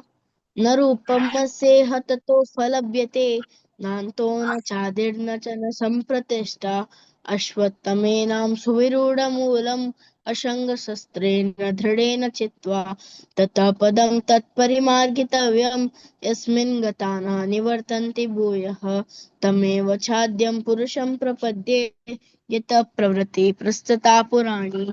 हरे कृष्ण। हरे कृष्णा। निर्मानमोहाजितसङ्गजोषा अध्यात्मनित्या विनिवृत्तकामाः द्वन्द्वैर्विमुक्ता सुखदुःखसंज्ञैर्गच्छन्त्यमूढा पदमव्ययं तत् न तद्भासयते सूर्यो न शशाङ्को न पावकः यद्गत्वा न निवर्तन्ते तद्धाम परमं मम। हरे कृष्णा। हरे कृष्णा। ममैवांशो जीवलोके जीवभूतः सनातनः मनः षष्ठानीन्द्रियाणि प्रकृतिस्थानि कर्षति शरीरं यदवाप्नोति यच्चाप्युत्क्रामतीश्वरः गृहीत्वैतानि संयाति वायुर्गन्धानि वाशयात्। हरे कृष्णा। हरे कृष्ण। श्रोत्रं चक्षुस्पर्शनं च रसनं घ्राणमेव च अधिष्ठाय मनश्चायं विषयानुपसेवते उत्क्रामन्तं स्थितं वापि भुञ्जानं वा गुणान्वितं विमूढानानुपश्यन्ति पश्यन्ति ज्ञानचक्षुषः यतन्तो योगिनश्चैनं पश्यन्त्यात्मन्यवस्थितं यतन्तो प्रकृतात्मानो नैनं पश्यन्त्यचेतसः। हरे कृष्ण। हरे कृष्ण। यदादित्यगतं तेजो जगद्भासयतेऽखिलं यच्चन्द्रमसि यच्चाग्नौ तत्तेजो विद्धि मामकं गामाविश्य च भूतानि धारायाम्यहमोजसा पुष्णामि चौषधिः सर्वा सोमो भूत्वा रसात्मकः अहं वैश्वानरो भूत्वा प्राणिनां देहमाश्रितः प्राणापानसमायुक्तः पचाम्यन्नं चतुर्विधं। हरे कृष्ण। हरे कृष्ण। सर्वस्य चाहं हृदि सन्निविष्टो मत्तस्मृतिज्ञानमपोहनं च वेदैश्च सर्वैरहमेव वेद्यो वेदान्तकृद्वेदविदेव चाहं द्वाविमौ पुरुषौ लोके क्षरश्चाक्षर एव च क्षरः सर्वाणि भूतानि कूटस्थोऽक्षर उच्यते उत्तमः पुरुषस्त्वन्यः परमात्मेत्युदाहृतः यो लोकत्रयमाविश्य विभर्त्यव्यय ईश्वरः। हरे कृष्ण। हरे कृष्ण। यस्मात्क्षरमतीतोऽहम् अक्षरादपि चोत्तमः अतोऽस्मि लोके वेदे च प्रथितः पुरुषोत्तमः यो मामेवमसम्मूढो जानाति पुरुषोत्तमं स सर्वविद्भजति मां सर्वभावेन भारत इति गुह्यतमं शास्त्रम् इदमुक्तं मया नघ एतद्बुद्ध्वा बुद्धिमान् स्यात् कृतकृत्यश्च भारत ॐ तत्सदिति श्रीमद्भगवद्गीतासु उपनिषत्सु ब्रह्मविद्यायां योगशास्त्रे श्रीकृष्णार्जुनसंवादे पुरुषोत्तमयोगो नाम पञ्चदशोऽध्यायः। हरे कृष्ण कृष्ण कृष्ण हरे हरे हरे राम राम राम हरे हरे हरे कृष्ण. हरे कृष्णा. ಧನ್ಯವಾದ. ಪೂರ ಚರಡವಾನಿ ಭಾರಿ ಚಂದಕ್ಕೊಂದು ಸಂಗಿಲ್ಲಸ ಆರಾಧ್ಯ ಸಾಂಚರಡು ಇದೆಲ್ಲ ರೀತಿ ಮಸ್ತ್ ಇಂಟ್ರೆಸ್ಟ್ ಅಸ ಡೈಲಿ ಅವ ಭಗವದ್ಗೀತಾ ಶಿಕೈತಾನ तिची फर्स्ट कॉल करतो म्हाका मस्त मस्त धन्यवाद. फर्स्ट जावन नवे जावन जॉईन जालेले आराध्या हेगडे आणि प्रत्युषा शेणे आणि रामनाथ नायक मस्त मस्त धन्यवाद सांगता.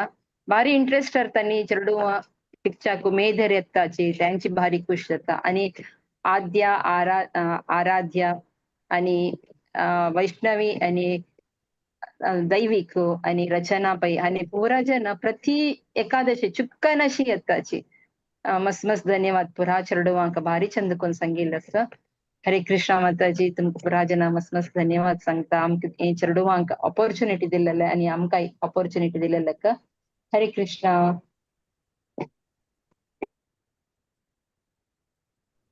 हरे कृष्णा माताजी.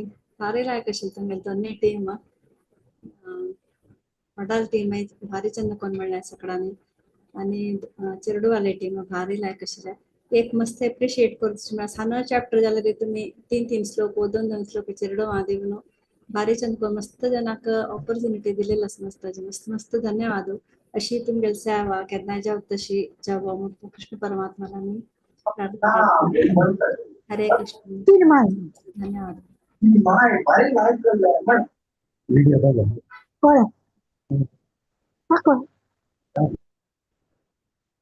हरे कृष्णा.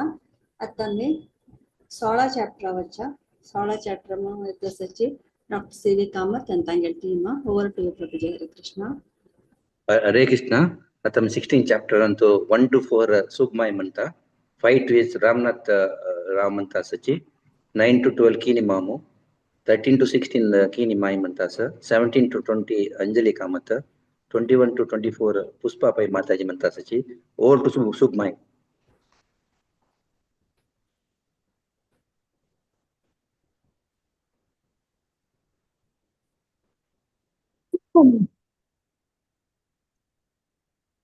सुखमाय.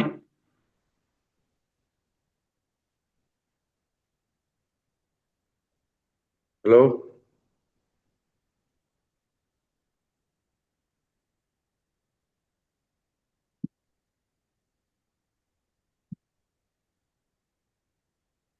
म्हणता मणियाची 1 to 4 money.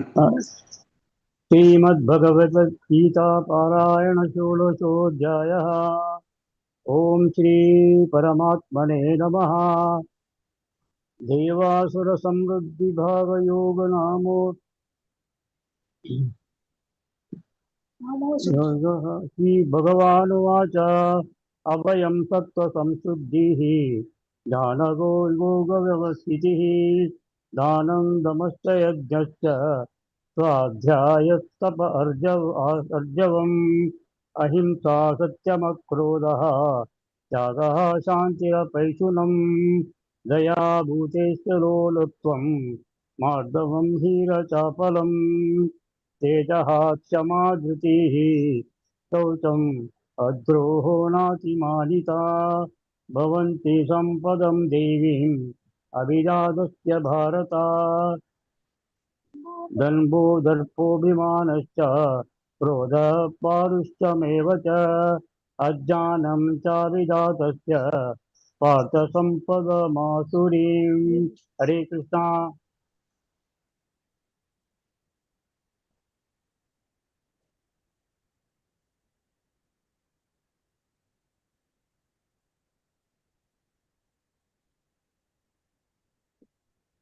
Hello Ramnath Rao. Hello.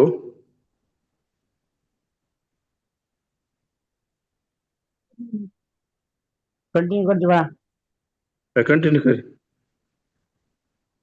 दैवी संपत्ति मोक्षाय निबंधाय सुरीमता मासु च संपदं देवीम् अभिजातोऽसि चाण्डव। गो भूत सर्गो लोकेऽस्मिन् देव आसुर एव च देवो विस्तरशः प्रोक्तः आसुरं पार्थ मे शृणु।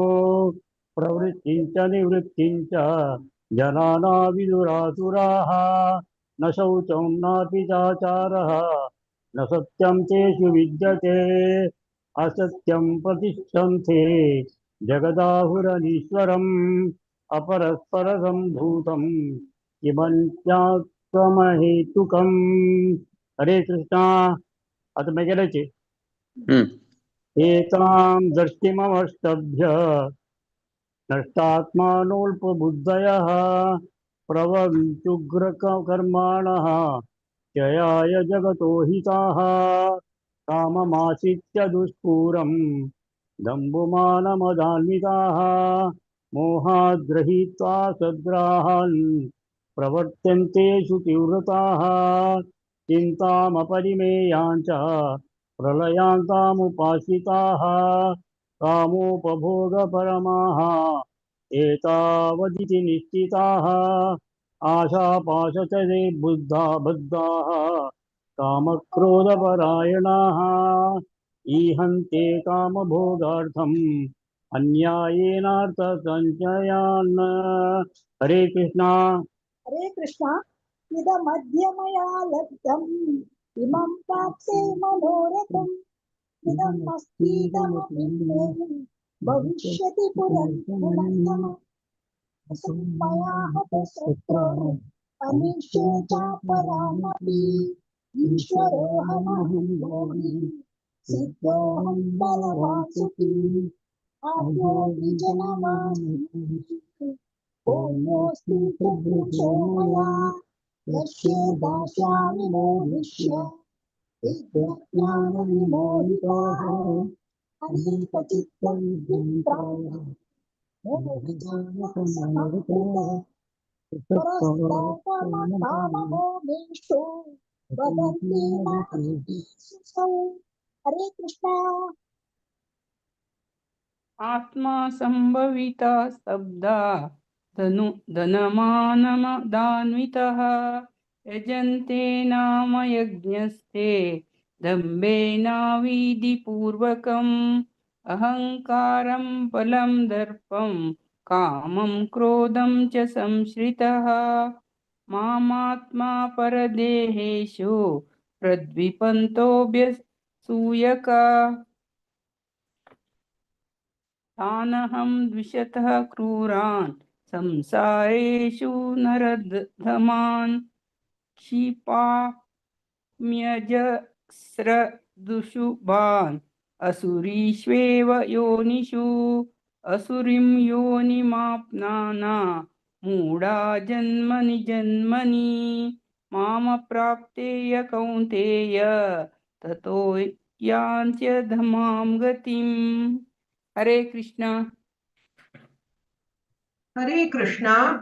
त्रिविधं नरकस्येदं द्वारन्नाशनमात्मनः कामः क्रोधस्तथा लोभस्तस्मादेतत्त्रयं त्यजेत् एतैर्विमुक्तः कौन्तेय तमोद्वारैस्त्रिभिर्नरः आचरत्यात्मनः श्रेयस्ततो याति परां गतिम् यः शास्त्रविधिमुत्सृज्य यः वर्तते कामकारतः न स सिद्धिमवाप्नोति न सुखं न पराङ्गतिम् तस्मात् शास्त्रं प्रमाणन्ते कार्याकार्यौ व्यवस्थितौ ज्ञात्वा शास्त्रविधानोक्तं कर्म कर्तुमिहार्हसि ॐ तत्सदिति श्रीमद्भगवद्गीतासु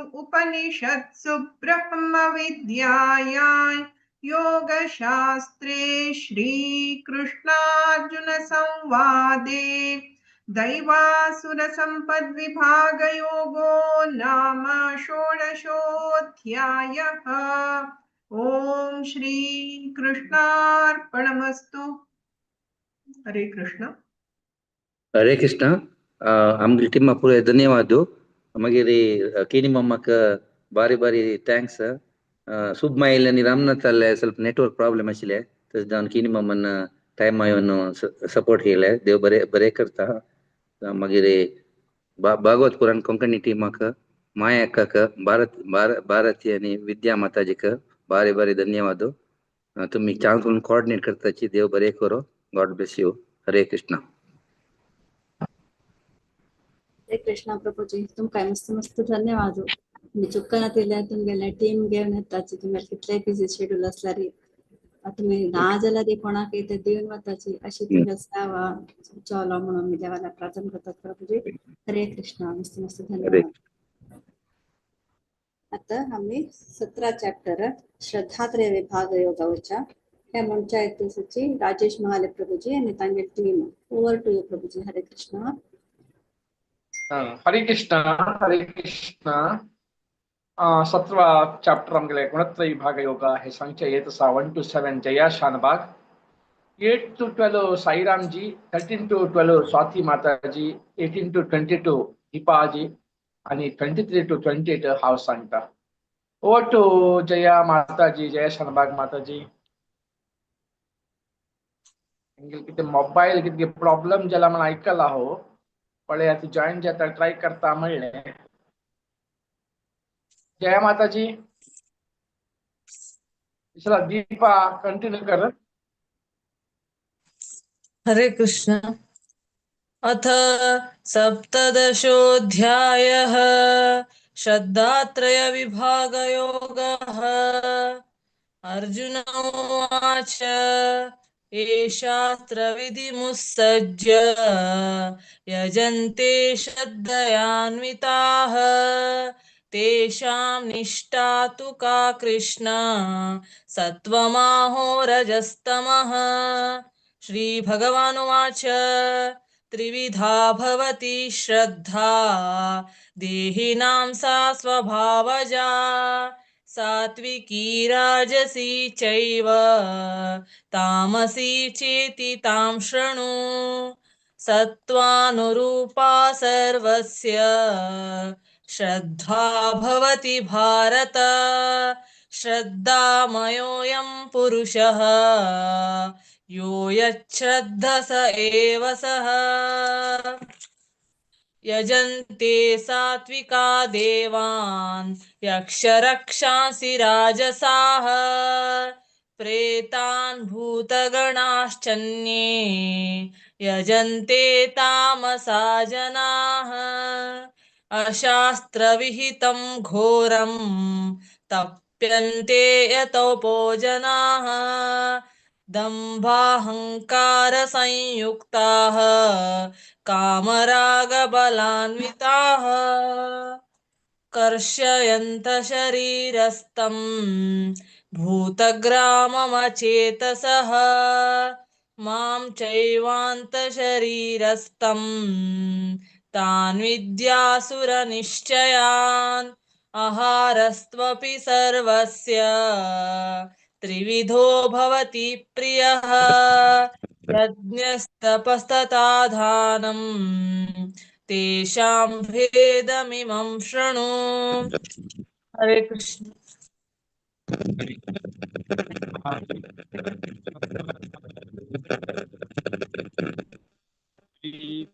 विवर्धनाः प्रस्या सिद्धा स्थिराः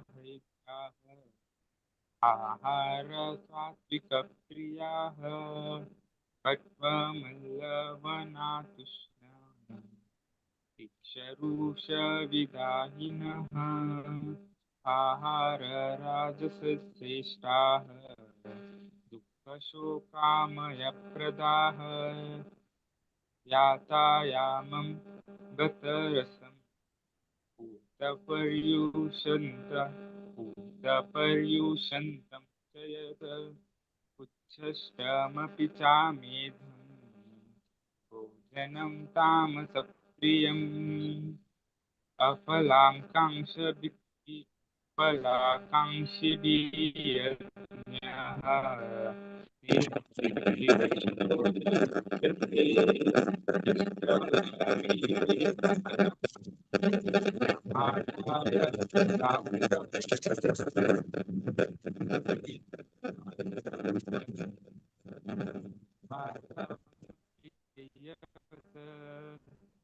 इज्जते भरतश्रेष्ठ हरे कृष्ण यज्ञ विद्धिराजसं हरे कृष्ण हरे कृष्ण विधिहीनमसृष्टान्नं मन्त्रहीनमदक्षिणं श्रद्धाविरहितं यज्ञं तामसं परिचक्षते देवद्विजगुरुप्राज्ञा पूजनं शौचमार्जवम् ब्रह्मचर्यमहिंसा च शारीरं तप उच्यते अनुद्वेगकरं वाक्यं सत्यं प्रियहितं च यत् स्वाध्यायाभ्यसनं चैव वाज्ञायं तप उच्यते मनः प्रसाद सौम्यत्वं मौनमात्मविनिग्रहः भावसंशुद्धिरित्येतत् तपोमानसमुच्यते श्रद्धया परया तप्तं तपस्तत्त्रिविधं नैरः अपलाकाङ्क्षिभिर्युक्तेः सात्विकं परिचक्षते हरे कृष्ण हरे कृष्ण सत्कारमानपूजार्थं तपोदम्भेन चैव यत् क्रियते तदिह प्रोक्तं राजसं चलमध्रुवम् मूढग्राहेणात्मनो यत् पीडया क्रियते तपः परस्योत्सादनार्थं वा तत्तामसमुदारतम् दातव्यमिति यद्दानं दीयतेनुपकारिणे देशे काले च पात्रे च तद्दानं सात्विकं स्मृतम् यत्तु प्रत्युपकारार्थं फलमुद्देश्य वा पुनः दीयते च परिक्लिष्टं तद्दानं राजसंस्मृतम् आदेशकाले यद्दानम् अपात्रेभ्यश्च दीयते असत्कृतमवज्ञातं तत्तामसमुदारतम् हरे कृष्ण ओम तत्सदिति निर्देशः ब्रह्मणस्त्रिविध स्मृतः ब्राह्मणास्तेन वेदाश्च यज्ञाश्च विहिता पुराम् तस्माद्दोमित्युदावृत्य यज्ञदानतपक्रियाः प्रवर्तन्ते विधानोक्ताः सततं ब्रह्मवादिनाम् तदित्यनभिसन्धाय फलं यज्ञतपक्रियाः दानक्रियाश्च विविधाः क्रियन्ते मोक्षकाङ्क्षिभिः सद्भावे साधुभावे च सदित्येतत् प्रयुज्यते प्रशस्ते कर्मणि तथा सच्चब्दः पार्थयुज्यते यज्ञे तपसि दाने च स्थिति सदिति चोच्यते कर्म चैव तदर्थीयं सदित्येवाभिधीयते अश्रद्धया हुतं दत्तं तपस्तप्तं कथं च यतम् असदित्युच्यते पार्थ न तत्तत्रेत्य नो इह ओम तत्सत् इति मद्भगवद्गीतासु उपनिषत्सु ब्रह्मविद्यायां योगशास्त्रे श्रीकृष्णार्जुन संवादे श्रद्धात्रय विभागयोगो नाम सप्तदशोऽध्यायः। हरे कृष्ण कृष्ण कृष्ण हरे हरे, हरे राम राम राम हरे हरे। आयच्या आमकां ही कोंकणी पुराण आहे कृपा बद्दल आमकां श्रद्धात्रय विभाग योगा बद्दल प्रारंभिक श्लोक जया शानबागान सांगची शिल्लक एक आमगे पठण चालू जावचे पहिले फोन केले मोबाईल प्रॉब्लेम जाला म्हणून नंतर आम्ही कशी केली ऍडजस्ट केला आता तशी त्या आज दीपान स्वातीन आणि साईराम आज बालचंद्रकन सांगला असत हाय लास्ट श्लोक सांगता आमकां एक अवकाश प्रति समय तक आमकां उडगास करचे जिनके अध्याय आमकां संपर्क करचे की माया माताजी भारती माताजी विनोदा भावी माताजी उठलो आमकां बाळा कितें म्हणटात आमकां आमकां आमी निद्रा एच्चर करता तशी आसा ताणें ताका तांगेलें आरोग्य तांकां बी बरेपण जावन घेवन हे एक यज्ञा बद्दल तेणे भाग जावन आसात तांकां देव बरो कर म्हणून हांव देवाक प्रार्थना करता सर्वे जना सुखिना भवन्तु म्हणून हांव प्रार्थना करता बरो कर कल्याण कर एक अवकाश दिल्याक कोंकणी भागवत पुराण ग्रुपाक अनंत अनंत धन्यवाद अर्पण करत आसा। हरे कृष्णा प्रभुजी मस्त मस्त धन्यवाद चुकनातिले तुम्ही तुमगेले सेवा प्रति एकादशीक दिता आसताची अशी तुम्ही मुखार केन्नाय सेवा दिवका म्हणून हांव भागवत पुराण कोंकणी तर्फे रिक्वेस्ट करता मात्र प्रभुजी। हरे कृष्णा धन्यवाद। आता कडे चॅप्टर मोक्ष संन्यास योग हे ಮುಂಚೆ ತುಳಸಿ ಹರಗ್ರೇಶ್ ಜಯ ಗೌರಾಂಗ ಮಾತಾಜಿ ಅಂತ ಗೆಲ್ತೀಮ और माताजी। हरे कृष्णा। हरे कृष्ण माताजी दंडवत प्रणाम सगळ्यांक। आमकां आज अष्टादशोध्याय मोक्ष संन्यास योग पठन करून दिल्ले आसा। आमगेले टिमाचे रिसायटर्स नाव सांगता 1 to 6 सुषमा माताजी, 7 to 12 शांति शानुभाग माताजी, 13 to 18 करुणा भट्ट माताजी, 19 to 24 भक्त प्रथमेश, 25 to 30 भक्त प्रद्युम्न, 31 to 36 श्यामला भट्ट माताजी, 37 to 42 हीरा कामत माताजी, 43 to 47 बालकृष्ण नायक, 48 to 52 नयना नायक माताजी, 53 to 58 गंगा कुडवा माताजी, 59 to 64 Shekhar करांजे Prabhuji, 65 to 71 Annapurna पै माताजी, 72 to 78 हांव सांगता। हरे कृष्णा। ओवर टू यू सुषमा माताजी। जॉइन द लंच वे जॉइन जायनीच माताजी कोणी सांगना तिला सचकी प्रज्ञा वाकडे माताजी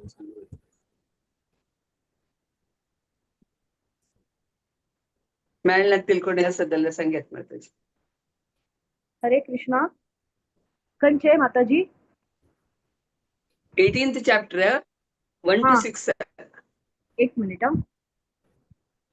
ते स्टार्टिंगाची म्हाका हे ना म्हणच्याक ते स्टार्टिंगाची हांव सांगता। ओम नमो भगवते वासुदेवाय। अथ अष्टादशोऽध्यायः मोक्ष संन्यास योगः। सांगा माताजी। हरे अर्जुन उवाच संन्यास्य महाबाहो तत्त्वं तच्छा इच्छामि वेदितुं त्यागस्य च ऋषिकेश रथत्येषि निषूदना। श्रीभगवानुवाच काम्यानां कर्मणां रतिन्यासं संन्यासं कवयो विदु सर्वकर्मफलत्यागं राहुस्त्यागं विचक्षणा त्याजं दोषवदैत्य इत्येके कर्म प्राहुर्मनीषिणा यज्ञदानतपकर्म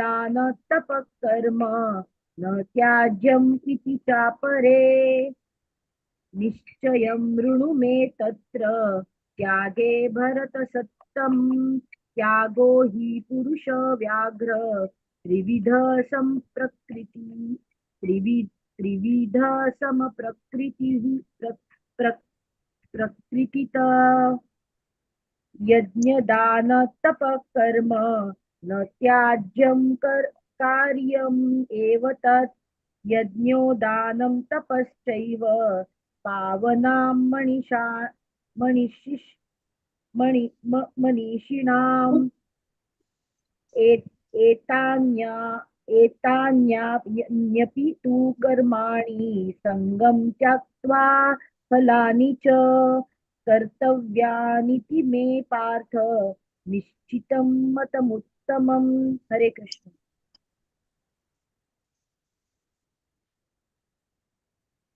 ಶಾಂತಿ ಶಾನುಭಾಗ್ ಮಾತಾಡಿ ಅನ್ಪುಣ್ಯಾಸೋ ಮಾತಾಜಿ ಶ್ಲೋಕ ಮೇಳ್ನತ್ತಿಲಿ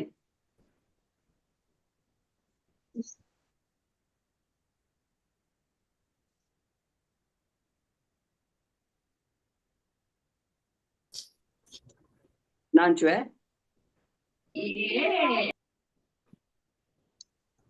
आवा म्हणते माताजी. हरे कृष्ण. हरे कृष्ण. 7 to 12. नियतस्य तु संन्यास कर्मणो नोपपद्यते मोहातस्य परित्याग तामस परिकीर्तितः दुःखमित्येव यत्कर्म कायक्लेश भयात् त्यजेत् स कृत्वा राजसं त्यागं नैव त्यागफलं लभेत् कार्यमित्येव यत्कर्म नियतं क्रियतेऽर्जुन संगं त्यक्त्वा फलं चैव स त्याग सात्विको मतः न द्वेष्ट्य कुशलं कर्म कुशलेनानुसज्जते त्यागी सत्त्वसमाविष्टो मेधावी छिन्न संशयः न हि देहभृता शक्यं त्यक्तुं कर्माण्यशेषतः यस्तु कर्मफलत्यागी स त्यागीत्यभिधीयते अनिष्टमिष्टं मिश्रं च त्रिविधं कर्मणः फलं भवत्यत्यागिनां प्रेत्य न तु सन्न्यासिनां क्वचित्। हरे कृष्ण। हरे कृष्ण।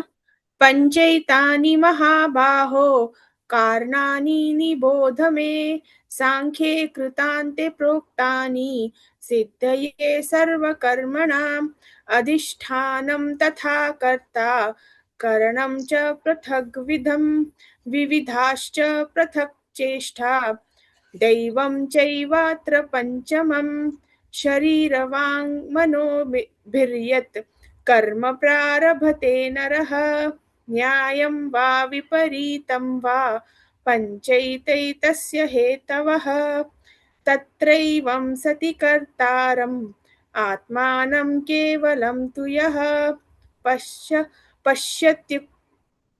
पश्यत्यकृतबुद्धित्वात् न स पश्यति दुर्मतिः यस्य नाहङ्कृतो भावः बुद्धिर्यस्य न लिप्यते हत्वापि स इमान् लोकान् न हन्ति न निबध्यते ज्ञानं ज्ञेयं परिज्ञाता त्रिविधा कर्म चोदना करणं कर्म कर्तेति त्रिविधः कर्म संग्रहः। हरे कृष्ण। हरे कृष्ण।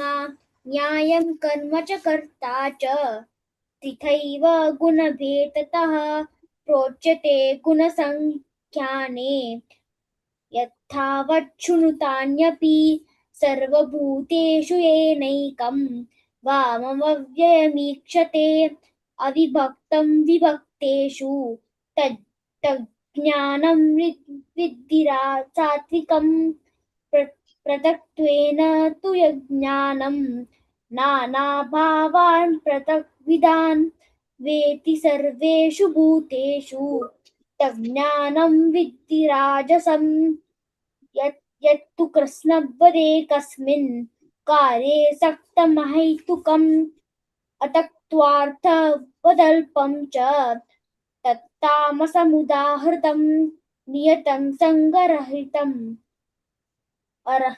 रागद्वेषतकृतम् अफलप्रेप्सुक्ना कर्म यतत् सात्विकमुच्यते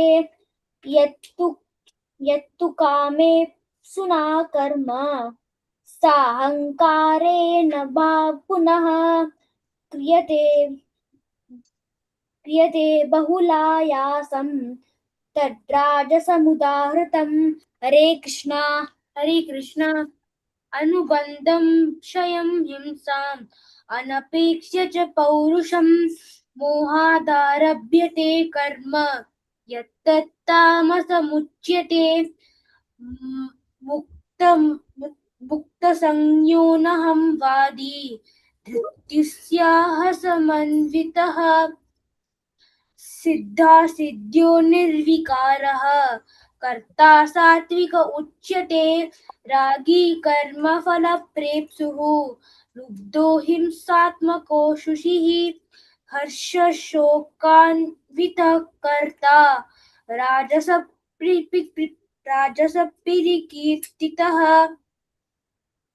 अयुक्तप्राकृतस्तब्धः शठो नैष्कृतिकोलसः विषादी दीर्घसूत्री च कर्ता तामस उच्यते बुद्धेर्देनं श्रद्धे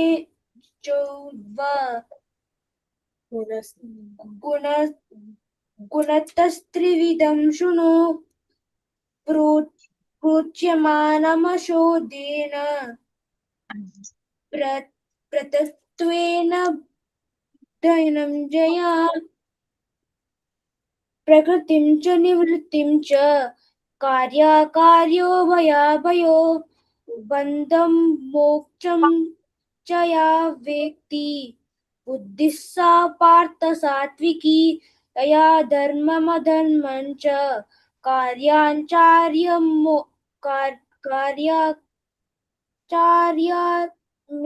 च अयतावत् श्यामला भट माताजी श्लोक ना त्यांनी आज ना चिताची सांगतास. अच्छा हा सांगू सांग सांगा ना. यतावत् प्रजानाति बुद्धिस्सा पार्थ राजसी अधर्मं धर्ममिति या मन्यते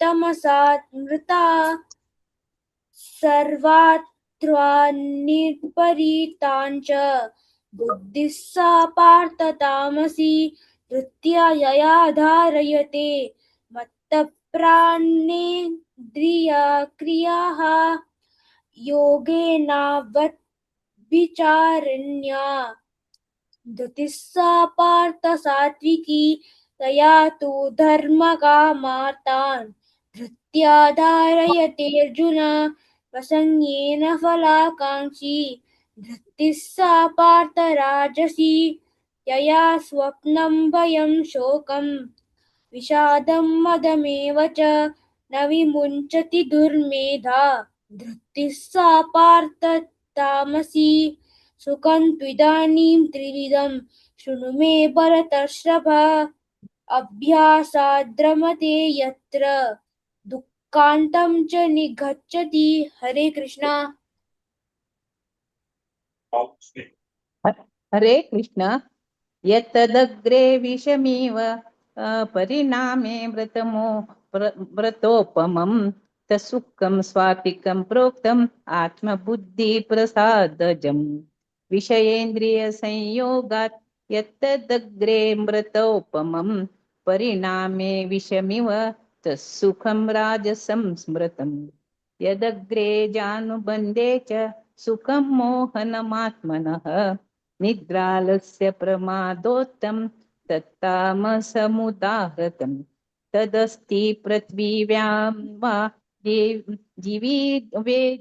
देवेषु वा पुनः सत्वं प्रकृतिर्जैर्मुक्तं यदेभिः स्यात् त्रिभिर्गुणैः ब्राह्मणक्षत्रियविशां शूद्राणां च परं तप कर्माणि प्रविभक्तानि स्वभावप्रभवैर्गुणैः शमोदमस्तपः शौचं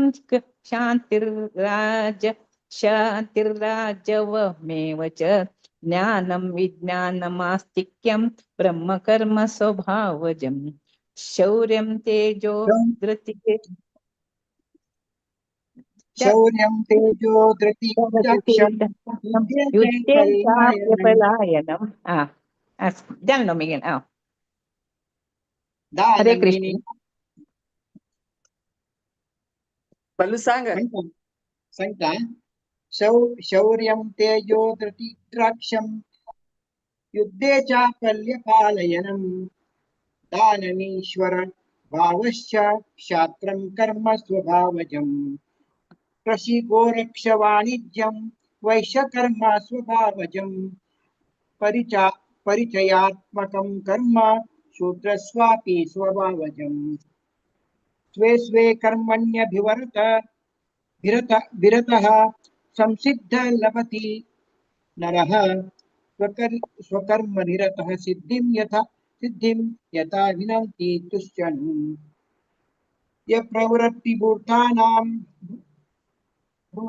भूतानां येन सर्वमिदं ततं सर्वकर्माणि तमभ्यश्च सिद्धिं विनन्ति मानवः श्रेयान् सर्वधर्म विगुणः परमार्थ तनुष्ठितात् स्वभावनियतं कर्मण्याप्ति विषम् हरे सहजं कर्म कौन्तेय सुदोषमपि न त्यज्यते सर्वारम्भ हि दोषेण धूमेनाग्निवावृता आसक्त बुद्धि सर्वत्र जितात्मा विगता स्मः नैष्कर्म सिद्धिं परमां संन्याससेनाधिगच्छति सिद्धिं प्राप्तो यथा ब्रह्म तथाप्तो निबोध मे समासेनैव कौन्तेय निष्ठजानस्य या परा बुद्ध्या विशुद्धया युक्तो धृत्वात्मानं नियम्य च शब्दादिन विषयास्तक्त्वा रागद्वेष उदस्य च विविक्तसेवी लघ्वाशी यथा वक्काय मानसा ध्यानयोगपरो नित्यं वैराग्यं समुपाश्रितः हरे कृष्ण अहंकारं बलं दर्पं कामं क्रोधं परिग्रहं विमुच्य निर्ममः शान्तो ब्रह्मभूयाय कल्पते ब्रह्मभूतः प्रसन्नात्मा न शोचति न काङ्क्षति समः सर्वेषु भूतेषु मद्भक्तिं लभते परां भक्त्या मामभिजानाति यावान् तत्त्वतः ततो मां तत्त्वतो ज्ञात्वा विशते तदनन्तरं सर्वकर्माण्यपि सदा कुर्वाणो मद्व्यपाश्रयः मत्प्रसादादवाप्नोति शाश्वतं पदमव्ययम् चेतसा सर्वकर्माणि मयि सन्न्यस्य मत्परः बुद्धियोगमुपाश्रित्य मच्चित्तः सततं भव मच्चित्तः सर्वदुर्गाणि मत्प्रसादात् तरिष्यसि अथ चेत्त्वमहङ्कारात् न श्रोष्यसि विनक्ष्यसि हरे कृष्ण हरे कृष्ण यदहंकारम् आश्रित्य न योत्स्य इति मन्यसे मिथ्यैष व्यवसायस्ते प्रकृतिस्त्वां नियोक्ष्यति स्वभावजेन कौन्तेय निबद्धः स्वेन कर्मणा कर्तुं नेच्छसि यन्मोहात् करिष्यस्य वशोऽपितात् ईश्वरः सर्वभूतानां हृद्देशेऽर्जुन तिष्ठति भ्रामयन् सर्वभूतानि यन्त्रारूढानि मायया तमेव शरणं गच्छ सर्वभावेन भारत, तत्प्रसादात् परां शान्तिं स्थानं प्राप्स्यसि शाश्वतम्। इति ते ज्ञानमाख्यातं गुह्यात् गुह्यतरं मया, विमर्शेत् तद् शेषेण यथेच्छसि तथा कुरु। सर्वगुह्यतमं भूयः शृणु मे परमं वचः, इष्टोऽसि मे दृढमिति ततो वक्ष्यामि ते हितम्। हरे कृष्ण। हरे कृष्ण। मन्मना भव मद्भक्तो मद्याजी मां नमस्कुरु, मामे वैश्यसि सत्यं ते प्रतिजाने प्रियोऽसि मे। सर्वधर्मान् परित्यज्य मामेकं शरणं व्रज, अहं त्वा सर्वपापेभ्यो मोक्षयिष्यामि मा शुचः। इदं ते नातापस्काय नाभक्ताय कदाचन, न चाशुश्रूषवे वाच्यं न च मां योऽभ्यसूयति। य इमं परमं गुह्यं मद्भक्तेष्वभिधास्यति, भक्तिं मयि परां कृत्वा मामे वैशत्य संशयः। न च तस्मान्मनुष्येषु कश्चिन्मे प्रियकृत्तमः, भविता न च मे तस्मात् अन्यः प्रियतरो भुवि। अद्येषते च इमं धर्म्यं संवादमावयोः, ज्ञानयज्ञेन तेनाहम् इष्टस्यामति मे मतिः। श्रद्धावाननसूयश्च शृणुयादपि यो नरः, सोऽपि मुक्तः शुभां लोकान् प्राप्नुयात् पुण्यकर्मणाम्। हरे कृष्ण। हरे कृष्ण। कच्चिदेतत् श्रुतं पार्थ त्वय्येकाग्रेण चेतसा, कच्चित् ज्ञानसम्मोहः प्रनष्टस्ते धनञ्जय। अर्जुन उवाच नष्टो मोहः स्मृतिर्लब्ध्वा त्वत्प्रसादात्मयाच्युत, स्थितोऽस्मि गतसन्देहः करिष्ये वचनं तव। सञ्जय उवाच इत्यहं वासुदेवस्य पार्थस्य च महात्मनः, संवादमिमम श्रौषम् अद्भुतं रोमहर्षणम्। व्यासप्रसादात् श्रुतवान् एतत् गुह्यमहं परम्, योगं योगेश्वरात् कृष्णात् साक्षात् कथयत स्वयम्। राजन् संसृत्य संवादमिममद्भुतं, केशवार्जुनयोः पुण्यं हृष्यामि च मुहुर्मुहुः। तच्च संसृत्य रूपमत्यद्भुतं हरेः, विस्मयो मे महान् राजन् हृष्यामि च पुनः पुनः। यत्र योगेश्वरः कृष्णो यत्र पार्थो धनुर्धरः, तत्र श्रीविजयो भूतिः ध्रुवा नीतिर्मतिर्मम। ॐ तत्सत् इति श्रीमद्भगवद्गीतासु उपनिषत्सु ब्रह्मविद्यायां योगशास्त्रे श्रीकृष्णार्जुनसंवादे मोक्षसन्न्यासयोगो नाम अष्टादशोऽध्यायः। हरे कृष्णा कृष्ण कृष्णा हरे हरे, हरे राम राम राम हरे हरे। हरे कृष्णा. आज 18 अध्याय पठन केलेले पूर्ण जनाक मस्त मस्त धन्यवाद. मस्त लायक करून मेळिल्लें आसा. आणि बालकृष्ण नायक आणि आमगे शेखर करांजे प्रभुजी हांकां मस्त धन्यवाद. केन्नाय येवन जॉइन जाताची सेवा दिता तुमगेले मस्त धन्यवाद. तशींच सुषमा शिंदे माताजी